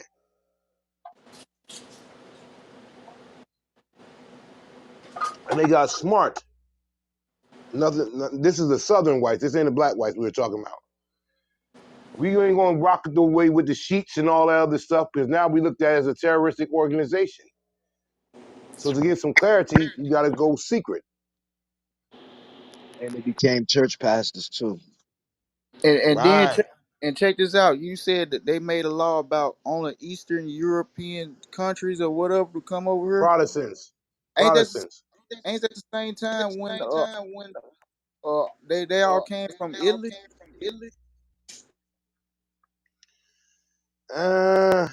I'm going to say yeah, but the original Italians were black. But yeah, you can say that. So when they came over and got implemented, you already know what they came. Let me mute So up was because that I the think that's guys bothering off me. them? Possibly. Hey Joe, what's your question, Joe? Basically, what lamest terms, what I was saying, they purposely implemented them for to come over here, and when they created the mob, they took the direction off them, and they went at the mob. And while they was going at the mob heavy, they was doing their thing under wraps, low. By that time when the Italians came over, they was air quotes supposedly had been dismembered. You know what I'm Mm-hmm. saying? So, under low key, they not thinking that they still got still got meetings and still holding these ceremonies and all these cross burning. You think they still not noticing that? You know what I'm saying? Because again, this shit is under wraps, and like everybody, you know what I'm saying, that fuck with it. That's a secret society type shit, bro. Like they ain't gonna say nothing. So yeah, man. Like. Yeah, they stopped being so outspoken in public view. It's the secret society. All we ask is trust. Kind of funny that Jay-Z said that. That kind of ain't that kind of sounds like how the But transition was at first when I was saying at first that, how blunt and brute force they were using in the South, and then it transferred to a more kindly, you know, I'm understanding. your But we, friend. yeah, I'm your come, but I'm still running this, but I'm be nicer to you though. Get what I'm saying? So it's like the same transition with that. And again, like I said, they went away from the ways of the South slavery. Then they made it work slavery up here. We'll give you a job. You're going to work hard for your money, but I'm going to get paid more, and I'll let you have a few things. And then you'll get money, and then you'll spend it with various other businesses that we own. Or we'll even allow you to spend money within your own realm, because we're starting to get close to that time when black people started getting their own money. We looking like them with the suits and ties. Because remember, it was a great time that that as a status, you wore suits every day, not just on Sunday to church or at funerals or to go get a job interview. The distinguished black man was dressed to the T with the best shoes. Now you can go into the Malcolm X time when we started getting conks and putting lye in our hair to look like whatever may have you. But that was a time that you wore a suit every day.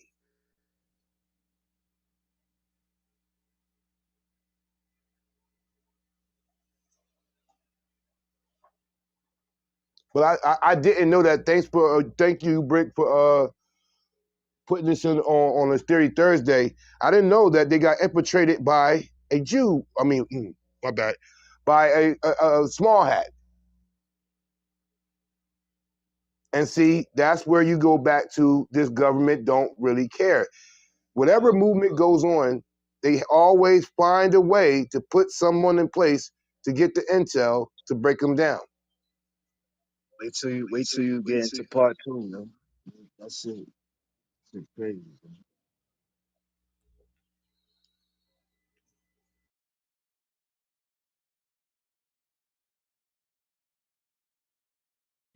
Well, whenever y'all ready, I'll play it.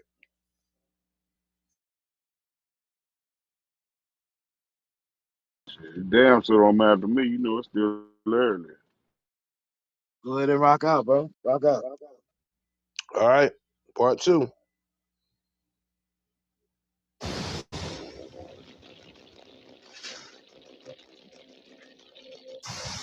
The Ku Klux Klan is the oldest racist terrorist group in the United States. I don't believe in segregation. I believe in slavery.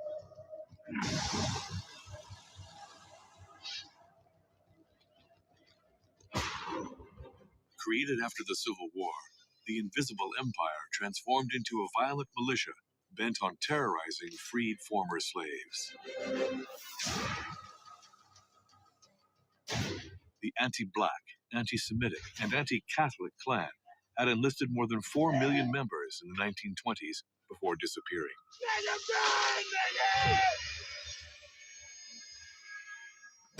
After the Second World War, the Invisible Empire re-emerged. Its goal had not changed: to defend white supremacy by any and all means.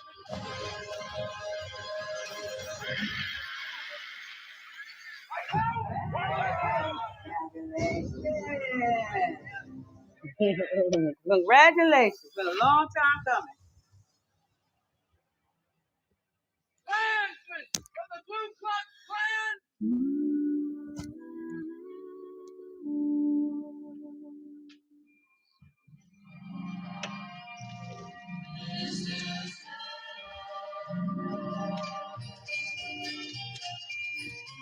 At the beginning of the 1950s, American society was more prosperous than ever before. Consumption, growth, and well-being were key words in the world's leading economic power.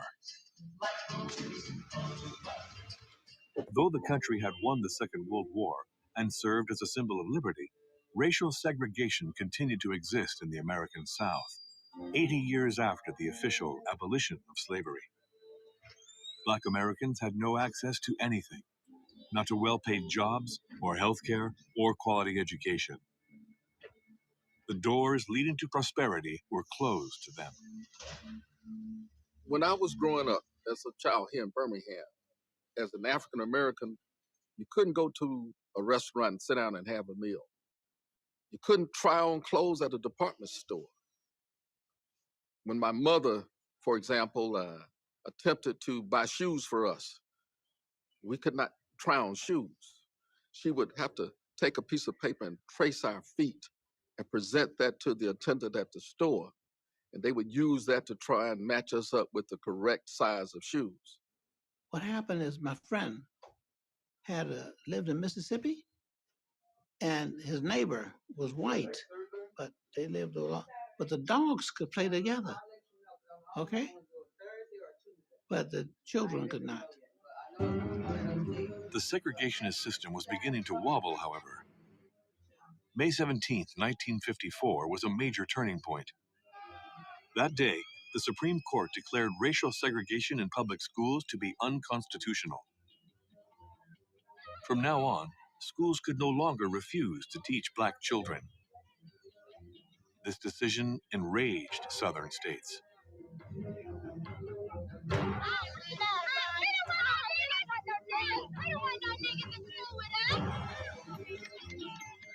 The Klan, which had 4 million members in the 1920s, had practically disappeared. The threat of desegregation revived it. The Invisible Empire once again drew in thousands of supporters wearing the pointed hood.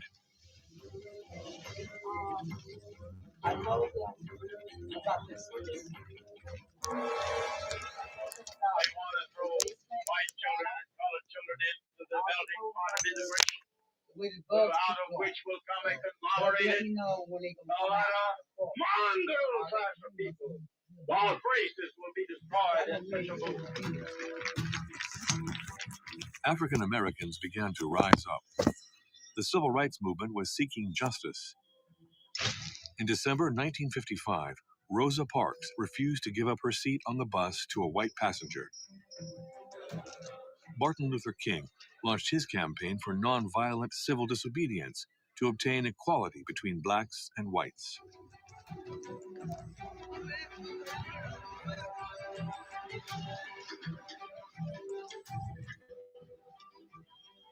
The movement was pacifist, but the police response was not at all.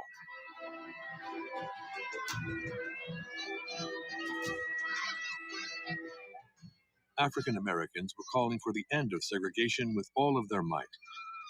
But neither Klan members nor Southern politicians were prepared to give up their supremacy. The governor of Alabama, George Wallace, was representative of this reactionary mindset. In the name of the greatest people that have ever trod this earth, I say segregation now, segregation tomorrow, and segregation forever.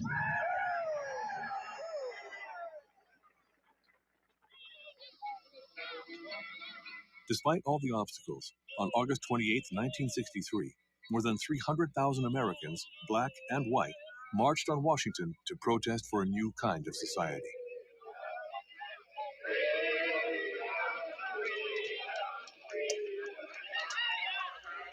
It was a unique moment in the history of the United States. Martin Luther King shared his dream for America. I have a dream. My poor little children will one day live in a nation where they will not be judged by the color of their skin, but by the content of their character. I have a dream today. Free at last, free at last. Thank God Almighty, we are free at last. The country refused to move on. In the South, supporters of white supremacy were on the defensive. Their response? Radicalization. On September 15, 1963, 2 weeks after the March on Washington, a bomb went off in the 16th Street Baptist Church at the center of a black neighborhood in Birmingham, Alabama. I played clarinet in the church orchestra. I remember the room began to shake. The lights went out, a lot of dust, a lot of smoke. Now, we had no idea what was going on. We just sort of looked at each other and ran. Church itself was devastated. Every window but one was broken. Pieces of masonry weighing 20 pounds were ripped from the facade and thrown across the street. That Sunday morning, more than a dozen sticks of dynamite blasted through the southern side of the church. The shockwave was felt around the neighborhood. Many were bleeding, a lot of them were crying, and almost everybody were looking for their parents and siblings and loved ones. Later that day, we started to get information bit by bit. We found out that there were 27 people taken to the hospital, and there were 4 people dead. 4 girls doing catechism were killed.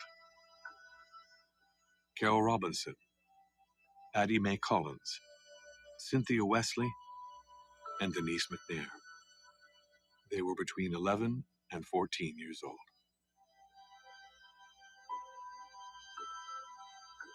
4 precious lives were taken. Addie, Denise, Carol, Cynthia. My friends, who were basically 3 rooms down from where I was, lost their lives. They found them under the rubble.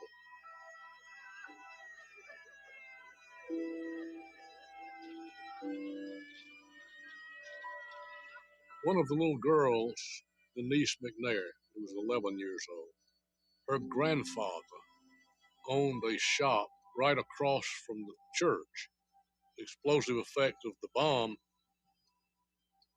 damaged all the shops around the area. And he had a clock on the wall, and the clock stopped.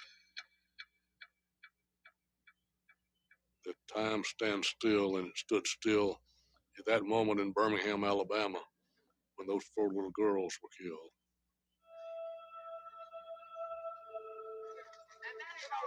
Birmingham had come to be known as Bombingham because of how frequent attacks had become since the 1950s. But this time, the location and the victims' youth shocked the country.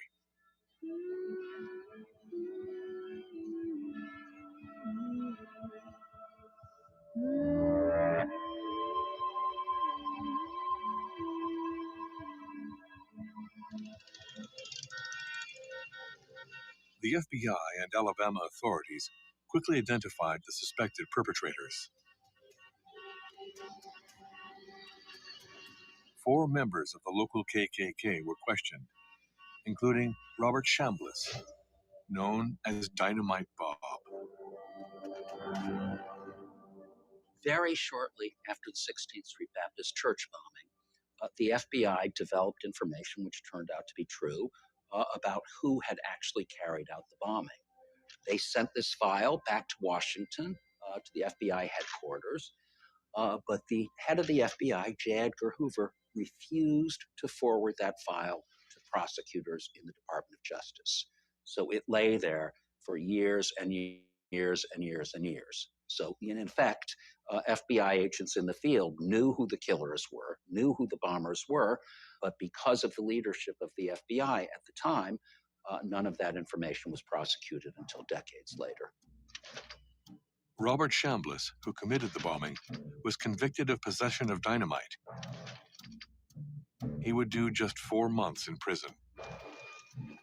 The other suspects were not prosecuted.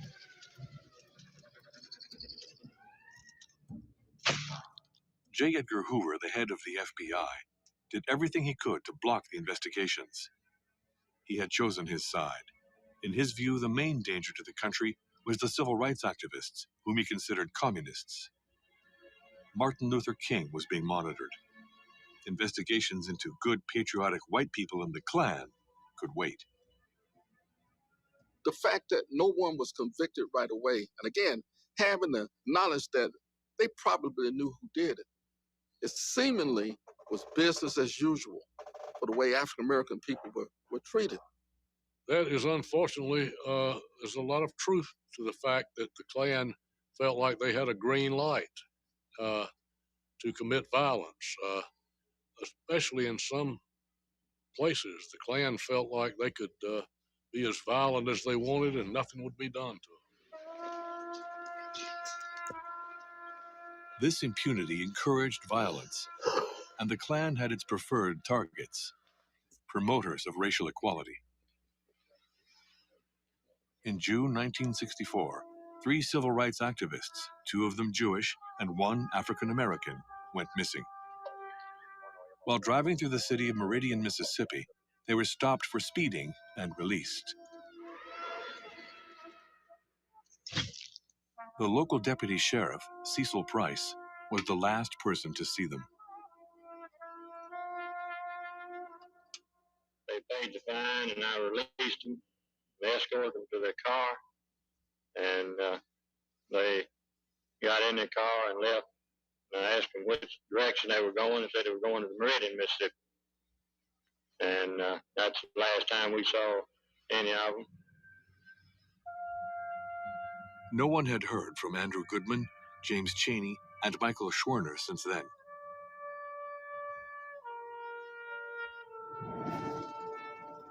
An alert went out. Mississippi had a reputation, the most racist state in America and the heartland of the Klan. On June 23rd, 48 hours after their disappearance, their car was found.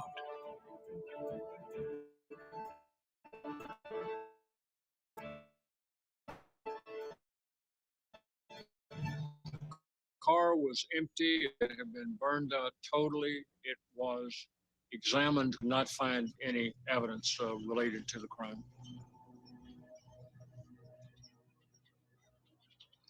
J. Edgar Hoover, the director of the FBI, called President Lyndon Johnson. Mr. President, I wanted to let you know we found the car.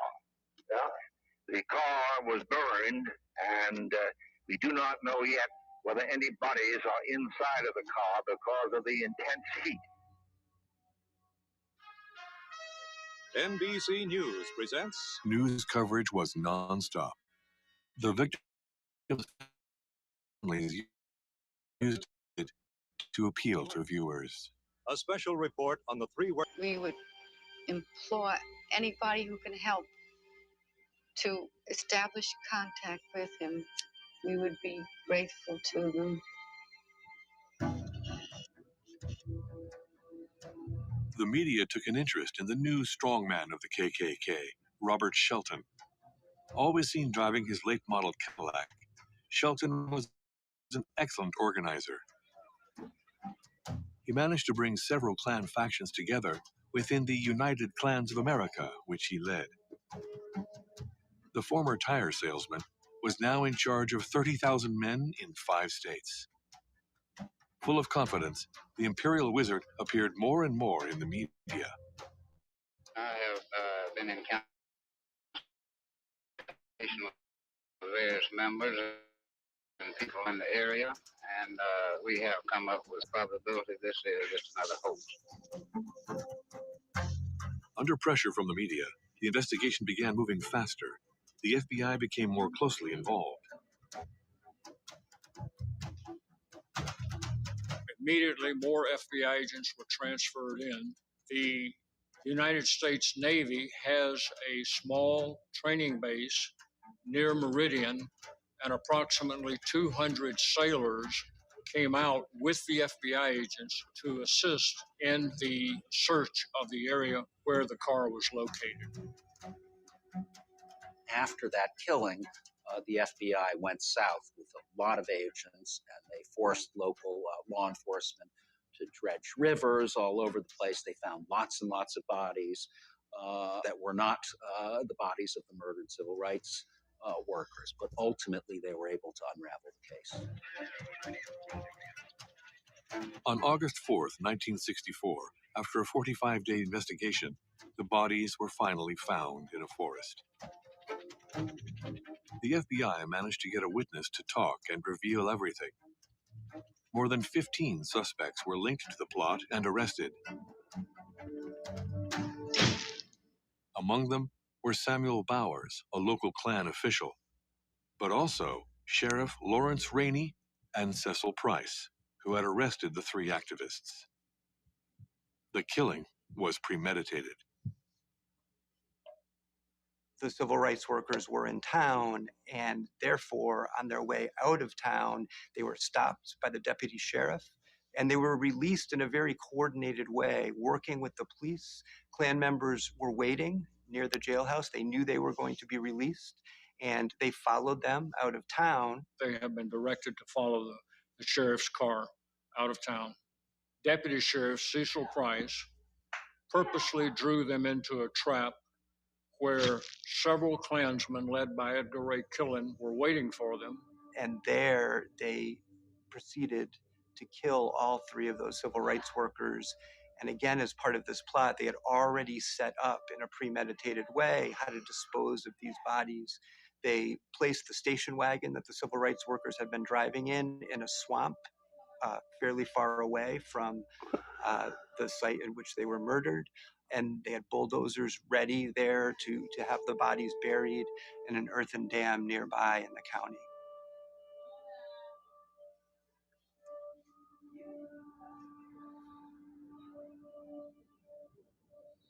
The most remarkable thing was how local law enforcement was essentially the same as the Klan. They were Klansmen, and ultimately they handed these people, they took them out of a local cell where they'd been briefly arrested and detained and handed them to the Klan, which then dragged them out into the forest and murdered them. All right, we can stop right there. What do y'all think so far?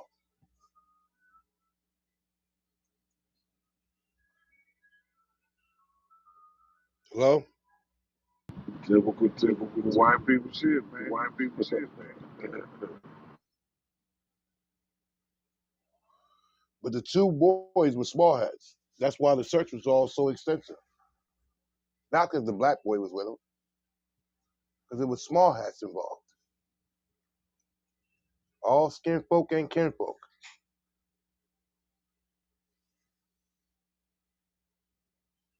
Trial after trial took place. The criminals who arranged the arrests of the activists, committed the murder, and hid the bodies with a bulldozer were repeatedly arrested and released. In Mississippi, white juries rarely or never convict for crimes against black people.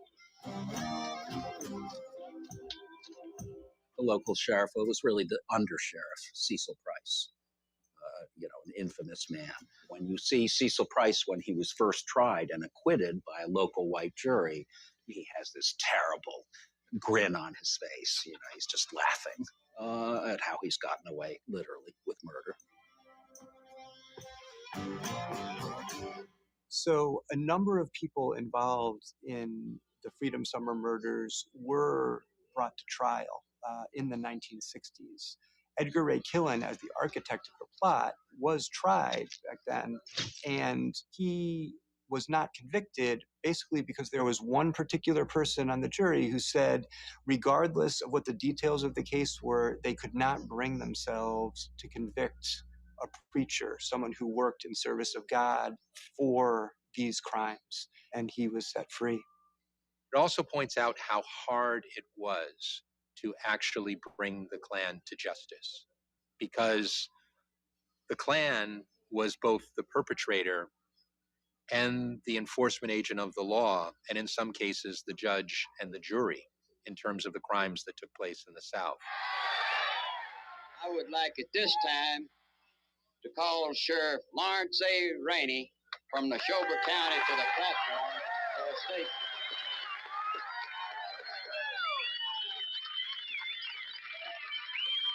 Adding insult to injury, suspects, including Sheriff Lawrence Rainey, were welcomed as guests of honor at Klan meetings during the trials. No, I was just down here. I've been accused by the FBI, by the Klan, and everything, and so I come down today to see the head men and investigate it and see what there was to it. I met some of the best fellows I think are in Alabama and Mississippi and other places. For a cold-blooded murder, the 17 suspects risked the death penalty or life in prison. In the end, only 7 of them were convicted for a maximum of 6 years. Thank you. Let's give him a hand if you're glad he got on this platform. A true great fight for America. Nothing seemed to stop Klan violence. Threats, terror, and murder continued to take place.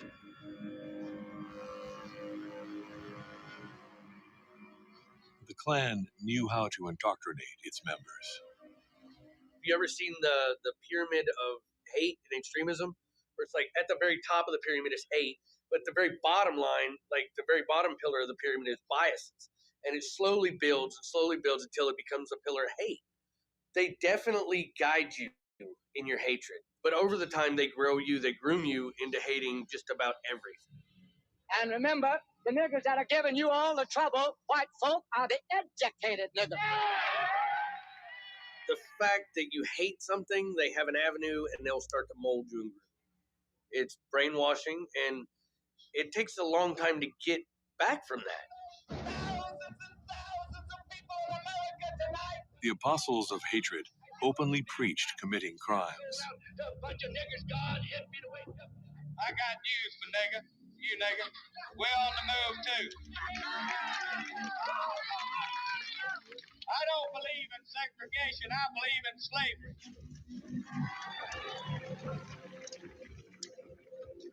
But in 1965, yet another murder in Alabama began to shake things up. On March 25th, Viola Liuzzo, a white woman activist, accompanied a young black man and fellow demonstrator home. Klansmen spotted the vehicle. They followed it and fired shots into it. They got out of the car once they shot into her car to make sure she was dead. Blood was everywhere. Leroy Moulton was the young black fellow who was riding with her, and he flopped his head down, and pretended he was dead. And it was her blood that was all over his head. And when they looked in and they thought they had killed both of them. So he survived. But I often say that she gave her life, and in the meantime, she saved his life with her blood. The driver of this car was Mrs. Viola Liuzzo, mother of 5 children. A red and white sedan overtook her car. Several shots were fired. The driverless car veered off the highway and came to a stop at a cattle fence. Mrs. Liuzzo was dead. This time, the crime was solved quickly. A Klan member and FBI informant happened to be in the perpetrator's car. His name, Gary Thomas Rowe. This individual reported immediately to the FBI what he had seen, what he had witnessed, and this led to the successful prosecution of the Klansmen involved in her murder. President Lyndon Johnson announced that the crime had been solved the next day. The Klan had become public enemy number 1. So if Klansmen hear my voice today, let it be both an appeal and a warning to get out of the Ku Klux Klan now and return to a decent society before it is too late. But the Invisible Empire was indifferent to such threats.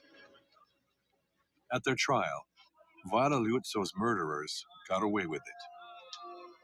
The all-white jury refused to convict them. I present Mr. W.O. Eaton. Mr. Eugene Thomas.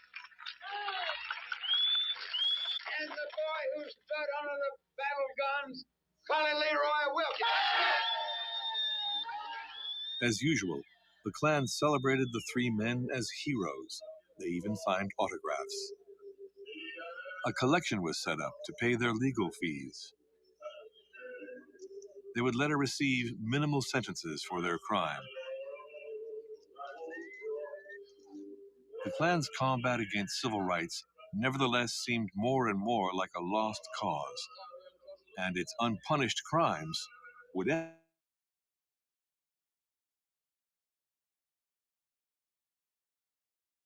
against it. In 1964, President Johnson pushed legislation to end segregation. In August 1965, 5 months after the murder of Viola Liuzzo, the president signed the Voting Rights Act, which banned all the systems set up to prevent black people from voting. This law will ensure them the right to vote. A century after the abolition of slavery, African Americans have finally achieved full citizenship. When things happened, like the Klan bombed the 16th Street Baptist Church in Birmingham, there was an enormous reaction among white people. The very same thing happened when Viola Liuzzo was murdered by the Klan on the Selma to Montgomery March. And even Americans, white Americans, who weren't terribly progressive, weren't especially into integrating schools and so on, they reacted with a kind of horror. So I think that the Klan really is what absolutely guaranteed the success of the civil rights movement. It put first Kennedy and then especially Lyndon Johnson into a position where they felt they had to do this. They had to pass the Voting Rights Act. They had to pass the Civil Rights Act. So, you know, it was very ironic how it turned out. The federal government began to seriously push back against the organization. As it had done with the first Klan a century earlier, they needed to neutralize its key leaders. Bob Jones, the Grand Dragon of North Carolina, and Robert Shelton, the leader of the United Klan of America, were summoned to Washington in 1965.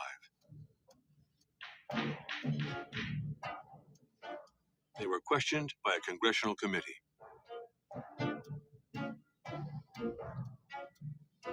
The Grand Wizards refused to provide the information asked of them.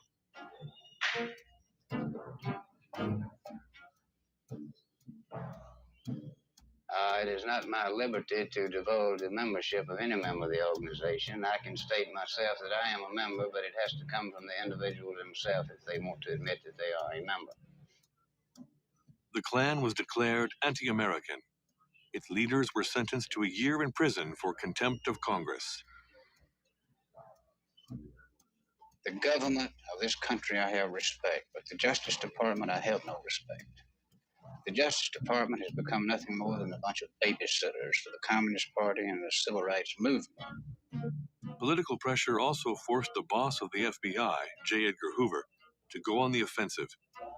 The agency was already monitoring communists and civil rights activists, but now it had to target the Klan. Reluctantly, Hoover launched nearly 300 operations against the network. Klan meetings were riddled with moles.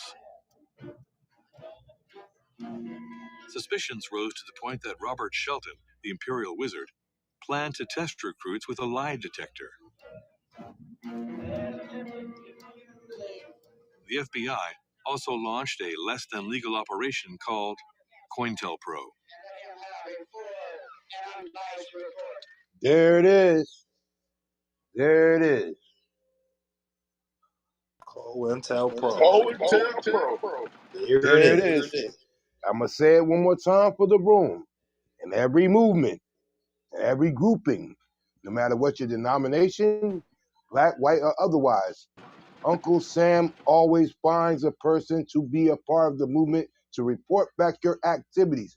If not, they would not have the wealth of knowledge they have on any of the establishment, whether it be the Klan or the Black Panthers of America or the Muslims or any other fraction. Those top hats always make sure they know what's going on, right, wrong, and different. It's short for counterintelligence program. We used that some in Iowa against the Black Panthers. We used it in Mississippi against the Ku Klux Klan. Very successful. It was, in my opinion, it was a good program. They were mostly rumors or anonymous letters that, Miss So-and-so, do you realize that your Ku Klux Klan avowing husband is not attending Klan activities at all? He's going out with his girlfriend, your next door neighbor or something like that, to create hostility among the Klan members, to destroy reputations, and to make them ineffective in their political activities. Yes, all you FBI agents want to check the Klan and investigate them. I live on 209 Mendota Avenue, Lexington, North Carolina, and my name is Roy Wood, and I'm not ashamed to be a Klan.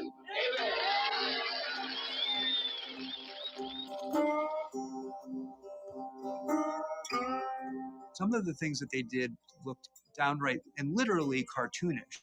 The FBI labs draw up literal cartoons that would illustrate misdeeds of their leaders, and then they would turn them into postcards, and they'd mail them out to hundreds of members saying, do you know what your leaders are doing after you go home from the meeting at night? Do you know what your leaders are doing with your money? These tended to be crudely drawn cartoons. They weren't elaborate. They tended not to be drawn in color, so they were kind of black and white drawings. It would show a sheet being lifted up off of someone's head and says, someone knows who you are. You know, so it would be to build up anxiety within Klan members by saying that you're being monitored and you could be exposed anytime. 15,000 members in 1967, lost 70% of its membership in the early 1970s. Times had changed. The culture of impunity was over. In 1971, Bill Baxley was appointed Attorney General of Alabama. He decided to reopen the investigation into the bombing of the 16th Street Church in Birmingham. Soon after, he began receiving threats. I received letters, threats, and nasty letters from the Klan and groups like them from all over the country.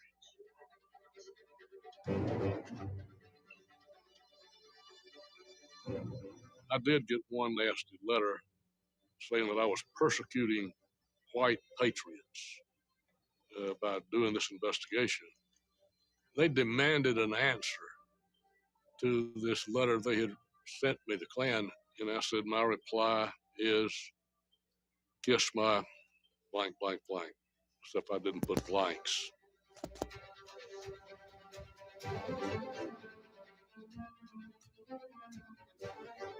Despite the threats, Bill Baxley continued the investigation. Hoover, the FBI boss, was dead. Certain classified files finally resurfaced.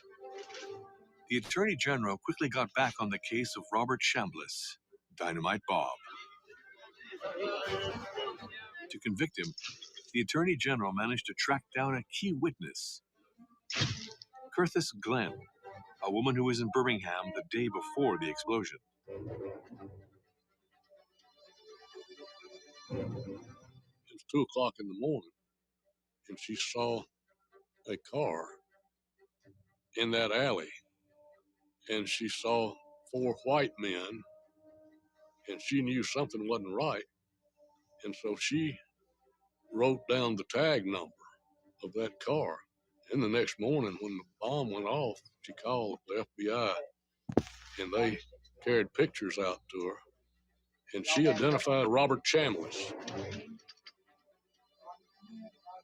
In 1963, this church in Birmingham, Alabama was bombed and 4 black girls were killed in the explosion. Now, 14 years later, a criminal indictment has been returned in the case, and the white man indicted is 73 years old. Bill Baxley managed to get Robert Chambliss sentenced to life in prison in 1977, 14 years after the crime.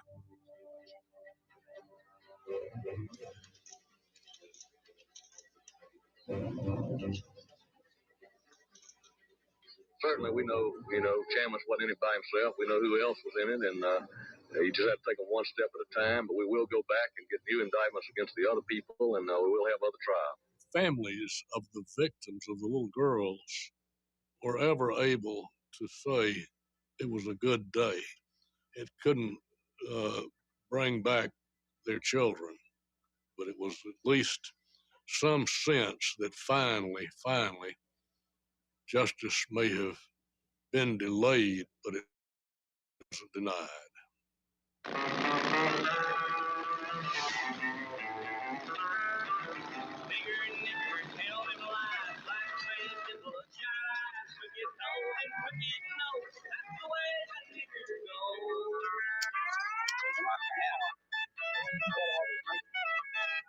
White power.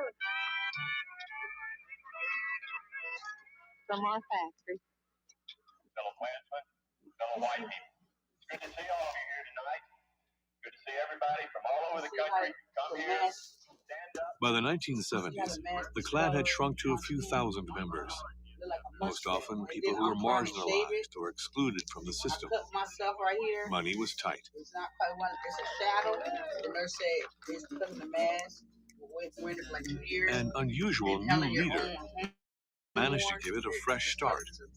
David Duke founded his own group in Louisiana, the Knights of the Ku Klux Klan. The young leader even ran for the Senate. I put that near there. This imperial wizard turned out to be a media wizard as well. Wow. We need a voice for our heritage, ideals, and interests. It's only fair if things are evened up. We do need a real voice for the majority. Let's elect David Duke, Senator, District 16. Duke wanted to give the Klan a respectable front and to break with its inflammatory past. Now, I think most of what you call the Klan atrocities and so forth, I think most of it is a media creation, a Hollywood creation.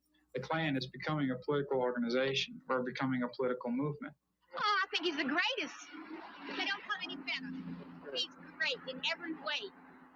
David Duke initiated this idea of a new and different Ku Klux Klan. So it was Duke who talked, for instance, about taking off our robes and our conical hats and so on and putting on business suits like other business people.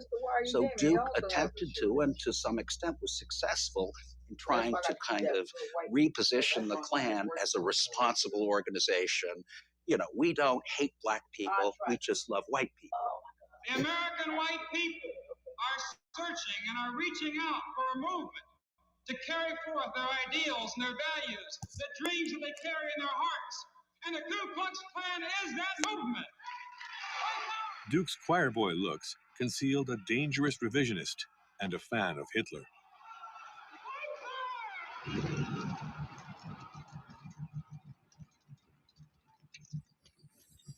Despite his popularity, disputes within the organization sidelined the rising star of the American far right. David Duke left the Klan in 1978. He managed to make the racist organization more acceptable, but terrorism was still part of the Klan's DNA.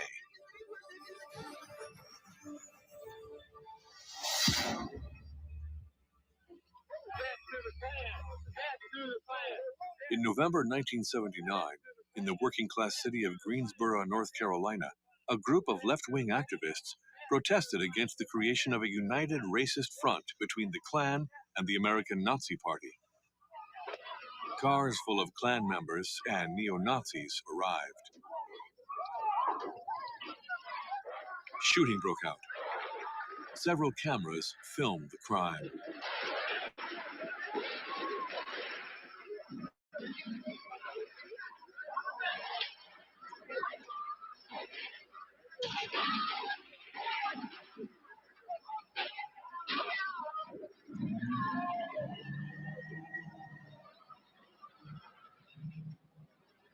In just 88 seconds, 5 anti-racist activists were killed.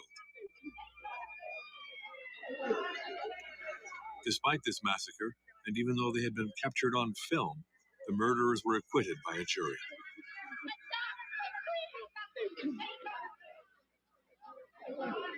At the beginning of the 1980s, the Klan had once again managed to thwart justice.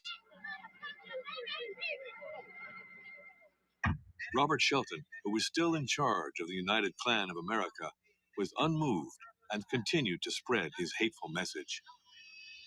The Negro today is nothing more than an animal as he is living in our society, riding in the streets. It took until 1981 for a case to bring an end to this long period of escaping punishment. Early morning, March 21st, 1981. On Herndon Avenue in Mobile, Michael Donald's body is found hanging from a tree. He had been beaten, strangled, his throat cut 3 times. 19-year-old Michael Donald was chosen at random. 2 Klansmen were looking for a black man to kill as revenge for the murder of a white police officer.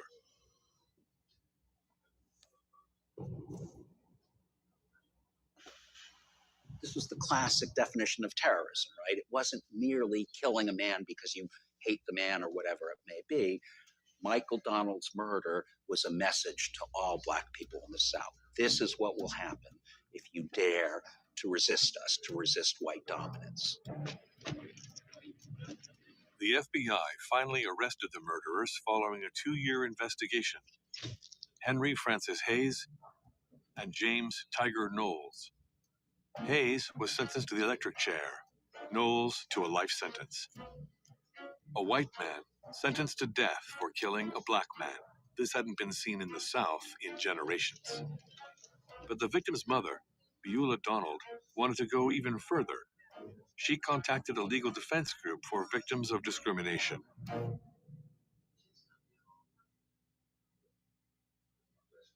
Michael Donald case became extremely famous because a lawyer named Morris Dees and the Southern Poverty Law Center filed a civil lawsuit against the Klan group itself, not merely the individuals, as well as the leader of the Klan group and the actual killers, and basically made the argument in civil court that the Klan should be held liable for the criminal actions of its members, that they had in effect been pushed to do this, that the organization itself had been a part of it. And the end of the story is that ultimately the jury agreed, and they levied a fine of $7 million against the United Klans of America.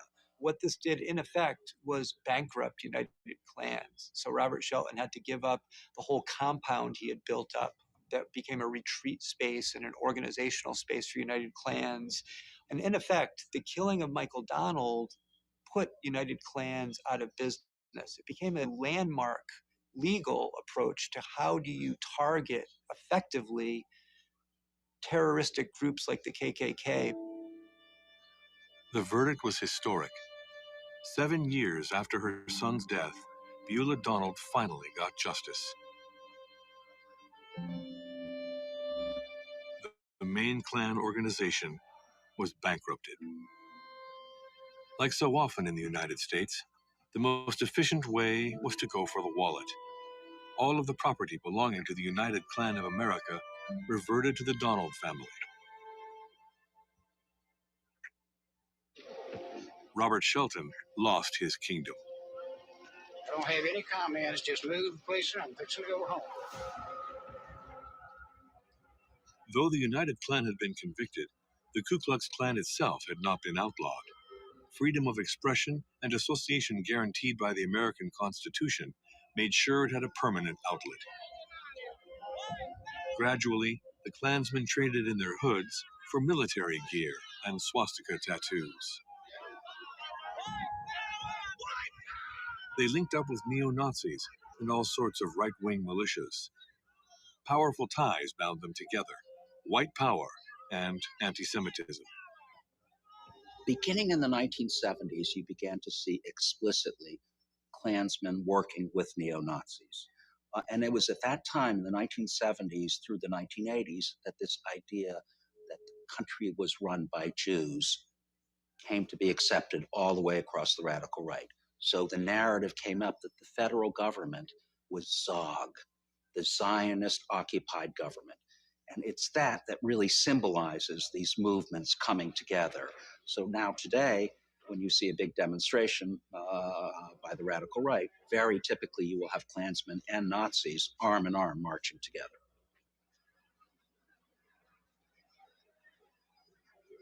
Their goal is to purify the white race and create a future for white children. Basically, they want their own state. They want to have an all-white sovereign state inside of the United States. Their goal is racial purification.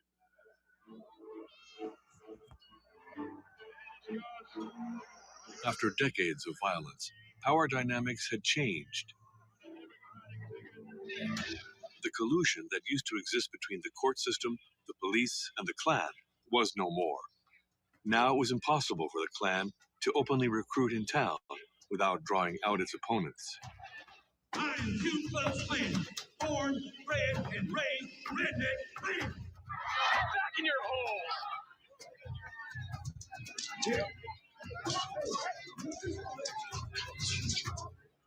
They mainly indoctrinated people through the internet. When it came to taking action, they began to rely on a new strategy, the lone wolf.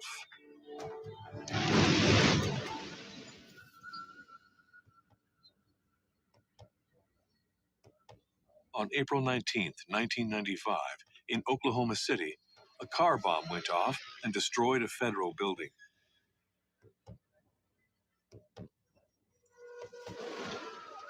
There were 168 deaths and nearly 700 wounded. It was then the deadliest terrorist attack to ever occur on American soil. The terrorist was Timothy McVeigh, a former soldier and former member of the KKK. He had only 2 accomplices. That's a very dangerous thing because from the point of view of law enforcement, it is far easier to find out about a plot and stop it before people are killed when it's a plot that is being hatched by 10, 12, 14, 15 people, right? I mean, the chances of that getting out, somebody telling, a woman in a bar who's bragging or whatever it may be, are far higher. If you have one person who really knows what's going on and who keeps his mouth shut, it's almost impossible for law enforcement to find out about that in advance. So, the kind of terror we're seeing today as a result of all of this is much more scary. It's much more difficult to stop. You have domestic terrorists and you have international terrorists. And so right now, the domestic terrorism in our country, in America, is starting to be as bad, maybe worse than foreign terrorists. Timothy McVeigh was sentenced to death and executed in June 2001. In the 2000s, the American justice system finally began opening up about the country's sinister racist past. NBC News in depth tonight, almost 40 years after the crime, deliberations in a murder trial that became a terrible symbol of race hatred in America. Several classified cases were dusted off. Robert Chambliss's accomplices, who killed 4 young girls during the church bombing in Birmingham, were arrested and convicted. Millions of Americans remember where they were when they heard that 3 civil rights workers have been found dead in Mississippi. Edgard Killen, one of the murderers of the 3 civil rights activists in Mississippi, was sentenced to life in prison. At last, the winds of change seemed to be blowing over the United States. The election of Barack Obama in 2008 seemed to confirm this trend.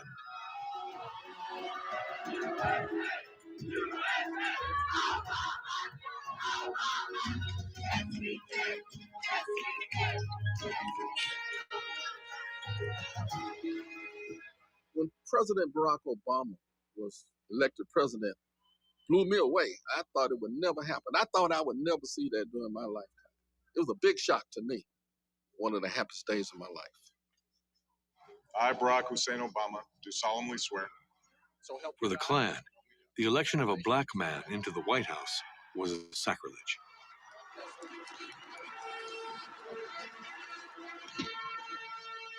When Obama was elected, I'm sure their heads exploded. But they spent the entire next 8 years just attacking and belittling him, the Imperial Club. He actually wrote a poem for Obama, and it was like, niggers on the front lawn, niggers on the grass, time to say goodbye to Obama's nigger ass and stuff like that. A really negative racial etiquette. And, we found it hilarious. The Obama years stirred up white supremacist hatred. 8 years after his election, the backlash was severe. In 2016, Donald Trump was elected after leading a populist campaign based on fear of immigrants and a promise to make America great again. The far right supported the candidate and saw in his election a major victory. Obama had tried to unite, but Trump was able to divide and play on the fears of a segment of white America, a fear fueled by demographic forecasts. Our Census Bureau has predicted that within about 25 years, white people in this country will become just one more minority. They will sink to below 50% of the population. And this has driven this racial panic in this country, the idea that white people will be just like brown people, like black people, another minority. And it's out of that whole idea that white people are being dispossessed. The country that we white people built for our posterity, our white children, is being stolen from us. And so this has ultimately culminated in the idea of a white genocide, that white people are being killed or replaced.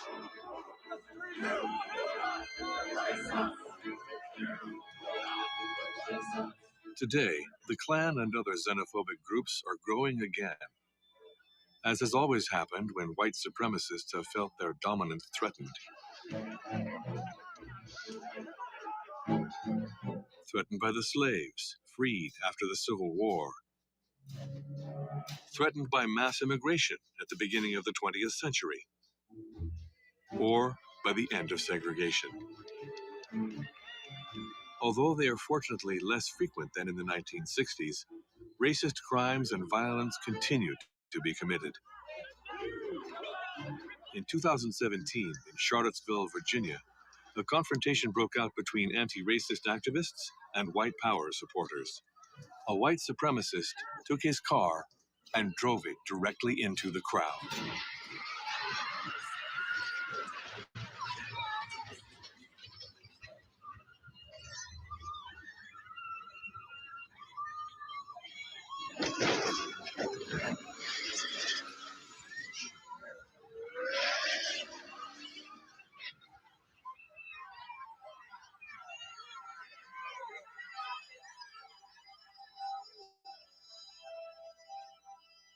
A young woman was killed and 19 people injured.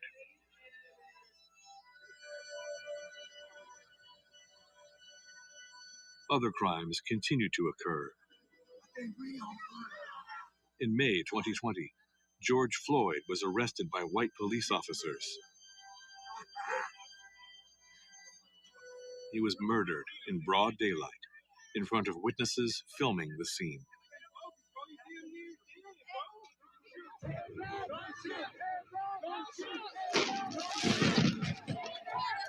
America was up in arms.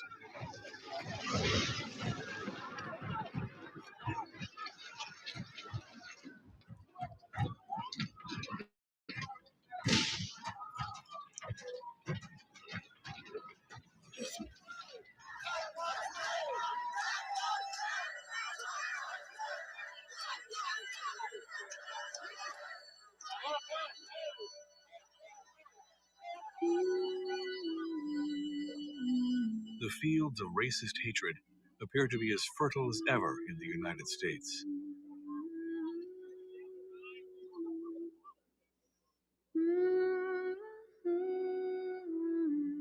active Klan membership is today estimated to be close to 6,000. But white supremacist groups have diverged into an infinite number of organizations. 150 years later, America has failed to cast out its old demons.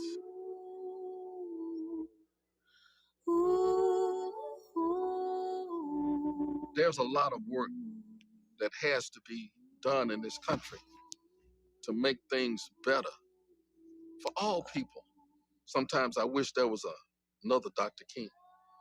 I think the story of the Ku Klux Klan is a part of the American story, but it's a very disgraceful part.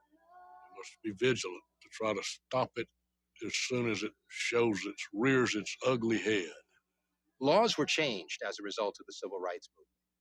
But we're still having the fight in this country about whether the real America is a white America or the real America is a multicultural or plural America. And that's, wow. And that's the end, ladies and gentlemen. On this Thursday, I'm Kareem the Truth, back to the stage. What do y'all think about overall what we have listened to today? What's your thoughts, bro? Let me hear it. Just rattle it off. What's your thoughts? My thoughts is this. In America, a fabric of this place, which was brought about from immigration in the beginning, people that weren't from here, that took a thought of entitlement through their twisted way of thinking. And I also learned something funny today while just listening to all of this. Our common threat isn't the white man. It's the small hats. Because as we heard throughout both of these, part 1 and 2, they have an agenda that usurps black, white, and whatever else. Don't take for a second, because a person is white, that they're the oppressor, because they're being oppressed too. Look how they allowed, in some ways, and then infiltrated and broke those whole things down. Bro.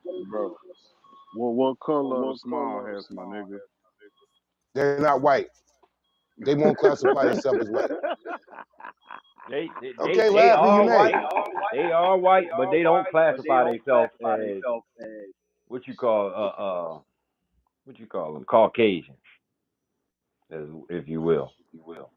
They do not classify themselves. As you've seen, they will throw their own, those that look like them, underneath the bus. They actually believe that they're the chosen people of the Most High. That's what they believe. Mm-hmm.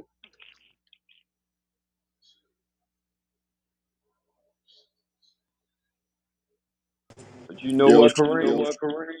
This documentary made me kind of lean to what you be saying a little bit as far as being native to this land. And as the documentary was playing on, it made me think back to a time that they weren't actually discussing in this documentary, but a time before that when they, so-called defeated the Indians.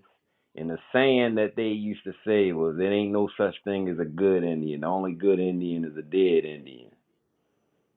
That sounds like the same shit that they feel about us. So maybe that was us. Because I always will believe that we are. But there's a concept that has been infused in their mind that this is theirs. If you would speak to most of those type of people, they would believe something is being taken from them. Towards the end of the documentary stated, there's a fear that they can become a minority. Matter of fact, there's not a fear that they're going to become a minority. There's a fact that they can't withstand that they'll be a minority. And even with that being said, they still will believe that they have some kind of this is what you call cognitive dissonance. Believing something that to be so factual in your mind, in reality has no truth. And they seem Nothing against the South, but we're not talking about the black people from the South. But those in the South believe like there's some kind of right that this is our shit. The Confederates or whatever you want to call them. This is our place. Like something is being taken away from them. What you called it, bro? Cognitive what? Cognitive dissonance. The belief that you make up a reality in your head, something to be factual, when in reality it has no merit. And see, when you think about it, Obama for us might have been the greatest acclimate of the struggle and the fight for equality, to at least have one that was our own in place, someone that looks like us. Because even if you go back to the Bible, the thing that the slaves had to take, they gave the doctrine as though that the Bible was talking about them. So that made them easy to transition to look at them as the superior people. But when the people got smart enough and really read the Bible and saw that the people of that book would resonate more with them, then the change happened. You got stringy hair, but the feet was made of bronze, and your hair was wool. That don't look like you. Was he talking about you? No, you lied to me all this time. But see, what they did is understand that politically is the only way to keep it suppressed. Through the laws, the labor market, the agriculture market, whatever may have you. So they're trying to hold, and here's the thing. George Wallace said segregation now, today, tomorrow, and forever. But what they came to understand, that he was a dumb dummy. We need to integrate with them to have some kind of existence. Do you know on average that the most Caucasian women only produce 1 to maybe 2 children? And if you're around a different ethnicity group of people that are producing more, eventually the numbers catch up. That's why I say to us on the stage, and when I'm being on moving about, and we have these type of conversations, we need to produce more children. And the thing is, the census is not going to tell you that because they need to hide the lie. But they will they will say the Migos and the Latinos are producing more. Because as if anybody knows, you just go look at the numbers. We're now number 3 of the ethnicity. There's white, Latino, then us. That's why when you look at most job applications, they ask you, are you Hispanic or non-Hispanic? Because they group them all in under the same umbrella. You can classify yourself as black or African American with us. But to get back to the main point of this, the Klan had a long time doing what they do until the Zionists came into power. And once they came into power, that's why now I really have a different definition. All skin folk and kinfolk. Because just because they look like that, they were willing to throw their own kind that looked like them underneath the bus. Because they was fucking up the money. It all goes back to what Joe said. If you anything in life in America, look at the money. Find the paper trail to the money, and you'll find whoever's doing whatever may have you. You want to wonder why they allowed all these immigrants here? What is the financial gain for them to do so? Wonder why they're knocking down projects and putting people into townhouses? Go find the money. Wonder why they went from state prisons to privatized prisons? Go follow the money. The money is the key. Always the key, even down to COINTELPRO. Why you think they got somebody to take them positions? Pay you a little Correct. more. It's crazy. But what I will say is this. Shout out to the universe. So I give the universe a lot of credit. Some people call it God, whatever may have you. I call it universe. When you do deeds, eventually somewhere along that path, you have to pay the piper. And what y'all couldn't see, what I was watching while I was letting it play, was like the people, now finally 30, 40 years later, this nigga got on the oxygen mask. He got life in prison. He ain't got too much time to live. He done lived his life. So if you want to classify as justice, like you, I owe you, or they was a part of the bombing of the 4 girls in back then, and finally some sense of justice is made. Well, if you want to call it justice, I'll call it too late, too long. And let me make this sure to anyone that's under the sound of my voice. The Ku Klux Klan will always remain. You know why? Because that inferiority complex that lays in within most of those type of people will always exist. The only difference is now they can't hide behind the sheets, and they can't hide behind of being to get 12 of their own peers to get them off for the crimes. The real enemy is the Zionists. The small hats, those the people, because they're fucking with the money. And the only way as a people that we can find a collective way to be better and have any sense in the fight, we have to fuck with the money. It's no way other than that. Fuck with we shall, nah, that ain't gonna work. So They I done pose this attempt our question cities. again, Kareem. I asked this before. Was Adolf Hitler so wrong? Nah, he wasn't. And I might get some flack from the stage for that, but no, he wasn't. And Yeah, here's where I'm gonna fuck shout out to everybody up. everybody. The Theory Thursday, Kareem and y'all doing a good job. Shout out to everybody, and everybody got good points. I hope everybody got an understanding what we heard today in the documentary. We learned some things we didn't know about. Hopefully y'all got that and y'all can get something out of that. All right, y'all can continue. Shout out to y'all though, y'all. And Kareem, I feel you, but you might get flack, and I think you get a lot of flack. It's because of how you say things, you know, and it's cool, whatever. But you know, Y'all rocking. you don't Y'all be rocking. wrong a lot of times, man. You know, keep rocking though, bro. The Zionists, those are the people. Even we already integrated with those people, the other people. It's not the white and black fight, it's the fight against the rich and the poor. And the 1% are not white people, they are the Zionists. I'm gonna use that word for now. I understand the other thing that we all correlates, because they don't care nothing about your color. It's about the money. It's all about the money. Case in point, let's go back in time for a second. When we started boycotting the buses down in Alabama, shout out to the South, because they are the real heads of the civil rights movement. Up north, it was something totally different. We got along. It wasn't nothing like that. But it's only when the money was fucked with, the bottom line for the businesses was fucked with. All right, what we got to do to make this right? Even though they use Rosa Parks as the progenitor of that, when it was a girl that had a baby and out of wedlock because she was like 16. I can't call her name right now. She wouldn't have been good for the movement, for the eyesight, but it was somebody else prior to Rosa Parks not willing to give up her seat.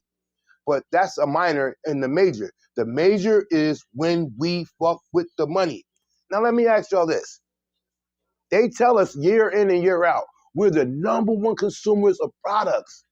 So if we just kept that same money in our pockets, their bottom line would go down. And guess what? Now you got to come see us. It just makes no sense how we get the money, we spend the money, we're the #1 people that buys everybody's shit, but we get no respect from nobody. When we are their financial gain, we are the reason why they sitting on a pillar of a house of 1,000 hills, whatever type shit. Our money, the money is the key. If you ever want to get change in this country, here or abroad, you gotta fuck with the money. Stop, boycott their product for about a month to 6 months or a small span and see how they like, well, what's going on? Well, damn, this quarter the numbers are down. What happened? Oh, they stopped spending the money. The boycott back then gave you a blueprint. If you fuck with the money, they got nothing else to do but come talk to you. How can we make this right? You saw the shit with Kanye West? Oh, and we leaving him. Hey, he said this answer. What did he say? Something against the Zionists. You see how this is all in the play? Open your eyes. They over here telling us these people are our problem, and that this is the enemy. These are our ops. When the ops are not them, they are those that look like them, but they have their own culture. The 13 families, a Zionists. You see that? They control this whole cookie operation. You think they give a fuck about me being black or them being white? They give about the green. It's all about the green. It's all about the green. You don't change the world with marching and rioting, but you can change the dynamic when you fuck with the money. We were talking about it here about how it was a time they redlined us from getting property. You know why? Because property that you can get brings about prosperity, about generational wealth, stocks and bonds. They didn't teach us nothing about credit. You know why? Because it's all about the money. So when we have these discussions, remember, the rabbit hole goes back to the money. You want to see who's doing what? Look at the money. And I land my plane.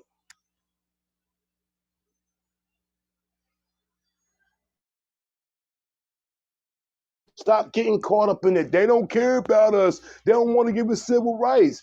It's all about the money. About the money. Money, money, money. What is the famous saying we say in the hood all the time?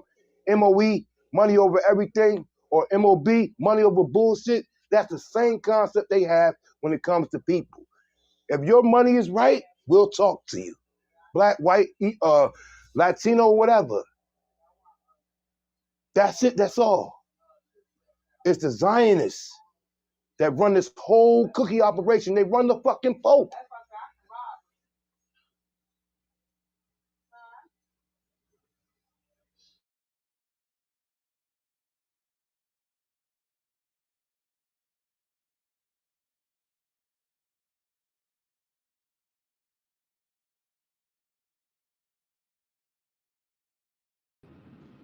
It's the Zionists.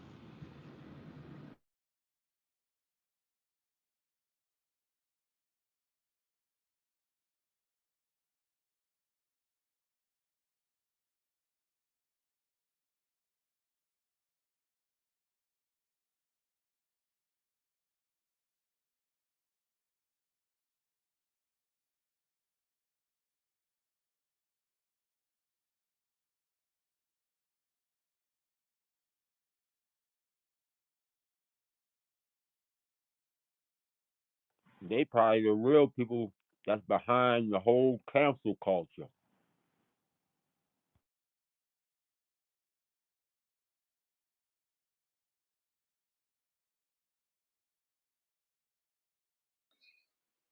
Kind of just sad to see.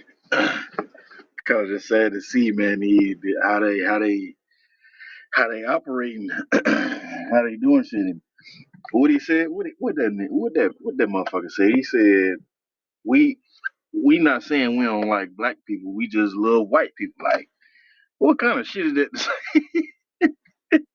What kind of shit is that, man? But if We we say, need to but if we think. say that, we wrong. No, you shitting me. That's the way we supposed to be. But we It too is. goddamn friendly, nigga. Motherfucking right. I'm with you, 84. But I'm just saying, That's if a we fact. say that publicly, they ridiculing us. What do you mean? You preaching white hate. You're preaching Asian hate. You're preaching this hate. No, I ain't preaching no hate. I'm just preaching I love my people. Fuck what y'all talking about. I love my people. And I ain't said nothing else after that.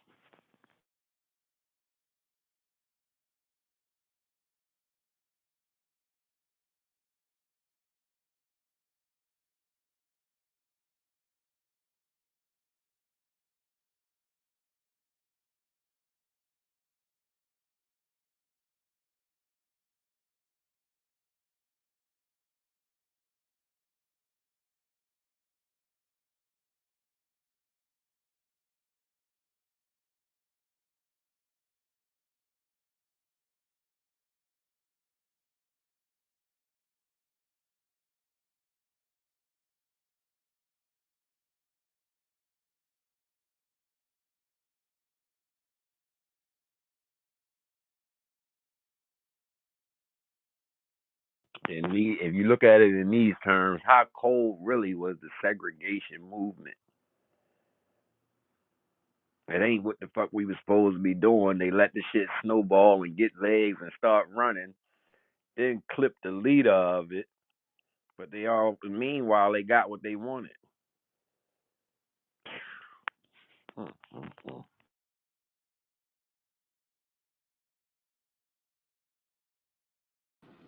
They just got control of niggas again. We And fucking had our lost own control of control. them in the first place, right? You know what I'm saying? You say what? You said they never lost control of them? No. No, I'm talking about that. Bro, we was thriving being in the release of motherfucking slavery, bro. But Then that's the they thing, came though. through, like I say, what the movie said, they came through and killed that shit off. Then got time we come back again and come back on our shit at the World War I, World War II, whatever the fuck they said, my nigga, we still doing our thing. Niggas starting to get education, HBCUs and all that good shit. Oh no, we can't have that. y'all niggas come over here. Y'all come in our school. Well, we don't give a fuck about And now go fight Yeah, these them wars niggas and bitter, come back bro. and we're gonna pump you full of motherfucking dope and heroin and shit. you. Yes, sir. And they put the dope in the hoods and shit. You understand what I'm saying? And they did the goddamn jail shit. You know what I'm saying? Like every time we get up a little bit, they beat our motherfucking ass right back down, dog. I But they say some war the bitter only ass reason. niggas, bro. I say That's what they. war the only way, bro. But I ain't saying I'm ready for that. You know what I'm saying? But I'm just saying I think that's the only thing, bro. They just some bitter ass niggas, bro. They hate to see us. They already know we're gonna be better than them, bro. So them niggas just be hating on that shit. So that's why they wipe us out and make us feel like we need them niggas, bro. You know what I'm saying? What type of controlling shit is that shit, bro? Like that's some sick shit, Stockholm bro. syndrome. Stockholm syndrome, huh? And then what it called? At its finest. I want y'all to need me. I want to feel important. Please, man, we don't get your funk ass out of here with that bullshit, bro.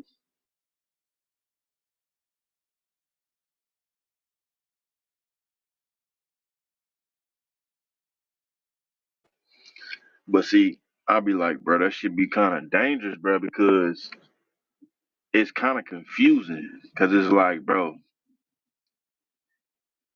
it do they really want us to come fuck them up, bro? Because if they really want a war, you gotta think about it, bro. Them niggas already done prepared for this shit. So because they They know it's gonna be so much, how long it's gonna take, bro. they build and make all the shit just for that answer. You know what I'm saying? Control Yeah, all of the yeah, shit they just got because it of that now. answer. They got it now where they indoctrinate us from birth. From the time you able to fucking speak and comprehend, they send you to their schools, and that's where it starts.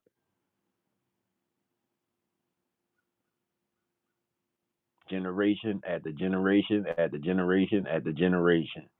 So in their mind, they thinking, yeah, they gonna get tired of this, they gonna get tired of that. But you still got the majority that's afraid to buck, that is already indoctrinated with the Stockholm syndrome. We need them. Can we all just get along?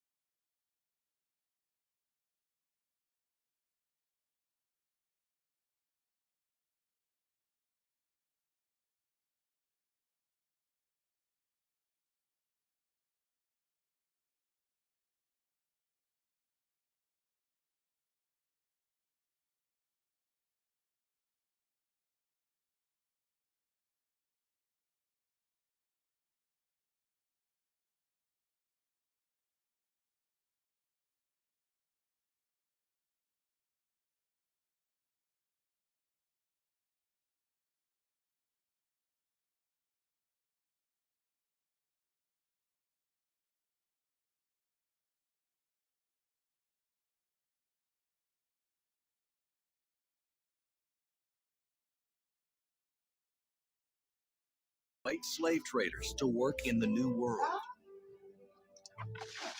This trade grew considerably over a century and a half and resisted several attempts to abolish it. Slavery was officially abolished in France on April 27, 1848. Stories from slaves, captains' logbooks, and letters written by ship owners come together to form the vibrant framework of this story of slavery and bring to life the fates of Yonka and Tariki, born free in a village in the Gulf of Guinea.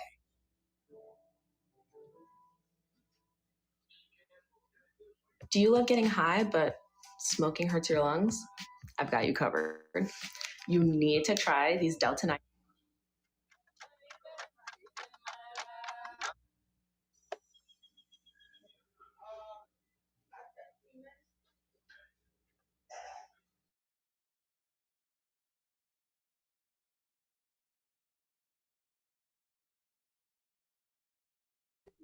Yo, what's going on? Where everybody did ball to? You, We in here rocking, man. we down to 7. We here. We here. We here.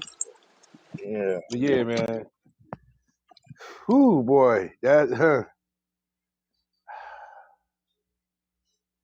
That video was crazy though.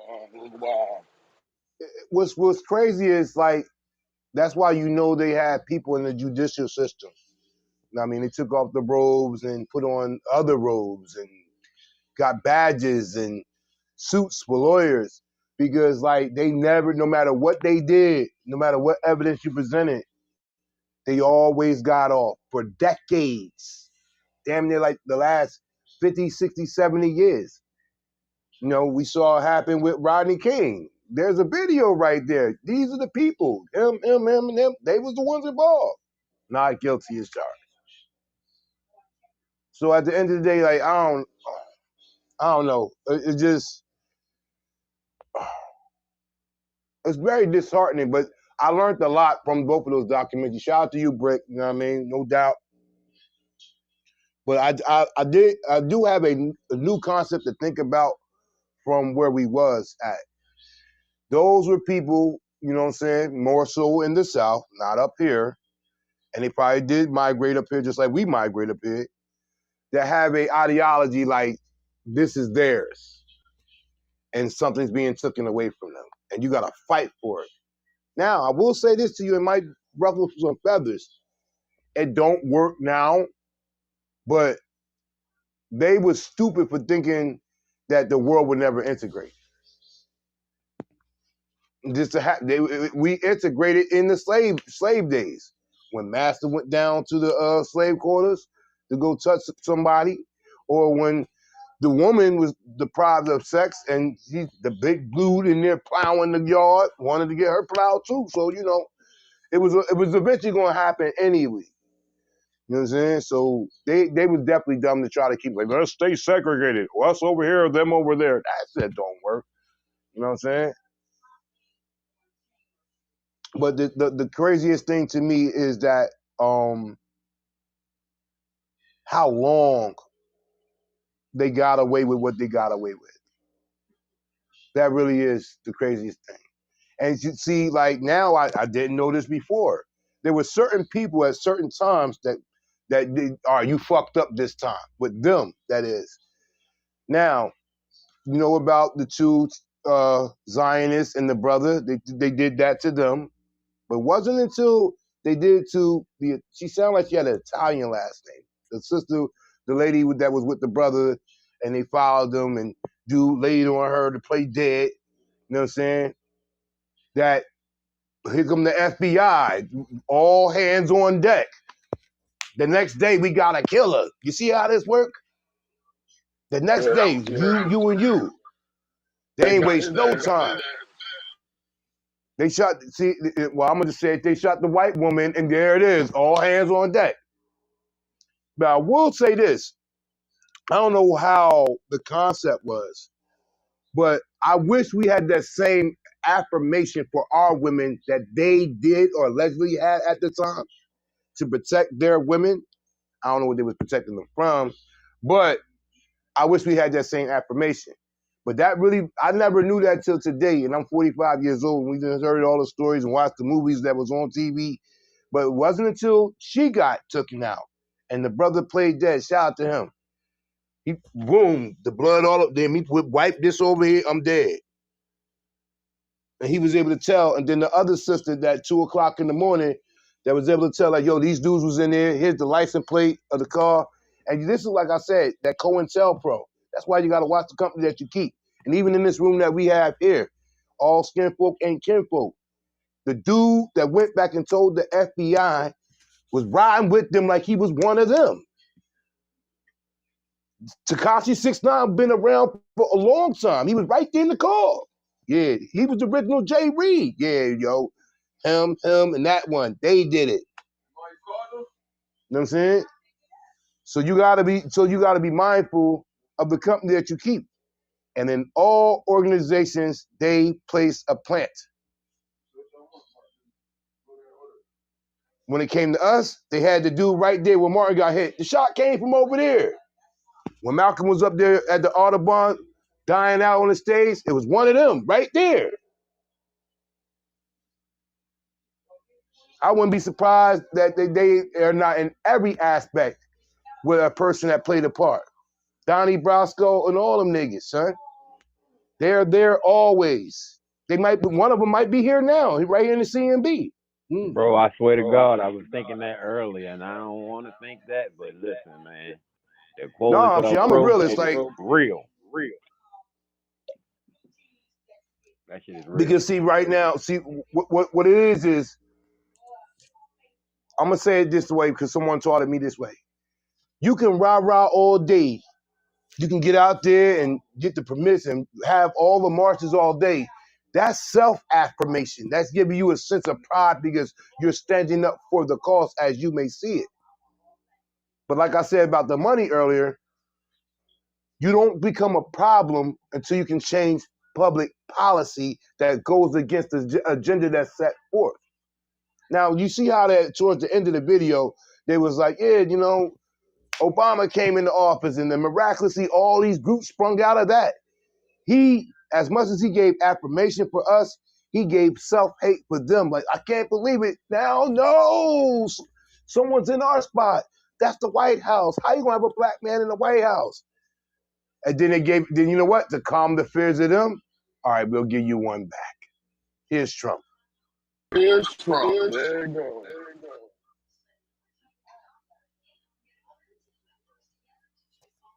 And as you've seen, during those little 4 years outside of the C-19, which I think they was down to depopulate because there's too many people here, we saw that with the Rosetta Guidestone that my brother Brick brought about. There's 5 billion people. Well, we're way past that number. But you see that it was a different calm. We didn't react, even though we had to deal with it. We didn't react to them getting Trump like them, how they reacted for Obama getting in office. You know what I'm saying? That's a fact. And hell, some people leave it like myself had to get out the brainwash theory. Like, yeah, he's actually helping us. No, you're not. He's with the Zionists, the money kids. You know what I mean? We got one of ours in there. I don't know what to claim Joe as, but at the end of the day, I'm going to do some more research, but I think I'm starting to think a little bit different because whether people want to admit it or not, there are some good Caucasian people in the world. Genuinely. There's some good, hey, some of them been some better friends to me than some people that's got my own skin. I ain't going to lie to y'all. But when it comes to those Zionists, they're a different animal. And to be honest, my personal belief, they the ones who running the country. They the ones who running the world. Period. All these figureheads, presidents, and man, all that shit is bullshit.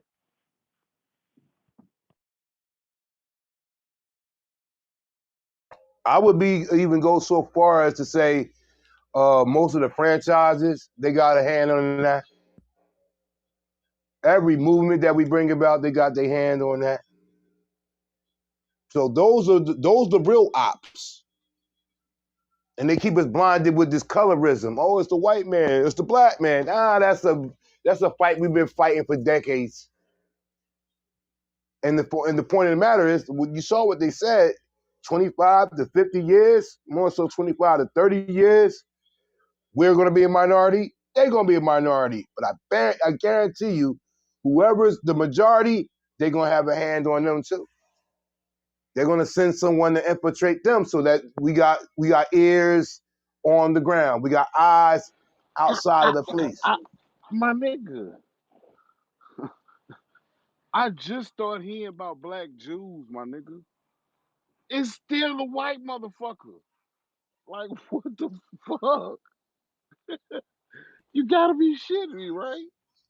Well, what that goes back to, see, I don't want to do too much of this because like Stu told me not to, but when you go to the book, the Bible, and the Septuagint and all the other documents, those people were our people. The people that came in and stole the birthright were from somewhere else. So they claim to be something, but see, I gave them props for one thing. Bro. What color are they, bro? Green. They Caucasian. If you want to go by where you going from, they Caucasian. Look.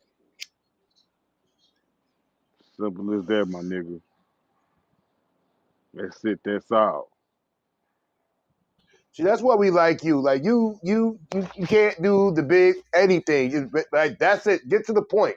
Simple. Make it simple and plain. Nah, that's the country shit, my nigga. Put it where the ghost can get it, my nigga. Fuck all that, man. That nigga said, put it where the ghost can get it. I gotta use that. But yeah, I get where you coming from though. But I'm not, can't be, but I had an indifference, but I'm starting to come off of that. Because I know some people that when it was in the clutch, when shit got really real, it was some white people that was there for me more than my own. And I mean, genuinely, like we're still bros now. And I know all of y'all probably know some people too. So to put that umbrella like, oh, they're the oppressor, I'm not going to do that anymore. I'm not. I'm going to reevaluate my thinking and how I describe things. But I do know who is in place to be the oppressor, and that's the Zionists. Who is they? Exactly. That's it, bro. But see, they so cold with it, just like Ray said. Yeah, they white, but they have organized and formed themselves in a way where they separate themselves from the whiteness and they this, but they still white. But best believe they believe that they separate from that. They not just that They, alone.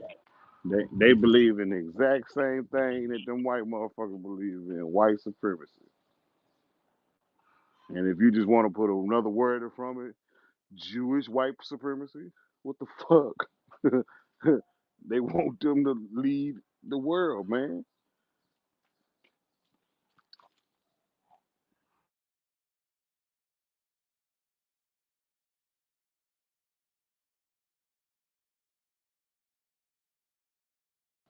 That shit I was saying with Brick earlier, bro. We scared to put a target on they motherfucking back. They put a target on our shit. Who the fuck is our enemy? I'm not your enemy, bro. None black people. I'm no black people's enemy. Hell, no Hispanic enemy. Fuck it.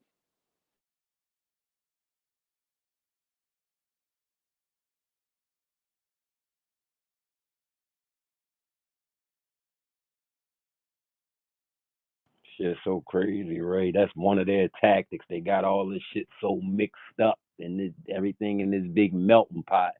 The confusion, it prevents it prevents the organization to combat the shit. Because we get together in these groups and discussions and we get to talking about this and talking about that. How fast we go off into schematics on points and Small things that don't fucking matter. And now we ain't talking about the real issue no more. Man, these motherfuckers cold. I ain't gonna hold you.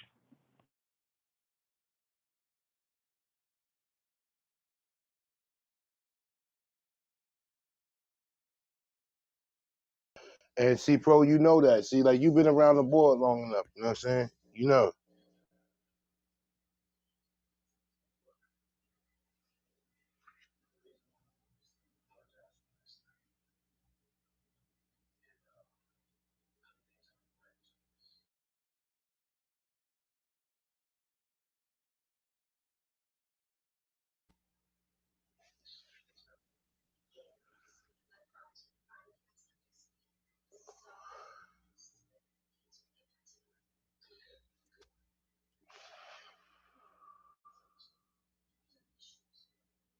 They play a crazy game, man. Crazy game, yo.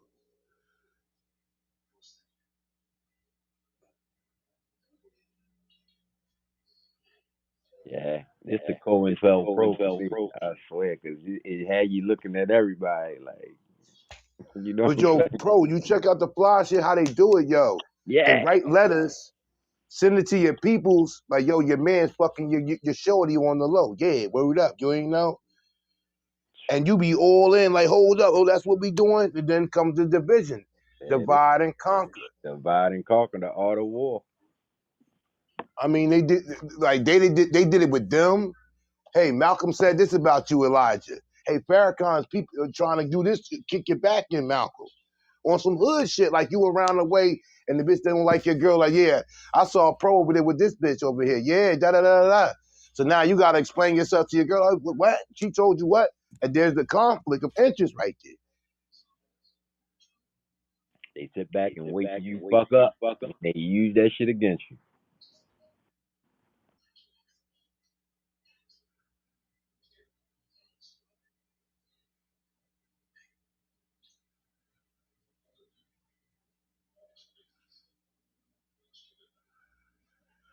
And that's crazy. They did it, they did the shit with Martin. Hey, Coretta, we got your mans. It's crazy, ain't it, bro? Because they keep running the same play over and over and over. 54 fake out for life.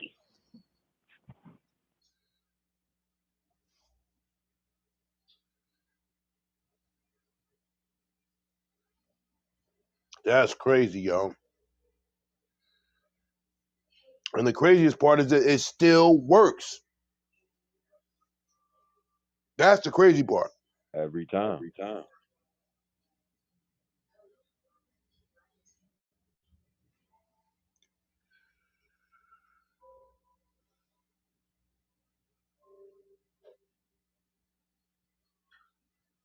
I mean, like that COINTELPRO, whoever came up with that shit, they got to be a smart mind. Like, yo, we know how to get them niggas. They all together now, all in together now. Watch this. Had to be Hoover. Take your fucking signature. Got somebody nice enough to write your shit. Put it on a letter, send it to your peoples, and they don't know the difference. That's crazy.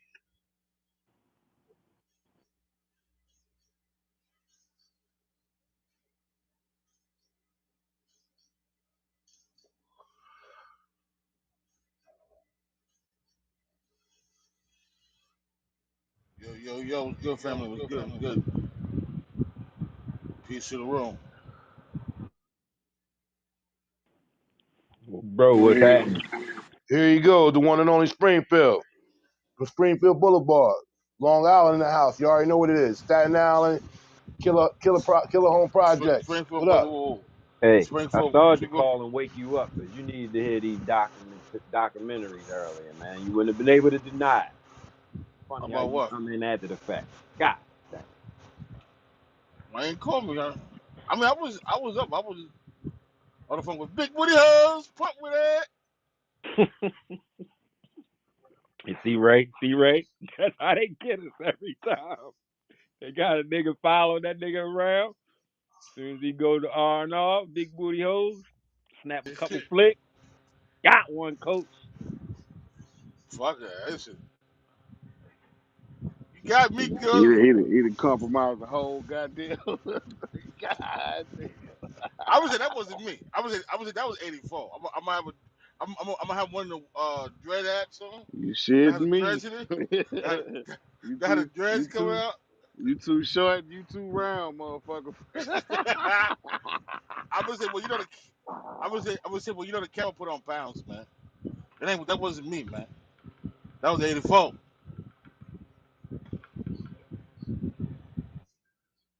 Nah, I was chilling. I was watching Chico Stick.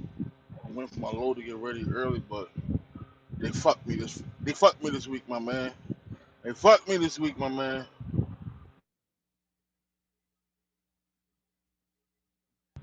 Cause y'all know I'd have been somewhere drunk by now. Y'all know that. Y'all know that.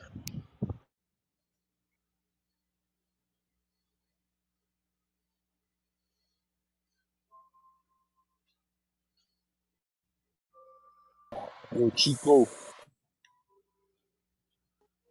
You Yeah, big brother. I filled out the application, but they won't let me log in. But I wrote them people and told them that they won't let me log in. But I finished the other part. I'm just waiting for them to let me log in.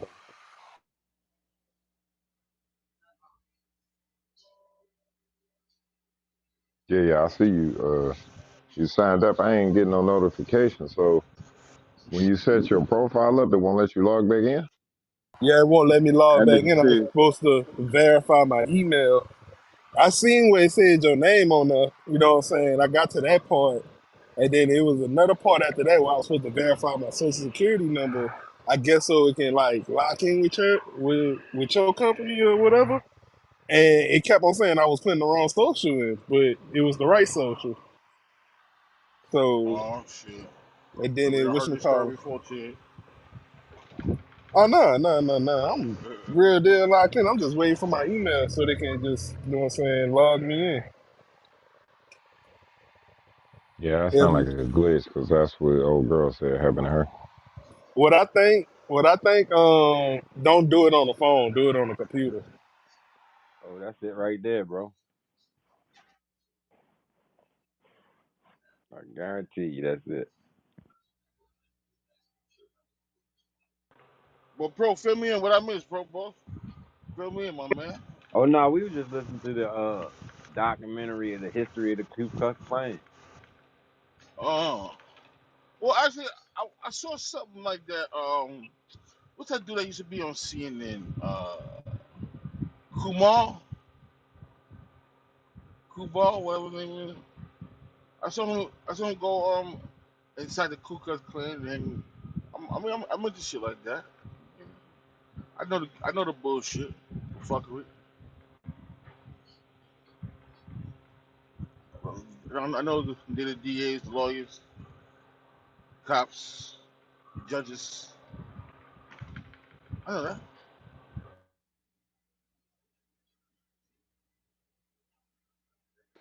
like Joe say, this ain't no theory, man. It's facts. That's a fact. This ain't no theory, This man. nigga Ray is fucking hell, bro. Hold. So I think I'm just a dumb truck driver. I don't know what's going on. Hell no, Ted. You just came in acting like Russell. Don't think I ain't hear that shit, big brother.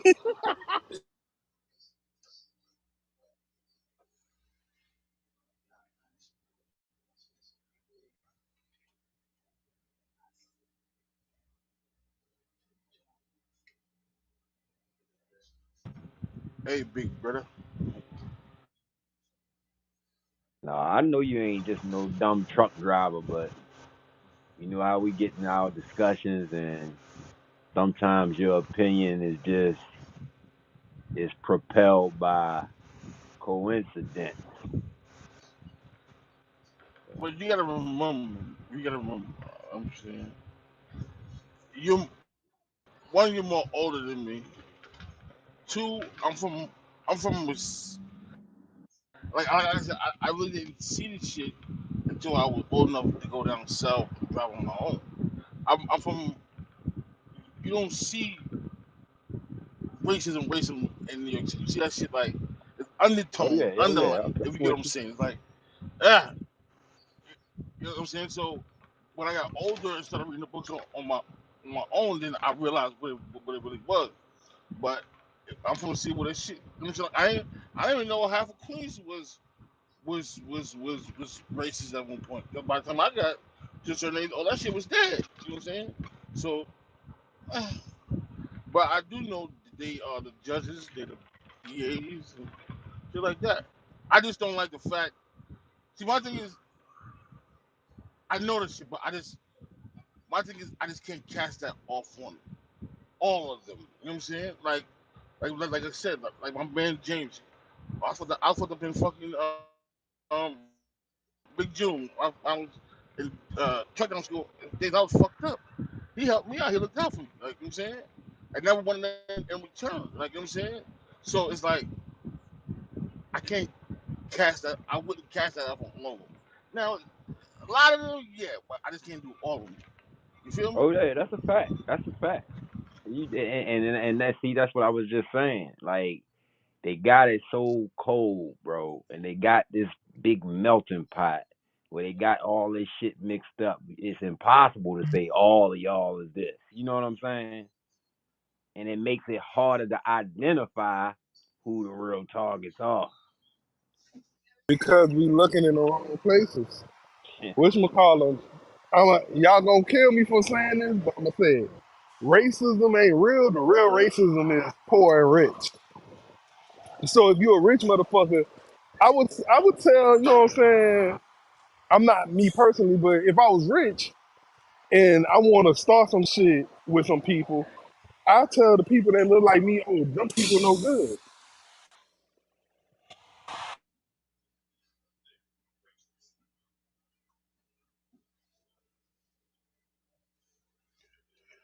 I'm rocking with that. Keep going, Ted. I'm rocking with that. I see your point. Go ahead. Keep going.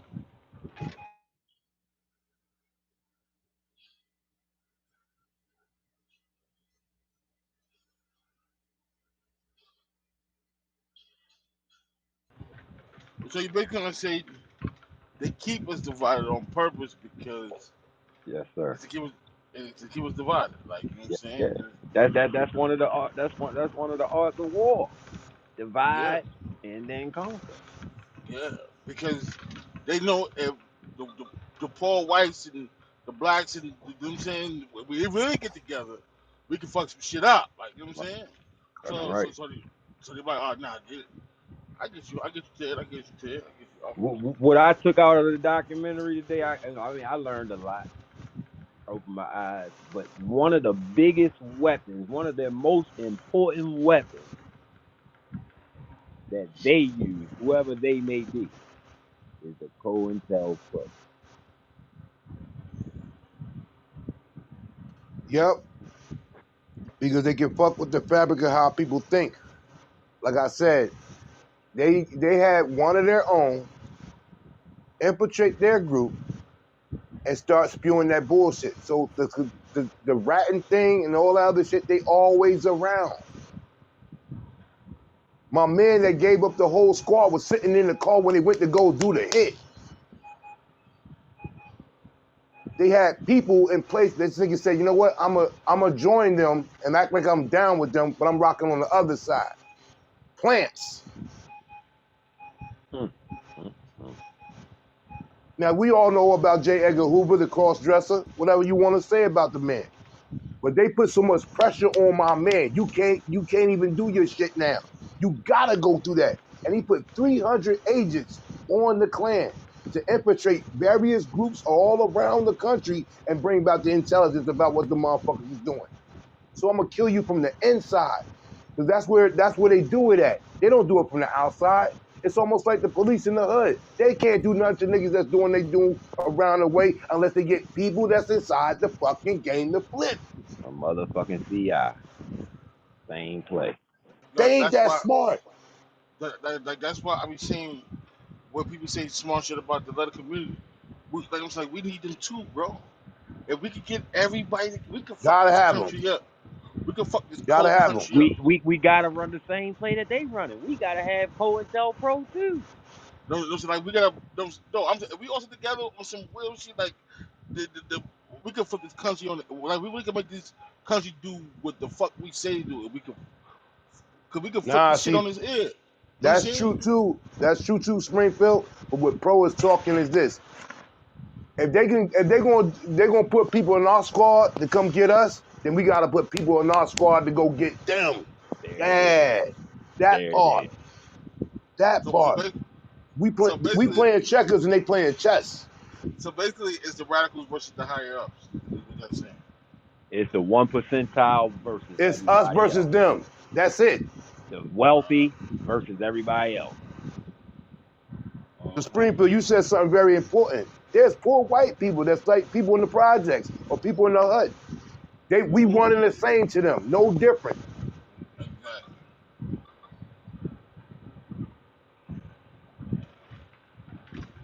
No different. The money boy's about the money. We'll do business with you no matter what your color is. Brown, black, you name the color. And the second you step out of line against what we say, oh yeah, you snatching that money. If that ain't good enough, we'll snatch your soul. Take Yee, for example. He said what he said, got the backlash he got, but when the money got funny at Adidas, hey, we need to talk. Shit. You see how this works? You better ask Charlie Sheen when he got a line. He took his bread too. Ain't Said, No, no. nobody I exempt. use Ye as an example because like, we ain't fucking with you. You said the No, no, anti-Semitic no, no, things no. against the Zionists. I get it too, but I'm saying they was trying to fucking with Charlie Sheen bread too. So they don't go fuck. It's the wealthy versus this. You get out of line. Oh, this nigga is crazy. This nigga trying to die. We ain't even gonna talk But about him. They said he had the gift that you can't give back, but I'm gonna leave that alone. I'm saying I think huh? You said what? They said he had the gift that you can't give back. Those that know. We ain't even gonna know more detail. The house in Virginia. Yeah, yeah, I know the House of Virginia bodies in D.C. But but yeah, but I think he was he was getting tired of Hollywood. You know what I'm saying? You know what I'm saying? So, all right, that's when all the trouble shit started coming, all the rape allegations and all type of shit that come out against him. You know? I don't know. One thing about what Pro said, COINTELPRO can destroy each and every one of our characters. Because ain't nobody out here without skeletons in the closet. Watch out now. I ain't And got if they can skeletons. get that information, and we got a woman on our team, or we are part of an organization, they can turn a good soul like myself. I ain't got no criminal record, none of that. But I bet you they can write a story to make me be one, because I ain't no saint. Oh, you remember like Mario Cuomo? Um, you know the from New York. He's out of bucket the system. Guess what happened? Oh, he illegally he sexually assaulted me by asking me, y'all both single. He had to go on a date. The fuck? That's sexual assault? What the fuck? This is crazy. No, he said I look nice.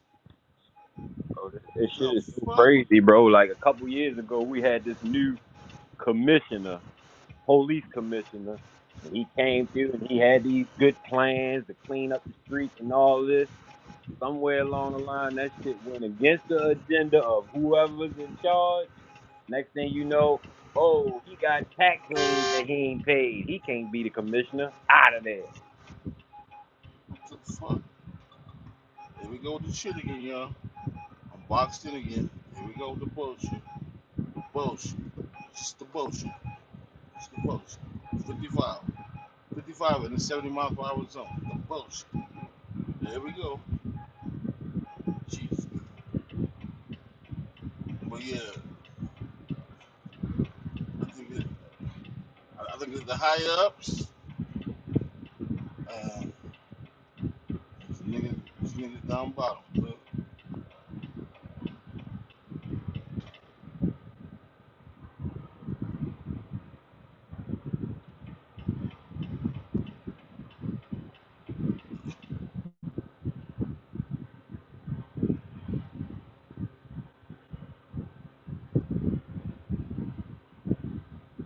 That wasn't a bad conspiracy Thursday.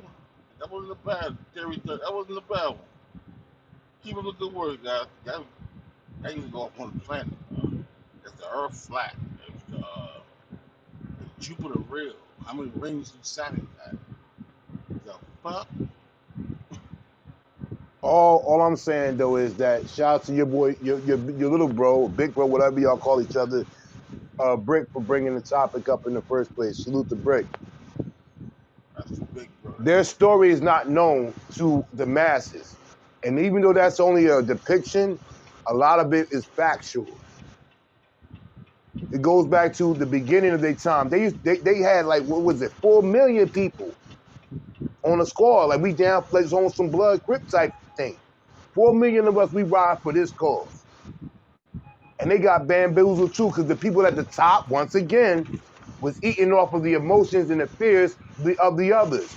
Oh, the blacks are doing this. The blacks are going to do it. I'm just substituting the word that they use for the stage purposes. And you have a lot of minds out here that think like that. And guess what they did? They went and joined the Germans and the Nazis. White power. The Aryans. White power.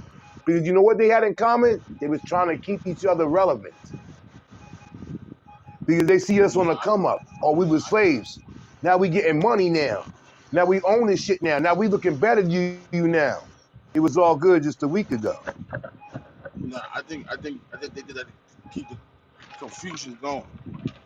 Because you know what I'm saying, like they don't like seeing their grandkids coming home listening to our music. You know what I'm saying? They don't like their grandkids having mixed baby. They don't like their grandkids. You know what I'm saying? They say, "Whoa, what's going on here?" Like, you know what I'm saying? Yeah. So I think they doing it to keep confusion going and keep it up, my man. I ain't gonna hold it. Because I think most of See, look, I think I think a lot of the grandkids is not with the shits. They're not with the shits. Like they're not with that bullshit that the granddad was Here's the talking. thing. hey Kareem, And it's, go ahead. so I'm just asking. So you see how you say people teamed up and went against them? You think the Jews gonna come over here to the black side? They already got a few what's in their pocket. I'm gonna leave that alone. You know I'm talking about. There's some full live shit jump off, bro. Fuck the Oh few no, they not got to in their that extent. pocket. They gonna ride with the money. God damn it. That's all I need to say. Here's the thing that we have to all take into perspective. As times changes, 40 years ago, a lot of stuff that is going on in the world would not even be allowed by the people. But you get massaged into taking it. All right, we chip away, we chip away, we chip away, we chip away. The alphabet people, much respect to them, they always been around. We all know this. You got one of your family, I got a couple in mind. But they chipped away and chipped away and chipped away. Now you have no choice but to accept it. Whether you believe in it or not, that's your business, but you will respect us. And that's the So same thing what they doing. that's why They're in the fight of their lives. Anybody listen to the documentary, they got 25 to 50 years when they're going to join us as the minority. And somebody amongst us going to be the majority. Spanish, So the power Spanish, is gone. the Spanish. Okay, so That's why then you. guess what? Pro, check this out, pro. Then there wasn't a time that they owned a great piece of this country. So as they coming back to get what's already what was theirs? Yeah. Mexico, California, Texas, and all them places, Arizona. That's why they We got. sold, you bullied us, you punched us in the Well, mouth, took our shit, and now we coming back for the whole shit. See how that no, works? What makes you no, think niggas want it though? Some people might not want it. but no, but that's why they got guys like the Santos in their back pocket to keep their agenda going. You know what I'm saying? They said he's more worse than Trump. Well, his his ideology, you know what I mean?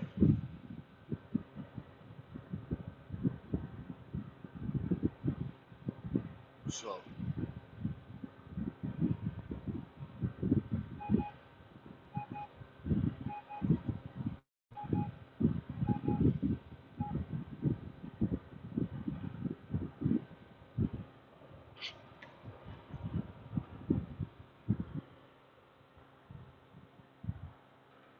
hello, hello.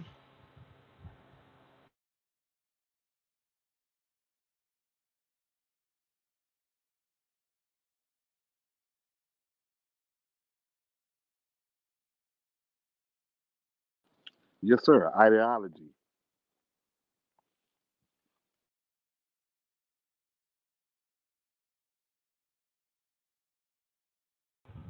Yo, man, fuck you, 84. I don't know, man. I think we might gotta beat up, put some gloves on, 84. You been coming at my neck a little bit. Just like my man Pro said, man, Who, COINTELPRO. me? Who, Yeah, me? you been coming, yeah, you been coming at my neck a little 84. Oh no, I I'm think we just a got. teacher, sir. I'm just a Shout out to teacher, my brother son. Pro Boss with the open mind, son. Drop that jewel. And COINTELPRO. and these hands are full. And these hands are full. 84. I'm just saying. I listen. they I listen. they they they cut you strong for no reason. I'm just letting you know, bro. The I'm first just meetup, saying. the first meetup, we gotta bring some gloves. We gotta bring some gloves. Okay, well, if that's how you feel. We gotta bring some gloves. Everybody, you got some shit on your chest. We getting it. Let's go. Nah, well, on the meetup, we need to be worried about building. Put the gloves down. Put the money up. Nigga, we going to strip club, nigga. We going. No, we ain't doing the strip club or nothing. We trying to build something. Son, get your cardinal mind out here. See, we got to get away from the Oh, nigga behavior. so we gonna sit in the house for the whole time we there? It's business, never personal. You came up with that motto, my man. Listen, I'm trying to build. I'm trying to build a relationship with my brothers. Hang out with my brothers. Sit there with the You fucking. got a woman at home. What you talking about the strip club, my dude? Save Shit, that I money go. that you gonna make it rain on that chick and go buy you a house with shorty that you're with. Come on, we ain't Shit, playing these games, man. CMB, go mind Southern, come build with us. nigga, my girl go to strip clubs with me. Nigga, what you talking about? Hey, y'all wasting money, my man. Not in this day and age. What you doing in the strip club? You need to put that into some stocks and bonds. Oh, here we go. Hmm. Stu Jr. Listen, first of all, when you go to strip club, you don't have to break a lot of bread, man. Fuck, we just go in there, we chill, have a couple of drinks. Well, fuck, go home. That's it. That's the safest place to You be. know what, my brother? It's your money. You work hard for it. You ride on Exactly. I ride that 9 to 5 highway. all day. Yeah, and Do I what you put the do. trailer in the Say hole less. by myself. So, but I get what you're saying. But we don't go. I'm saying we have a night out. Me and the lady, spend time together. We're not into the regular clubs anymore. We go. We have a couple of drinks. See a little girl shake a little ass. Then we go home. I ain't, I ain't say we go there. And it's not like, New York don't have strip clubs. They got like little titty bars,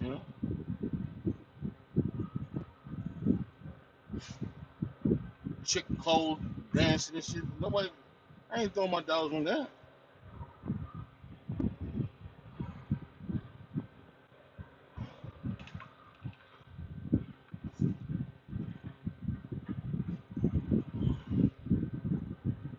Hey y'all. Oh no. Don't- But Kareem, like, you get what I'm saying, Kareem? Hey, like I said, brother, do what you do.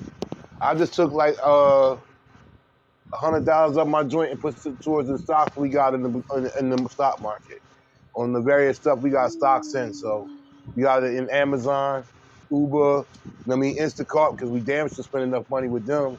P&G, we just spent some money with them too today. So that's the wave I'm on. Everybody, different stroke for different folks. Investing. Love it.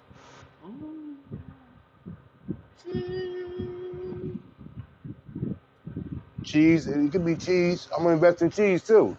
Everybody eat that. Pause. I never said that. I'm gonna invest in OnlyFans because motherfuckers be doing that too. There it is. Oh, I'm definitely. Ain't nothing wrong with that.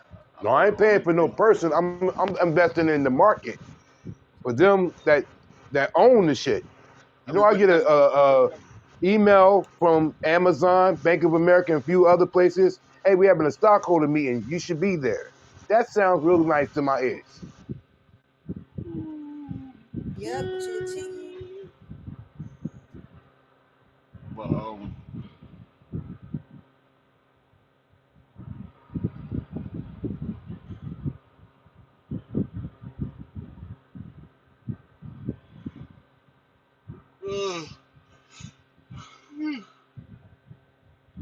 Dude, you just made me tired. Ew.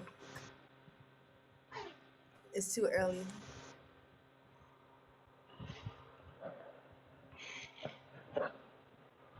I'm trying to get. What you doing, driving? That's what I do for a living, cuz. Okay, cuz. Yeah, I want to do Bel Air got stopped.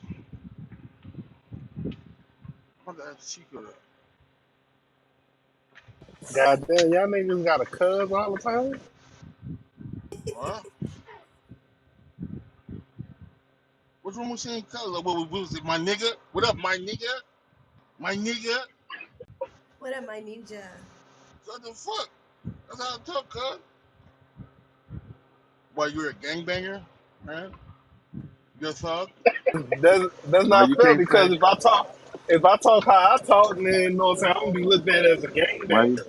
why you can't say kinfolk, fam, homie? All right, Or fam. brother or sister. I don't know why, All right. blood. Ain't nothing wrong with cuz.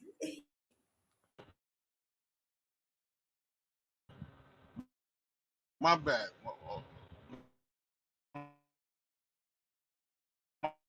That's just My, how you talk.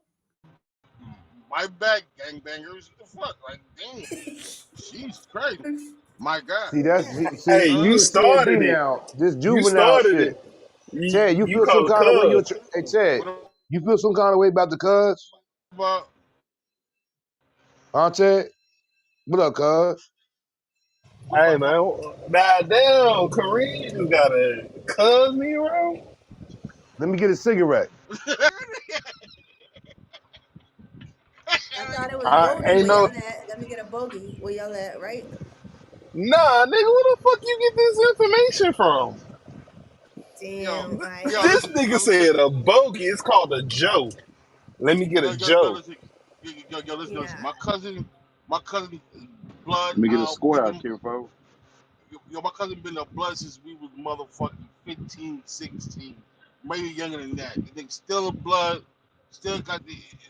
The nigga comes to me like, yo, let me get a big red. Nigga, I don't know what the fuck that is, my man. Or we going to the brib. I don't live in no brib, my nigga. I live in a house, man. What you talking about? What the fuck are you talking about, my man?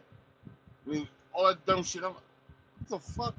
I ain't got time for that dumbass language. I'm a grown ass man, bro. But you can say cuz though. But I'm That's not the saying my same cousin. thing. But I'm not saying cousin Alright. on my crib. But if I was to say blood and just saying it as a word, not saying it as gangbanging, you still gonna look at it as gangbanging. But cousin is my cousin, motherfucker. That's the fuck. So people on this stage is your cousin. But it's shit because, right? Yo, bro, come on, bro. That's good. I think gang banging language too serious. I mean, How like, about we do they, queens and Nah, kings? Shit. nah, nobody, nah, nah. we ain't doing See, none. this is the problem. Mute Because up. Crips Mute always up. do this. They want to make it seem like they language ain't gangbanging too. Oh my. Man, listen. All You know that shit is how division. you Exactly. know how Ted? hard it is. You know how hard it is to not say blood every 5 words. You Tell you know what how divisive it tell is to say blood or cuz at all? Ain't yo, neither come one on, of y'all bringing about the betterment of the come on, community that Cream, y'all in. Hey, Cream, but it, you hey, don't, but both of them Cream, started as a term of endearment within our community. Right. Cream, you, Y'all Without, was the Cream, Black without, Cream, Panthers Cream, before the Black Cream, Cream, after Cream, the Cream, Black Cream, Cream, Panthers. Cream, Cream, Cream. You the one that used cuz the most in it. So cut the gap, man. You always trying to be I'm fucking. I'm I'm 550. Oh my. I'm a I ain't trip on civilian. I could niggas. use cuz, buzz, and every other word in the alphabet. I know Crippy or I have but no either. attachment to neither party. Yeah, put down the Hennessy, my man. Yo, shout out to Springfield Ave in the building, son. They said you come home, Springfield, and you need another 31. That's what you do. Concrete Goddamn, soul. Tag got the room rocking right now. Say less. You ain't got the room rocking. You come in here I with got everybody except for Goonie and Eddie to come off that mic. And Ms. Lynn. this and stuff Yeah, with the tribe Ted voices. did. There's 4 people in the room, bruh. Fuck. It's 9 people in the room. I mean, Nigga 10 said like people in it the was room. 20 niggas on the stage. Come on, man. Nah, Ted did it. I got my mojo back. I I got my show you mojo back. how to get crowd. You ain't got that crowd control. I show you how to get the crowd control, man. Damn, I ain't get MVP off the mic. No, MVP ain't fucking with you. Say less MVP. I hope you get bit by a spider. Come That on, nigga is highly allergic to spiders, so you wish death on that man? Oh, my bad, bro. That was just a joke, bro. God Why? damn. See what type of Why nigga did? you is? Why did he Got take that him. job if he was allergic to insects? Like, why? Like, why set yourself up for that? He Got got him. What the fuck? yeah. Eddie lied to you, man. Yeah, I see the smiley face on MVP shit. Yo, FYI, it's a holiday weekend. People gonna be driving, playing for extra time on yes, the road. sir. But you do a proper pre-check. Holiday. What holiday? Go look up the Memorial calendar. Day. Memorial Day, nigga. Come on. You on You, time That's out. for the vets, You don't right? need to work. Damn. No, I need to be on no time. holiday, but no folks, holiday events for you. You on time out. folks, make sure you pre-trip your car. Uh, have extra shit in your car. You know what I'm saying? It's really real out here. It's real dark. It's real spooky at night. A lot of the AAA's don't come out. Make sure Be you a have a 2 hour wait. designated driver. A Yes, sir. designated driver. See shit. Being honest with you. Have extra change of clothes in your car. A blanket. What the fuck? I need a blanket for in the car, In case you get cold in that bitch at nighttime. Nah. You bro. need a We is blanket not and a in New pillow. York. We is not up north. We is down south where the Nigga, boys got them nigga, diamonds in their mouth. nigga, it's 80 degrees at nighttime. Fuck you talking He about. don't know. He don't know. ain't you supposed to be coming down Springfield? I'm gonna let you know. Springfield. I would. We You gonna got to have it stay if on you the got. southwest. You got to stay on the Damn, southwest. damn. Come on, Ted. Can you Wait. put the flag down? Be a man. So what's You in gonna your happen 30s. It's over. what's gonna happen if you gotta sit in the woods, my man, like sit on the side of the road, get someone on the car. You in Springfield both. Y'all need to put your flags down. It's When over y'all, with. What when you y'all talking move, about? we talking about something else. Kareem, I'm talking about you late. some serious shit, man. What the fuck you talking about? When you move to Houston, you know what I'm saying, you gotta move on the southwest so you can be halfway. You know what I'm saying? Because that'd be That fucked up nigga, if you move That to the nigga ain't north leaving side and be hey, Queensbridge. He closer to done Ray. jumped the water. and nigga Fuck out Kareem of here. nodded He off. ain't That leaving nigga nod, Queensbridge. that Come nigga on, nodded off and came back to the same shit he was talking about. Hey, put your flag yeah, this down. nigga crazy. This Kareem trying to nigga, stop the violence. yeah. I don't know. I don't know. Ted 84 said you got to move to the north side, man. He said the south side be Dog, you flooding got a lot. not on the southwest. I never hear about the southwest flood. But you got to do the midpoint, dog. You know what I'm saying? Hey, that's unfair. I don't know. 84, what you say, 84? Go to the outskirts of Houston, bro. And the south side is closer to Galveston, Ted. That's all I'm saying. There's more water on the south side. That's all I'm saying. That's it. Springfield go down to Houston and get one of the Migos pregnant. You heard? No, Nah, he might do that if he don't keep that thing in his pants. Now that is on the for east sure. side. He can move to the east side. You know what I'm saying? He'll be straight. He'll be Yeah, around yeah, all that that's trucking shit. yeah, yeah, yeah, yeah, yeah. That's better. That's better than the South to me. You know what I'm saying? I don't know. I could be biased. You know, I'm a North Side nigga, but all the entertainment is on the South though. I ain't gonna hold you. All the entertainment is on the South, bro. What you mean? What you mean So by entertainment? like going out to the clubs and you know what Nigga, I'm saying, like certain restaurants, shit I'm like past the that. club stage. I'm past the club stage. I'm an old Okay, man. Not the if you grown and pass sexy club. if you pass the club stage, well then shit, like you say, man, you probably gonna go to the strip every now and then. You just gotta shoot out to the side and head back. You know what I mean? Yeah, like I said, me and Shorty go. We have a couple of drinks. We might be in there for like a good hour and a half to most. We'll have a couple of drinks. We laugh. We dip. Like I say, you ain't gotta go to the. Alright, now you want to go to the motherfuckers Kadar used to work at? Yeah, you gotta go to the South Side, nigga. But if you want to go to a little small hole in the wall, dip off type shit, yeah, you ain't gotta go to the South Side. What about Show Palace? See, we got a show palace in Queens. That's a big one. That's a big one. You know what I'm saying? I ain't gonna hold you. That's rinky dink in that bitch. See, we got a show palace in Queens. Is it showing ass and titties? When I went in a couple of years ago, years ago,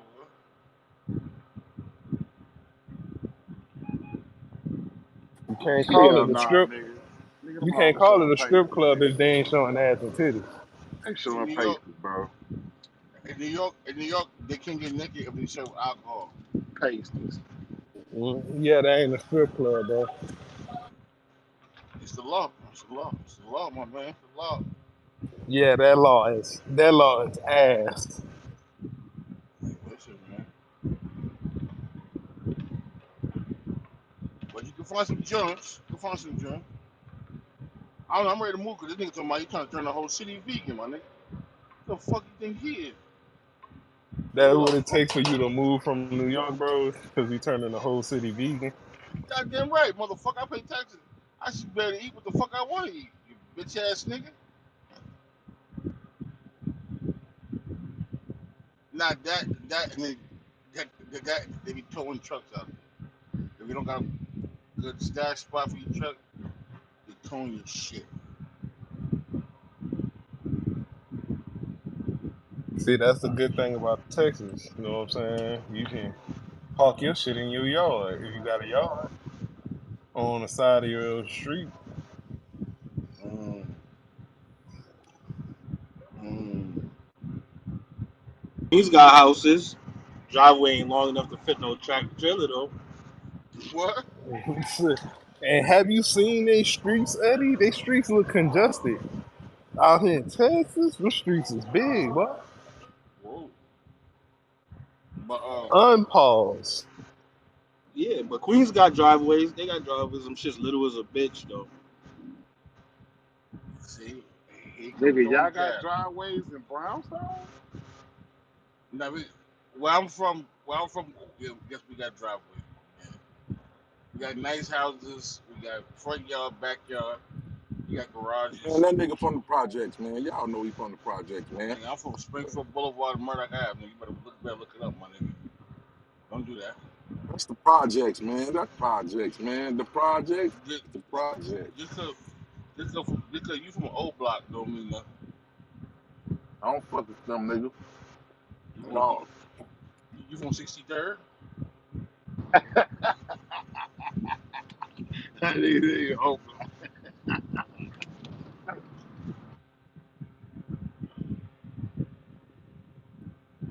I'm not from 63rd.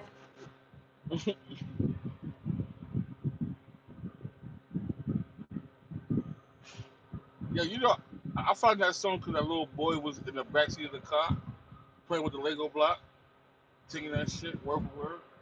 I'm like, who the fuck is this? That boy was 3 years old, too. He was?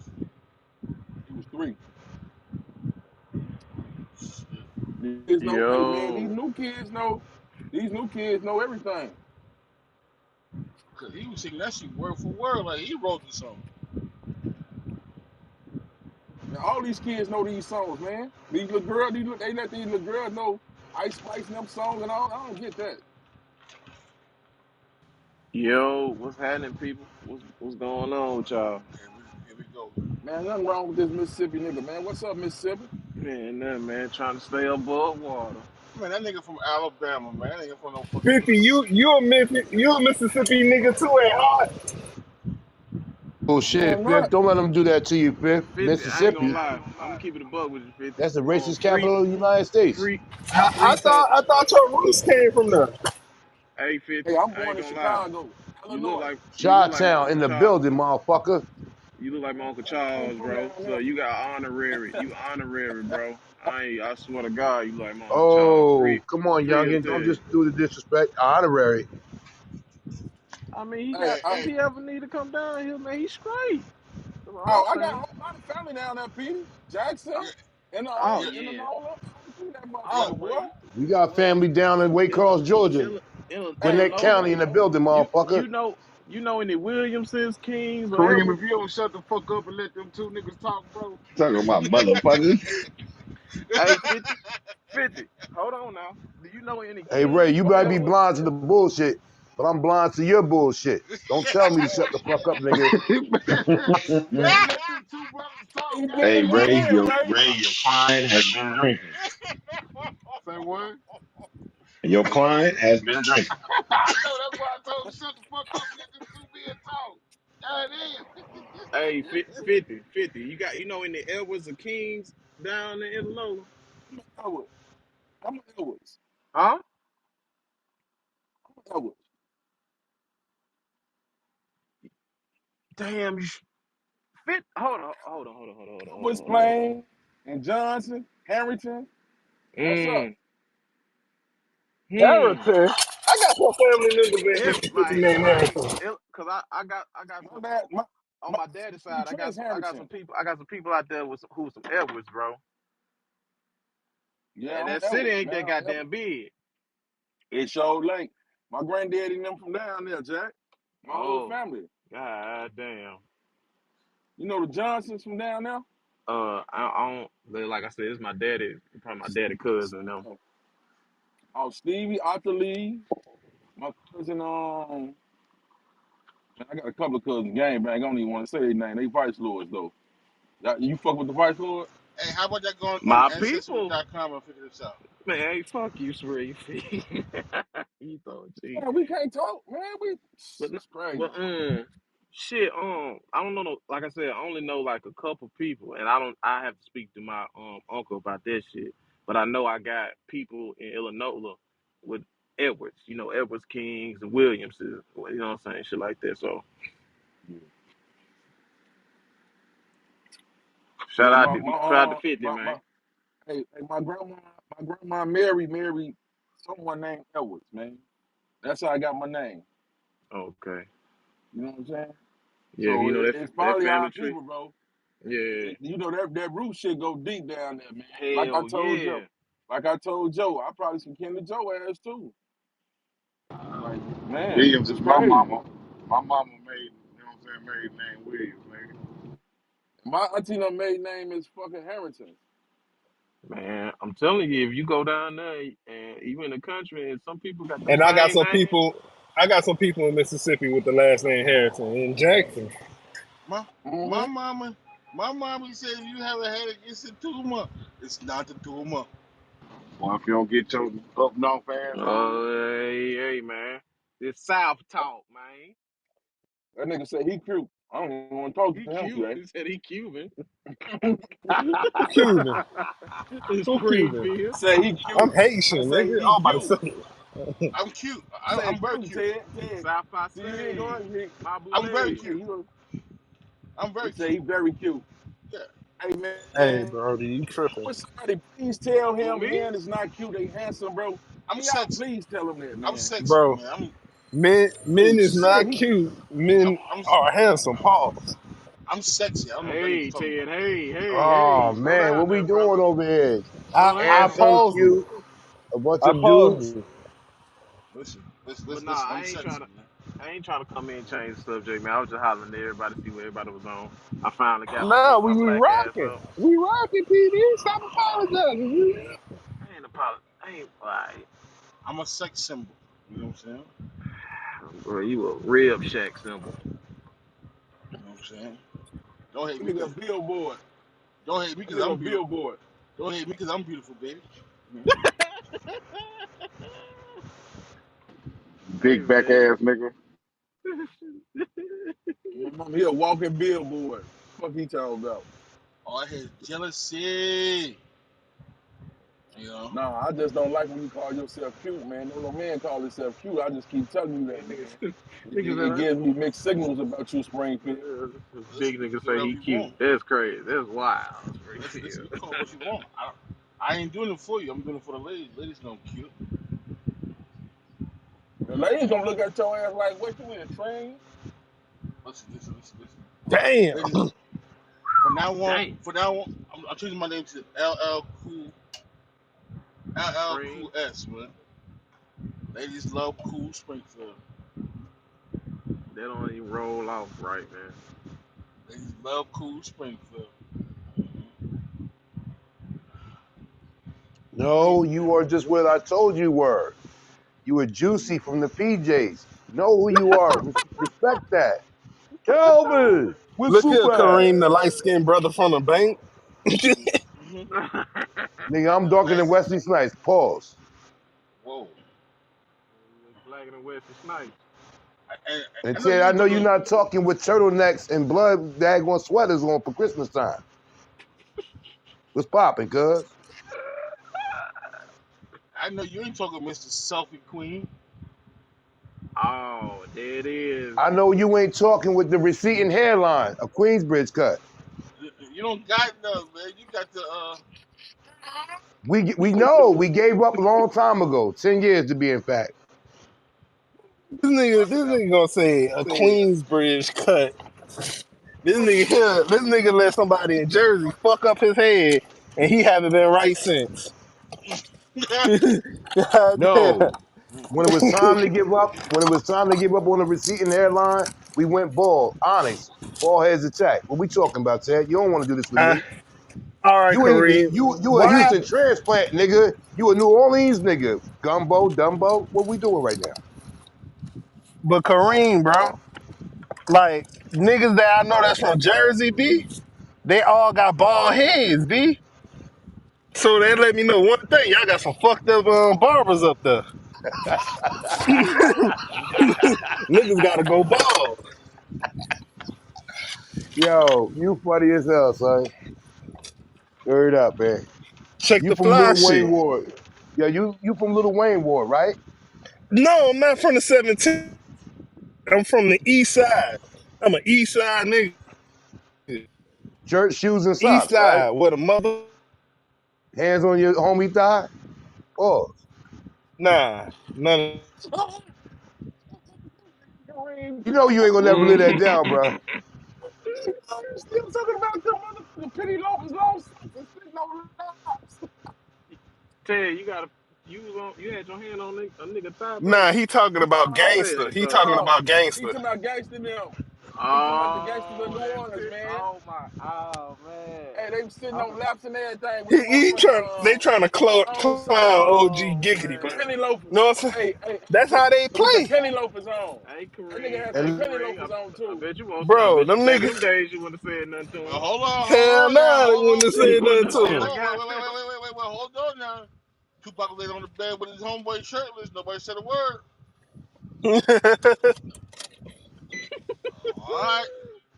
All right, we gonna meet up. Yeah, you gonna let that Tupac from New slide. York. You thought you just said something. I don't give a fuck So where he's from. nah, he from your neck of the What you woods. say? Y'all the I don't home give of a fuck where hey, he's yo, from. shout out, hey Springfield, chill out, son. 6ix9ine I in the don't give building. a fuck where he's from Did either. y'all did y'all did y'all see this? Did y'all see Unity show Tuesday? See what? No, I don't watch that man's show. Jay, What happened? Now you talking What about is Pac. it? You talking about Pac and his wrist might have been broken. Him and Diddy, man. His wrist might have been broken. Yeah, him and Diddy, man. What you mean his wrist might have You been? talking about Oh, you Pac? mean? Man, come on, man. Man, Oh come on, man. man. Hey, Ray, man. We ain't finna do that, Ray. Yeah, We we ain't ain't gonna even do finna that, do Ray. that We ain't one, gonna do man. that, Ray. Come Yeah. on, man. We ain't gonna Now we can ain't. speculate about Come on, Ray. Diddy. We ain't gonna do Hey, that with Pop. hey, I'm we ain't sorry. gonna do that about Pac, man. Come on, man. Come on, man. That's what he do. He bashed Pac after he gave him so much up. Then he gonna tell me, come on, man. Man, I Hey, ain't gonna man. lie to you. I ain't gonna Hey, lie I'm to gonna you. tell y'all something, man. That's Hey, crazy. man. There's something fishy going on with that cat, man. Cause all the people he talking about the entertainment, everybody got some type of going on. And that shit ain't right, man. Everybody don't get down like that, man. Uh, She got Y'all real been quiet highly when he upset. said that shit. Y'all been highly up, man. I I don't agree with you, believe that, 50. bro. Man, shit, Pac was dating Diddy, huh, man? God, Oh no, that's cap. what the fuck I going on, man? I'll put the house. This I'll shit put is the house just too on it. much, bro. Bro, I put my life on it, bro. Man, come on, man. That be some ugly shit, bro. That's some other shit, bro. Everybody don't get down like puff daddy. That I do, man. know now. Hey, Big yo, Diddy. and more important news, Springfield, y'all down Diddy. a player tonight, my man. For I game five. definitely, I, Put, I definitely wouldn't put my life on it, bro. man, that nigga ain't gay, man. Come on, man. I ain't even finna He let y'all dead now. sabotage Don't even Pac matter. like that, bro. No, we ain't. Hey, You know what? You say Springfield. what you want to say, Ray. Go ahead, man.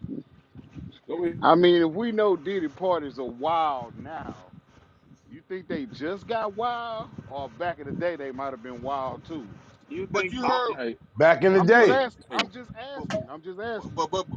but you heard Jazzy Joyce say nothing goes on at these parties. Like, come on, man. You Like, heard come who say on, that? bro. Jazzy Joyce, my man. Hey, She yo, say you know nothing she goes ain't on gonna at give the it up, party. my man. What are you Oh talking man, about, son? she did, nigga. She evaded the shit out of that question, bro. Fuck is you What? talking about? You Hell talking about yeah, talk that evading the shit, Ray. question, She answered the bro, question. Like, what? bro, I want to know. Not she I want to didn't, know what is. bro. She I want to didn't know say yes what or is it. no. What It is be that? freaking shit up there. She say people do what they do. But Because she they ain't say do. no shit. But Facts. how many times you? Are you How sure? many times you go to a? I mean, how many times you go to a party and is niggas fucking All a I'm bitch in a room, bro? the only thing I said at 84 was that if we know he throws some freaky shit now, do you think he We just don't started know that. throwing freaky shit? We don't know Hey nothing. We man. never been to Okay. one, bro. You Hey, right, you heard what you he right, bro. said? That you heard You what he right, said bro. that he was talking to Jada Kiss and Fabulous like, man, we That's ain't never all I'm started. saying. That's a little too like, yeah. He But he want already to take said niggas. He want to take niggas out shopping and shit he like already said. that. I'm saying, like, he already said he don't play the pause game because he bad at the pause game. I'm Yeah, saying he like walk. 50. He like 50. He said they don't. I'm saying he gonna say what he say. He know he ain't. What? Ha, I want to know. have you heard? I want Have to you know. heard? Have you heard his security guard talk about the shit he was doing? Listen, I don't know. Gene Deal in the building. Shout out to Gene Deal. I don't know about the man's sexuality. Shout out to Gene Let's Deal in the building. let's put. Okay, you want to parade for the nigga? The fuck. But I'm like let's put this to the side. Let's put this Nah, to the he side. exposed that nigga. What you talking about, son? Let's put this to the side. Let's put this Now to we the want to side. put. Now we want to put him to the side. Huh? Now, yeah, let's put them aside. I want to know how come us as a community want to put Oh, here we go. Here we go. the gay Here it is. allegations. Put Here it we go. now. Put down What? another What? black man. Now, now, What? I'm putting on a black man. I'm saying, why do we want to put that off on our black community? Like, why is that the first thing we go to put that on our Springfield. community? Like that's the Because he used that's to the. play fight underneath the covers with his brother. What are you talking about? I'm not talking about put Diddy to the side. Get his name out of it. Put him to the side. I'm because let's leave him out of it. Why do we do that to our community as a whole, bro? I Because don't know there's an why we do element that that. lies about their status and their Oh, sexuality. Hey, Yeah. man. Yes. This what I don't get. This what I don't get, Springfield. Ain't no motherfucker never call him in a gay act or with a man or none of that shit, bro. But they gonna say you gay. How you gonna say a exactly. motherfucker gay if But you ain't never hey, seen no but if motherfucker do it, bro? but if you think Hey, about it in our that be if craziest you shit think in the of world, bro. if you think Like, about it in our community, bro, that's what like you know how women be like, oh he gay just to like you know so they throw that shit at him because in our community being like of liking a different liking the same sex is kind of frowned upon. Hey You know yo, what I'm saying? hey Hey, yo, Phil. Hey, there ain't an element of the community that's rocking like that on the quiet. but not everybody, Kareem. You So talking? so You so what it's the? far fetched to say after all the people that came out and said about that guy that they don't have no merit. I'm not putting it to the. Not going back to that guy. I'm talking about us as a community as a whole, bro. Because niggas say just because I'm rich, I did some sexual act to get rich. Like that shit sounds crazy, bro. Hey, no, Springfield. Every motherfucker in the industry that way. Everybody. Yes, Let that's them say it. Let them tell it. Everybody. Is That's the crazy though, industry bro. demonic? 50? bro. You going, you What is going, the money? bro. You going What Is somewhere it does else. money got to demonic? do with anything though? What Is does the money got industry to do with the demonic? people? But come on, man. You going Yeah. somewhere else. You going somewhere else. We talking about this question right here. Stop, Man, stop, stop It moving. goes right along with y'all saying. how though, Kareem? Kareem, only thing I'm saying is, man, the money don't mean you gotta be with a man, bro. It could be multiple things being demonic, bro. I think I think when you murder somebody, you demonic. What you talking about? That's some You gang demonic bang, shit. you demonic. That's hell yeah. Some When you go demonic shit. demonic shit, nigga, that's the devil. You go kill the life that you ain't supposed to take. Diddy said himself, we used to play fight You go. underneath the covers like we were You going brothers. back to one man. We talking about a culture as a whole. We Everybody don't moving get the called goalpost. out for that stupid shit. What you talking about, son? Oh my. They called Nas out for that? Did they call 50 out for that? Yes, they did. They tried all types of shit. Put shit on people's name because niggas is rich, bro. Niggas even said the nigga 50 was on steroids because he was rich. What the fuck? Like what the fuck? Like I said LeBron on steroids, so what you saying? That's an athlete though. All them athletes on. Well, I ain't I gonna want say to know. that shit. I want to know why can't we just enjoy our culture like they do without putting these false narratives or narratives that we don't know for sure on I our I successful black people. I can agree with you, Springfield, because until you in that room, if only way you can say that is if you in the room with that person. You don't know what people be doing behind them doors, bro. For you to be And speculating that, you know what I'm saying? It's all we're speculation. speculating, but there are artists that have came out that said differently. Before he got sick, or for whatever incident that happened with Jamie Foxx, didn't he allege something towards P. Diddy What did he like towards P Diddy, Kareem? Them that he videos had, old, Kareem. whether it's old or new, yo, we gonna do it, let's do it, son. So There so are some so suspicious activities that are done in the industry, and there have been a lot of whistleblowers that got quieted after they said shit. oh, come on, man. You want all right? Watch this. You didn't want to go down a rabbit hole so bad, man. Come on. Let's go down.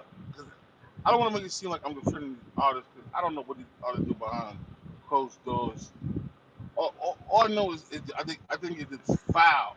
It seems the wrong message to our kids that we can never be shit unless we do some kind of weird act or some shit like that. And that's not fair, bro. All right. Well, But what if about they the like it, people? if they What about like the it, people that say they done Yo, seen the Flag, weird and stop. freaky shit, Mr. bro? Season Legend, man. More power to. But 84. Do I believe everybody's straight? No. I do believe it's some gay, but they'd have been gay regardless, bro. You feel what I'm saying? So I'm not saying I'm not saying I'm saying I don't know. I'm not behind them doors. I wasn't there. You know what I'm saying? But this is to put that on somebody's name yeah. that we don't know for sure whether they're straight or gay, whether either one, I don't know. I just can't put that on somebody's Springfield, do You name. you think can't the do problem? shit. Do We you think? I understand just that. can't We do it. all fans. But there are people around these people that tell the stories. It's not like this shit is some old made up shit that nobody don't know. So Are we talking about the ones all that right. So are this is somebody. under? Are we talking about the ones that are not out? Because the ones that are out, they don't seem to have a problem. We talking about the secretive, But funny style, uh, as Kareem would say. like my thing is, just because somebody sit on the couch and say it like doesn't mean it's true. Because I can sit here and make all type of allegations about you, but does that mean that's true? Honestly, I, but all I know is I'm getting paid because if I see something outrageous about you, the more outrageous shit I say about you, the more interviews I do, and the more money I'm getting put in my pocket. So yeah, I'm gonna keep saying the most outrageous shit about this nigga because I'm getting paid regardless. You And know what I'm guess saying? what? So yeah, Every time you say my I'm name, gonna keep feeling you keep me bullshit. relevant. Ain't no such thing as bad Yeah, advertisement. yeah, but you think Diddy give a fuck about advertisement? Or you think Jay-Z give a fuck about advertisement? You think Eminem didn't give a fuck about that? They name sells itself, bro. They don't need fucking advertisement. It's a secret They name society. sells All we ask itself. is trust. It's a secret society. All we I ask is don't I don't trust. I don't know about no Take that. society. I don't know nothing about. Take that. I don't know nothing about no secret society. I don't know nothing Kareem is about that. wild. I'm saying I can't tell you about no secret society, bro. I don't know nothing about that. Kareem is I think wild. I think that's the Easter Bunny for adults. Uh, Easter Bunny for adults. yeah. So everybody that came out and said that when you go to these events and certain activities was displayed, they all lying. Everybody Now, lying. now, now let's think For, about that for real. What kind of grown ass man want his ad lib to be take that? Right. yo, come on, bro.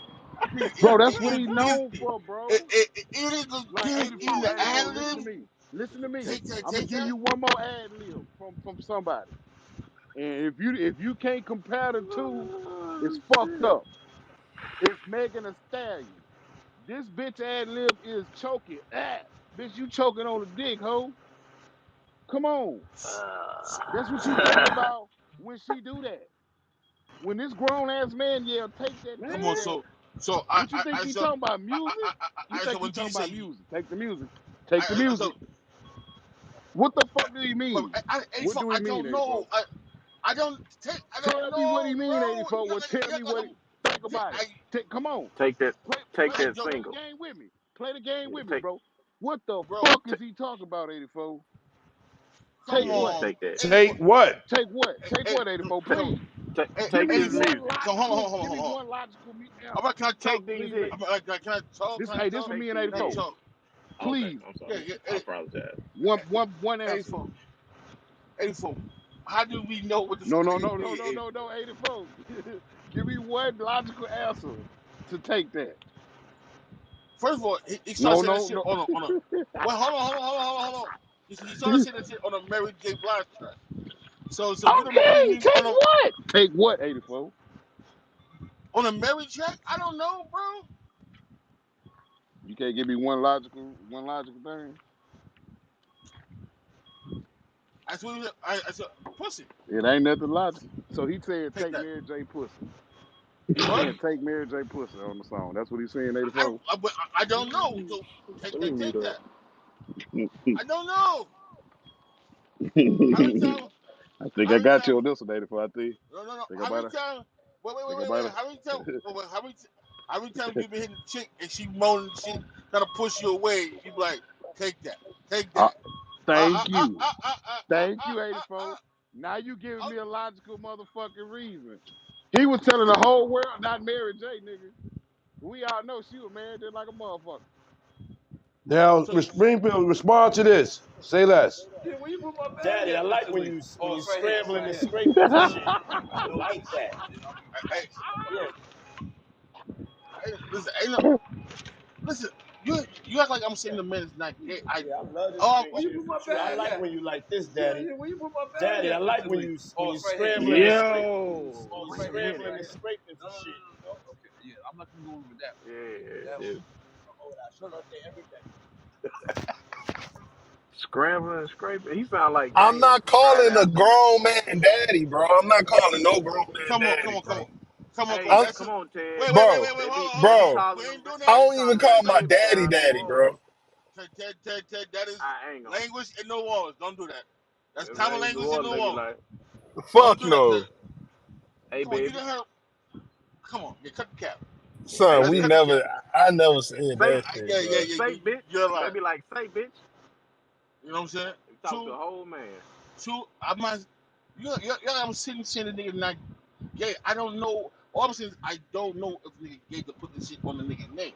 We're not in the nigga room. Okay, what about him fucking Young Miami? Hello? Hello? J-Lo?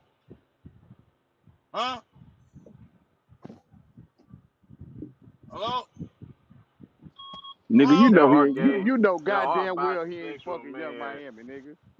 He is What? not fucking Young Miami. She said he was. Yo, that She, nigga, she said she that nigga says like to he give her was. golden showers. Fuck out of here, So he son. gotta be hitting it. I'm sorry. Come Maybe he on, just Nah, bro. that like nigga ain't hitting nothing, man. man. So you believe he gay before you believe he fucking a chick? That's crazy sight, bro. That's Come on, my man. crazy, He called that man daddy. He ain't call her mama or nothing else. bro. He said she's a fucking friend, nigga. Lee Daniels boy in the building. Stop What? playing with me, dog. Hold. She asked him, "Do we go together?" He said, "What?" He asked her, "Do we go together?" She said, "Yes, real bad. We go together real bad." Come on, bro. And she told the world that the nigga like to give her golden showers. That nigga ain't smashing nothing. Fuck out of here, son. That's crazy. You give a golden shower and don't hit it. I don't, 84, that's hard to 84, believe. 84. Come on, bro. It's Hold hard on, to hold on. believe. Let's listen to the answers. Do we go together? What did that bitch say? He said. I We don't want go to put a together. title on it. Yeah. Nigga, He said, we go together. Check P. Diddy from his what? own No, no, no, words. no, no, no, no. What did the Hey, bitch can we say, call bro? him Puffy Diddy? Man, what did the This bitch PD say, a little too bro? close, man. 84. Huh? What did the What up? bitch say? We do what? She said she asked him, "Do we go together?" And what And was the then response, bro? he said, "Do we?" And then she said, "Yeah, real bad." She said, yeah, real Yo, bad. she's a First she said dunce, really man. bad. She slobbed a First she knob or said really two bad. with that I'm about nigga to say, and got a first she fucking said, podcast. first she That ain't said his really chick. bad. And if she said we go together really bad, nigga, she didn't even answer the fucking question. Bro, Yeah, it was she her asked the question. question.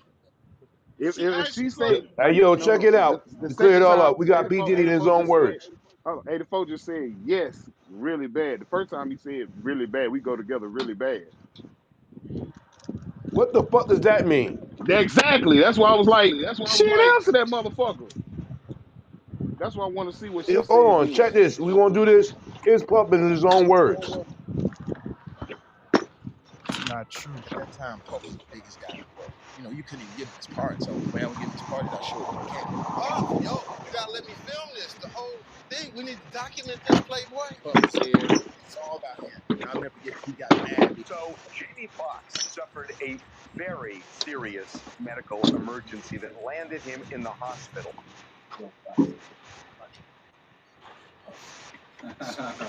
I'm like, damn, this is crazy, man. So he made him have a So what stroke, I Kareem? did was I Kareem, would you made him have a show up stroke? to the party in my little in a little town car. This town, you know, I grabbed me a town car so I could skirt. Puff the SUVs and Bentleys, the whole night. He get out. I get out too with a camera.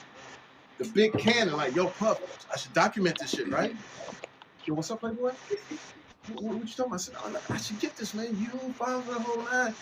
He says, yeah, let him through. Excuse me. So I get the, but at that time, it wasn't like the little camera y'all got. It was the big intrusive Canon. I had a battery pack. Hold on, man. Let me change the pack. Put my light on here. Do that again, Puff. Do that again. I missed that one. Do that again. Put the pack. So I started following him. So I followed him the whole time. I remember watching Puff at the Beverly Hills Hotel, filming this. And it's a pool party where there's empty room. And I look up and I see Dr. Ruth. I don't know if you know who that is. The sex lady. The sex lady. I see Dr. Ruth. I said, Miss Ruth, could you please come over here? This guy by the name of Sean. I need you to come meet him. I need this for my camera. Dr. Ruth and Puff at the Beverly Hills Hotel pool dancing, doing their thing, right? And you know what they dancing to? Over in the corner, God bless, is Heavy D. Andre Harrell, and they listen to the demo. You know what the demo is? Like, That's crazy. Wow. and then Andre Harrell, run that back. That's the one right there. That's gonna be the one. You just missed that. The ordering up the champagne, the whole nine. Country, get this. You call me country. I'm like, country, get this. So I'm filming it. That's the one. That's the record right there. Run it back. Run up. So Dr. Hughes can talk, dance, right? All of a sudden I get this, and then I flip the camera this way. There's the Demi Moore and some young dude. I don't know who the dude is. So I said, bro, who that? Oh, that's a young cat. Asked me because it's a cool. So I asked Demi Moore, I said, is it cool? She said, sure, man. It was probably a wild night. So yeah, that was like, hey, look here, cuz. Hey, fuck that shit, dog. Fuck that shit, dog. That motherfucker. I said, look, you got these LA niggas gone. And it was moments like that. It was like, and then I had a studio in the back. So every time somebody would come over, I would ask them about music. Well, sure, they want to be music. But we also started doing this thing called New Music Hour. So any person that came to the house had a song, stand-up lyric, perform. No one was allowed to boo, nothing like this. Watch you benefit from it. Nick Cannon used to sleep on my couch. 13 years old. He'd be in one part of the house. He'd like, can I, nigga, go back in there? He's like, get the fuck back in there. You can't come in here. He like this. He slept on the couch. Ed Sheeran was the latest. Ed Sheeran slept. Ed Sheeran, my new house. Ed Sheeran slept on my studio floor. So what we do, like I said, what's great about what we do is that I had Anthony Hamilton. I remember Anthony Hamilton had no. Whoa! This was waiting for P. Diddy. I thought I was gonna hear something else. Damn, Jamie, what we doing right now? Springfield. I'm not Springfield. Kareem. What I'm getting from this is you. Do you think what happened to Jamie Foxx is because he was saying too much about what Diddy had going in his personal life sexually? Nah, he said too much about everything. It might not even be Diddy. Sprinkle you off the Oh, hook. okay. Did you hear what he just said? I had Anthony Hamilton on my couch. I had Nick Cannon at 13 years old. Remember that number, 13 years old on your couch. You a grown ass man. Why not a young boy on your couch? Took him on this wing, my nigga. What's wrong with that? Oh, all right, yo. Our shit was like 12, Took him on this 13 when he was wing, bro. doing when we was fucking with B Diddy too. You remember that? Bro, bro, bro. Maybe it's I'm apprenticeship, man. Maybe he was going Nah, it's a grooming apprentice. ship. They grooming them niggas. You know what it is. Uh, Man, you gonna put that on Nah, all the nah, men like that? 84, 84. You know I don't want to talk about my Texas niggas, but why in the fuck do you got an adolescent at your house, nigga? Bro, so 84, 84, 84. No, nigga, my I'm asking a parents ain't question. play that Ain't shit. no. I You couldn't can't spend the night explain over that, nobody Springfield. motherfucking Don't house, try nigga. to. What? My I don't know. parents didn't play that shit. I couldn't spend I the don't night know. over nobody's house, nigga. No. I don't know about y'all, but I grew up seeing my grandma took people in into her home. So yes, if a 13-year-old he has a talent, I say he has a 84. talent. Hold on, 84. 80, you cut No. me off, bro. You cut And me can I off. tell you why I'm cutting you off? Because you said your grandmother. I This is a 84. fucking Your man in this country. grandfather. All 84. right. Can I talk? Can I You talk? got it, Can I bro. talk? If I see a young man, I know that has a talent. That's, I know that could be easily disruptive, and he need a way out. Yes, you can sleep on my couch, bro. Nothing harm. Nothing wrong with that. It Nothing wrong is with a something young. wrong with that, nigga. What you talking about? Bro, all right, Yo, I ain't even gonna go there. But yeah, son. Yeah, all right. I thought it was P. Diddy. Jamie Foxx might have been doing some strange shit. I heard three dudes' names, not one female. Why ain't no female sleep on your couch? Now that's an issue. Shouldn't that be an issue? It is an issue. All right, I'm not gonna argue. You got it. You got it. You got it. I'm taking. I'm help. If anything, he helping the community because he He helped a young black man that's damn near a billionaire now. Damn near a billionaire, bro.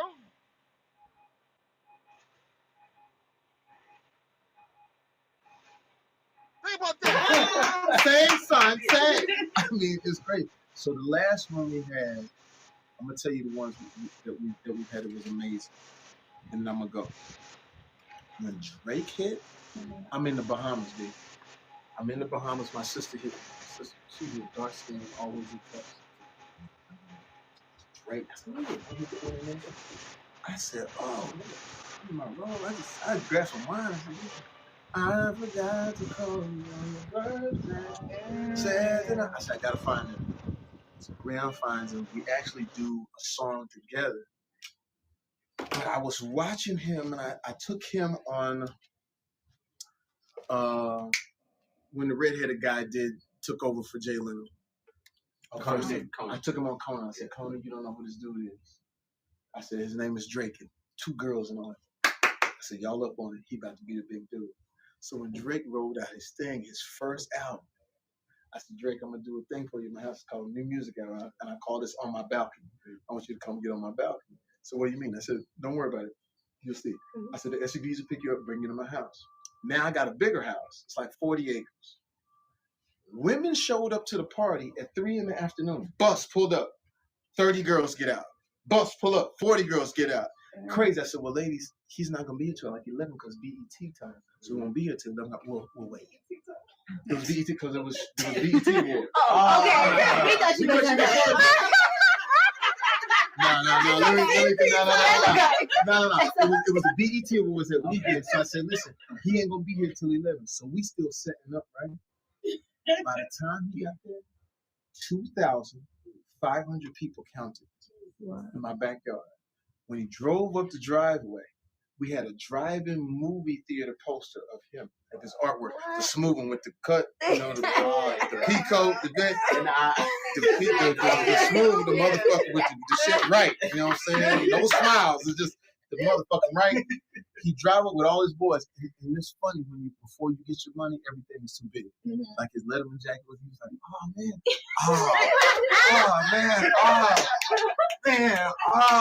I said, yeah, man. I said, yeah, oh man. Dog, I said, look at the body. Oh man. So we did it. I said, hey, Drake. There's a few people in the back want to say hi to you. I walk around.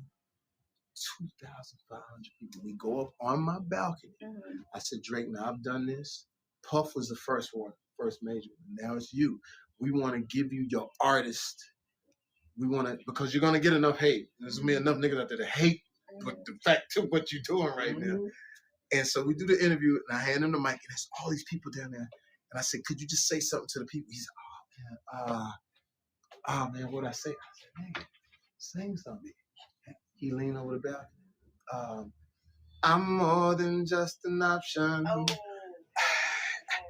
Party shot through the roof. We do that till about 4 in the morning. Right. Most people leave. We got 200 people left, 200 or 300 people left. I got a pianist to come around 3 in the morning, played all the music unplugged, rapped his music unplugged. New Music Hour at that time. We sat and we listened to other rappers rap and other people try to get their thing on. They go to like 6 in the morning, wrap it up. Then we moved on to Rick Ross. Did one same situation. Not as many people, but the women. Oh yeah. And Puff knew about it. Puff got there early, and left Rick in L.A. because I live outside of it. I said, Rick, you better get here. Puff got he's about to leave with everybody, and they got 300 bottles of Ciroc. It's crazy. And when he showed up, I told the DJ, because I had a DJ in the back, I said, listen, when Rick show up, just start playing. These niggas gonna hold me back. These niggas, but don't drop the beat until we walk all the way through the house. When we walk through the house, it's like he had a pickle up. And he was just like this. And then when he finally got into the studio, Puff was standing on top of the things with the Ciroc. These niggas, nigga, crazy. And then we did 2 Chainz and who else was last? But notice not one female name was mentioned. All these niggas.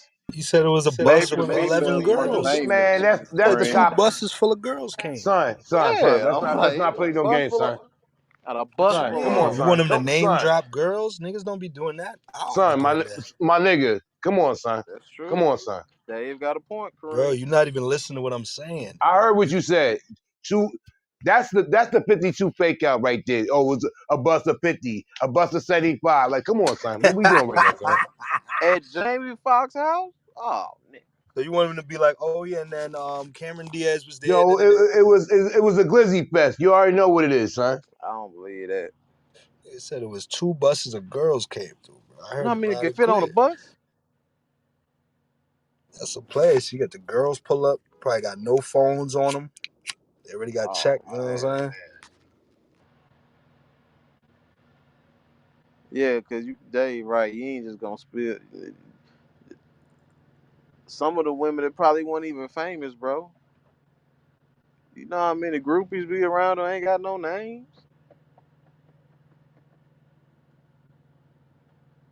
Hello? Kareem? You know?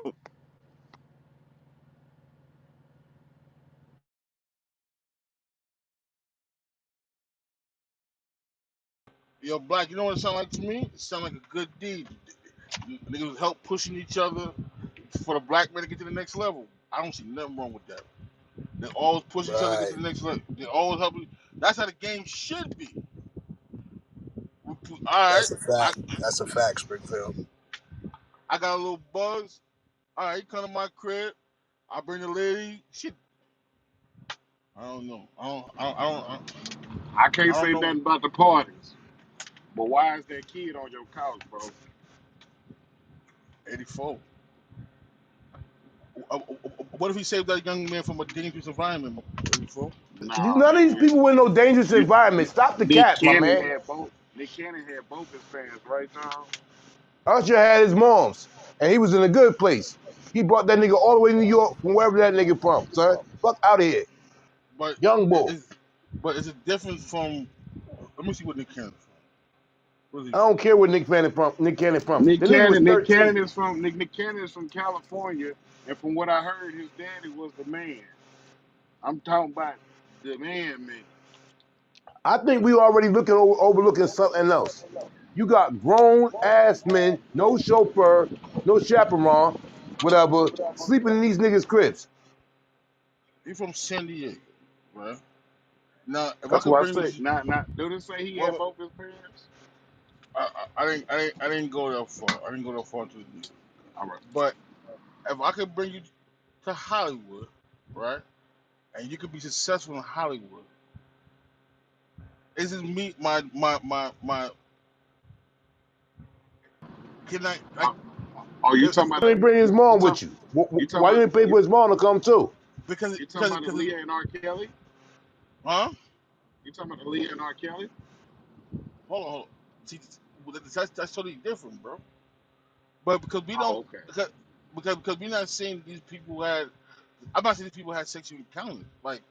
But I'm saying if I could help this young man get to his full potential, why shouldn't I help this young man, bro? Last question. Y'all remember that basketball picture somebody had on the PTO when Nick Cannon was holding that nigga from the back? Oh my god. Oh, that's love though, huh, bro? Because we let him sleep on the couch. Huh? When you was with Nori and Fab and Jada and Mhm. everybody, they made a compilation video with you because they said you were sounding real suspect on the interview. Yeah. Did you see that? Of course, did he see it? Nah, I didn't see You it. didn't see it? I swear to God, I Oh, didn't Come see it. on, man. You saw that on World Hey, Star everything. and on the check, gram. check this out. When they started playing the game, the pause game, I would definitely. That came from Harlem too, by the Yeah, way. it came from Harlem. I definitely would say some, oh my, woo. Crowd would be like, what? Did he just say that? You know what I'm saying? I don't play games. Y'all know. You know what I'm saying? I'm a grown man. I don't play games. But yeah. Did The you compilation? Nah, I was coming off of being in Miami a night of party, and I don't really remember what I was saying. You know what I'm saying? Really, Springfield? Keep going, bro. Would you like a reminder? Yeah, sure. Play some. Hey, yo, listen, yo, I love it all. I love it all, man. I like when you like. Stop.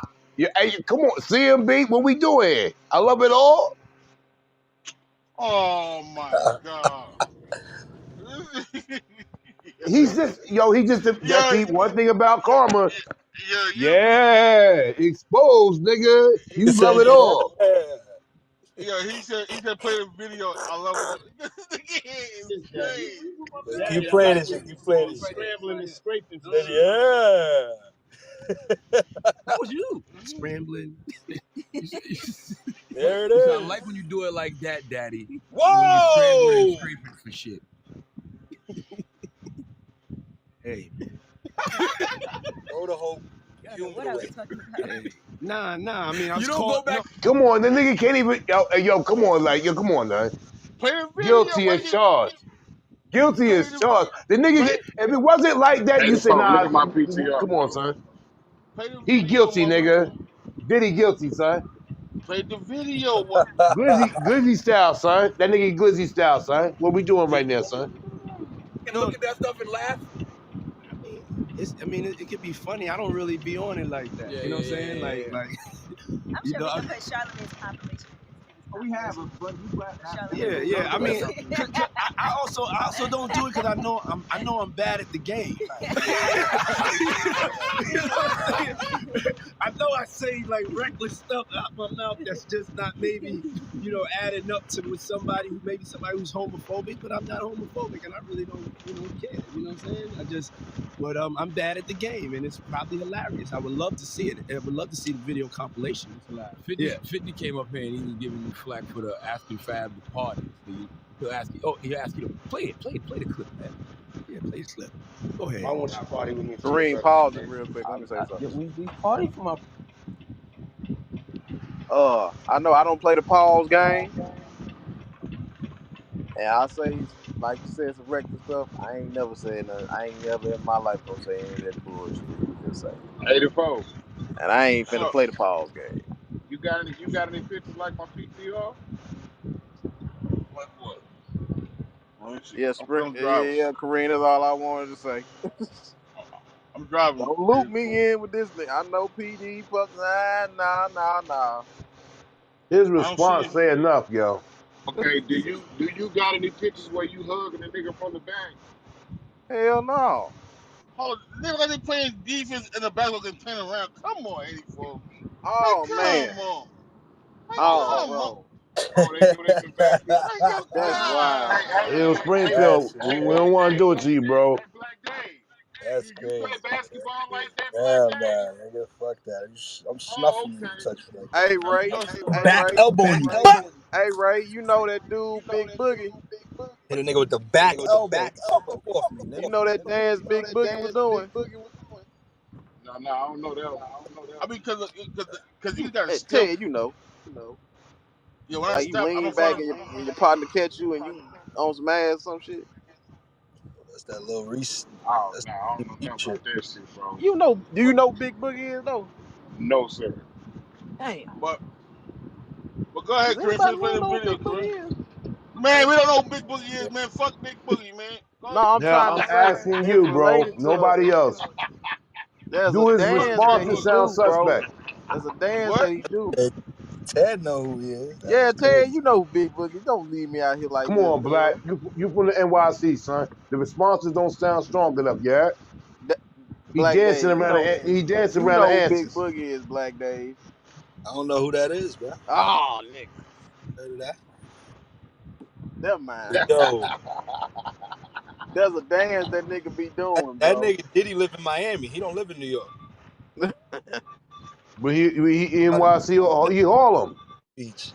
He took his talents to South Beach. Here's the From rest of the Mount Vernon. interview. My birthday before you came to my party. No, but me and you ain't never really party. You know what I'm saying? Whoa. I asked 50 about that. He said you did the same thing to him. You asked him to take him shopping. Yeah. I thought he needed some clothes. What? I'm a nice guy. Yo, why do you and Fifth just? Hey, yo. Springfield, you are OG from the QB. Play, Nah, we're gonna stop it play right the there. video, bro. Bruh, You were OG See, from I'm QB. not. Any of your homies offer to take you shopping? Did you need some clothes? I wasn't in the industry either. I Nah, wasn't the streets trying. or whatever. Any of your homies ever say some I shit like was. that to you? If you I would have wasn't. said that to one of your I homies, wasn't. what would they thought? Hold on. At one point, at one point, 50 was supposed to sign a bad boy. Hey, You do know Kareem, that, right? I'm gonna keep it a buck. Hold on, PD. You know, at one Man, point, we ain't talking 50 was about supposed. people being signed. We talking about some old funny style shit, son. Stay there. I'm talking to you. I'm asking you. Know you're supposed to sign the bad boy at one point. You do What know they that, got to right? do with the price of coffee? Because at that point you would be my uh, my property. So I guess I'll be out here looking Oh, the best, there right? it is, your property.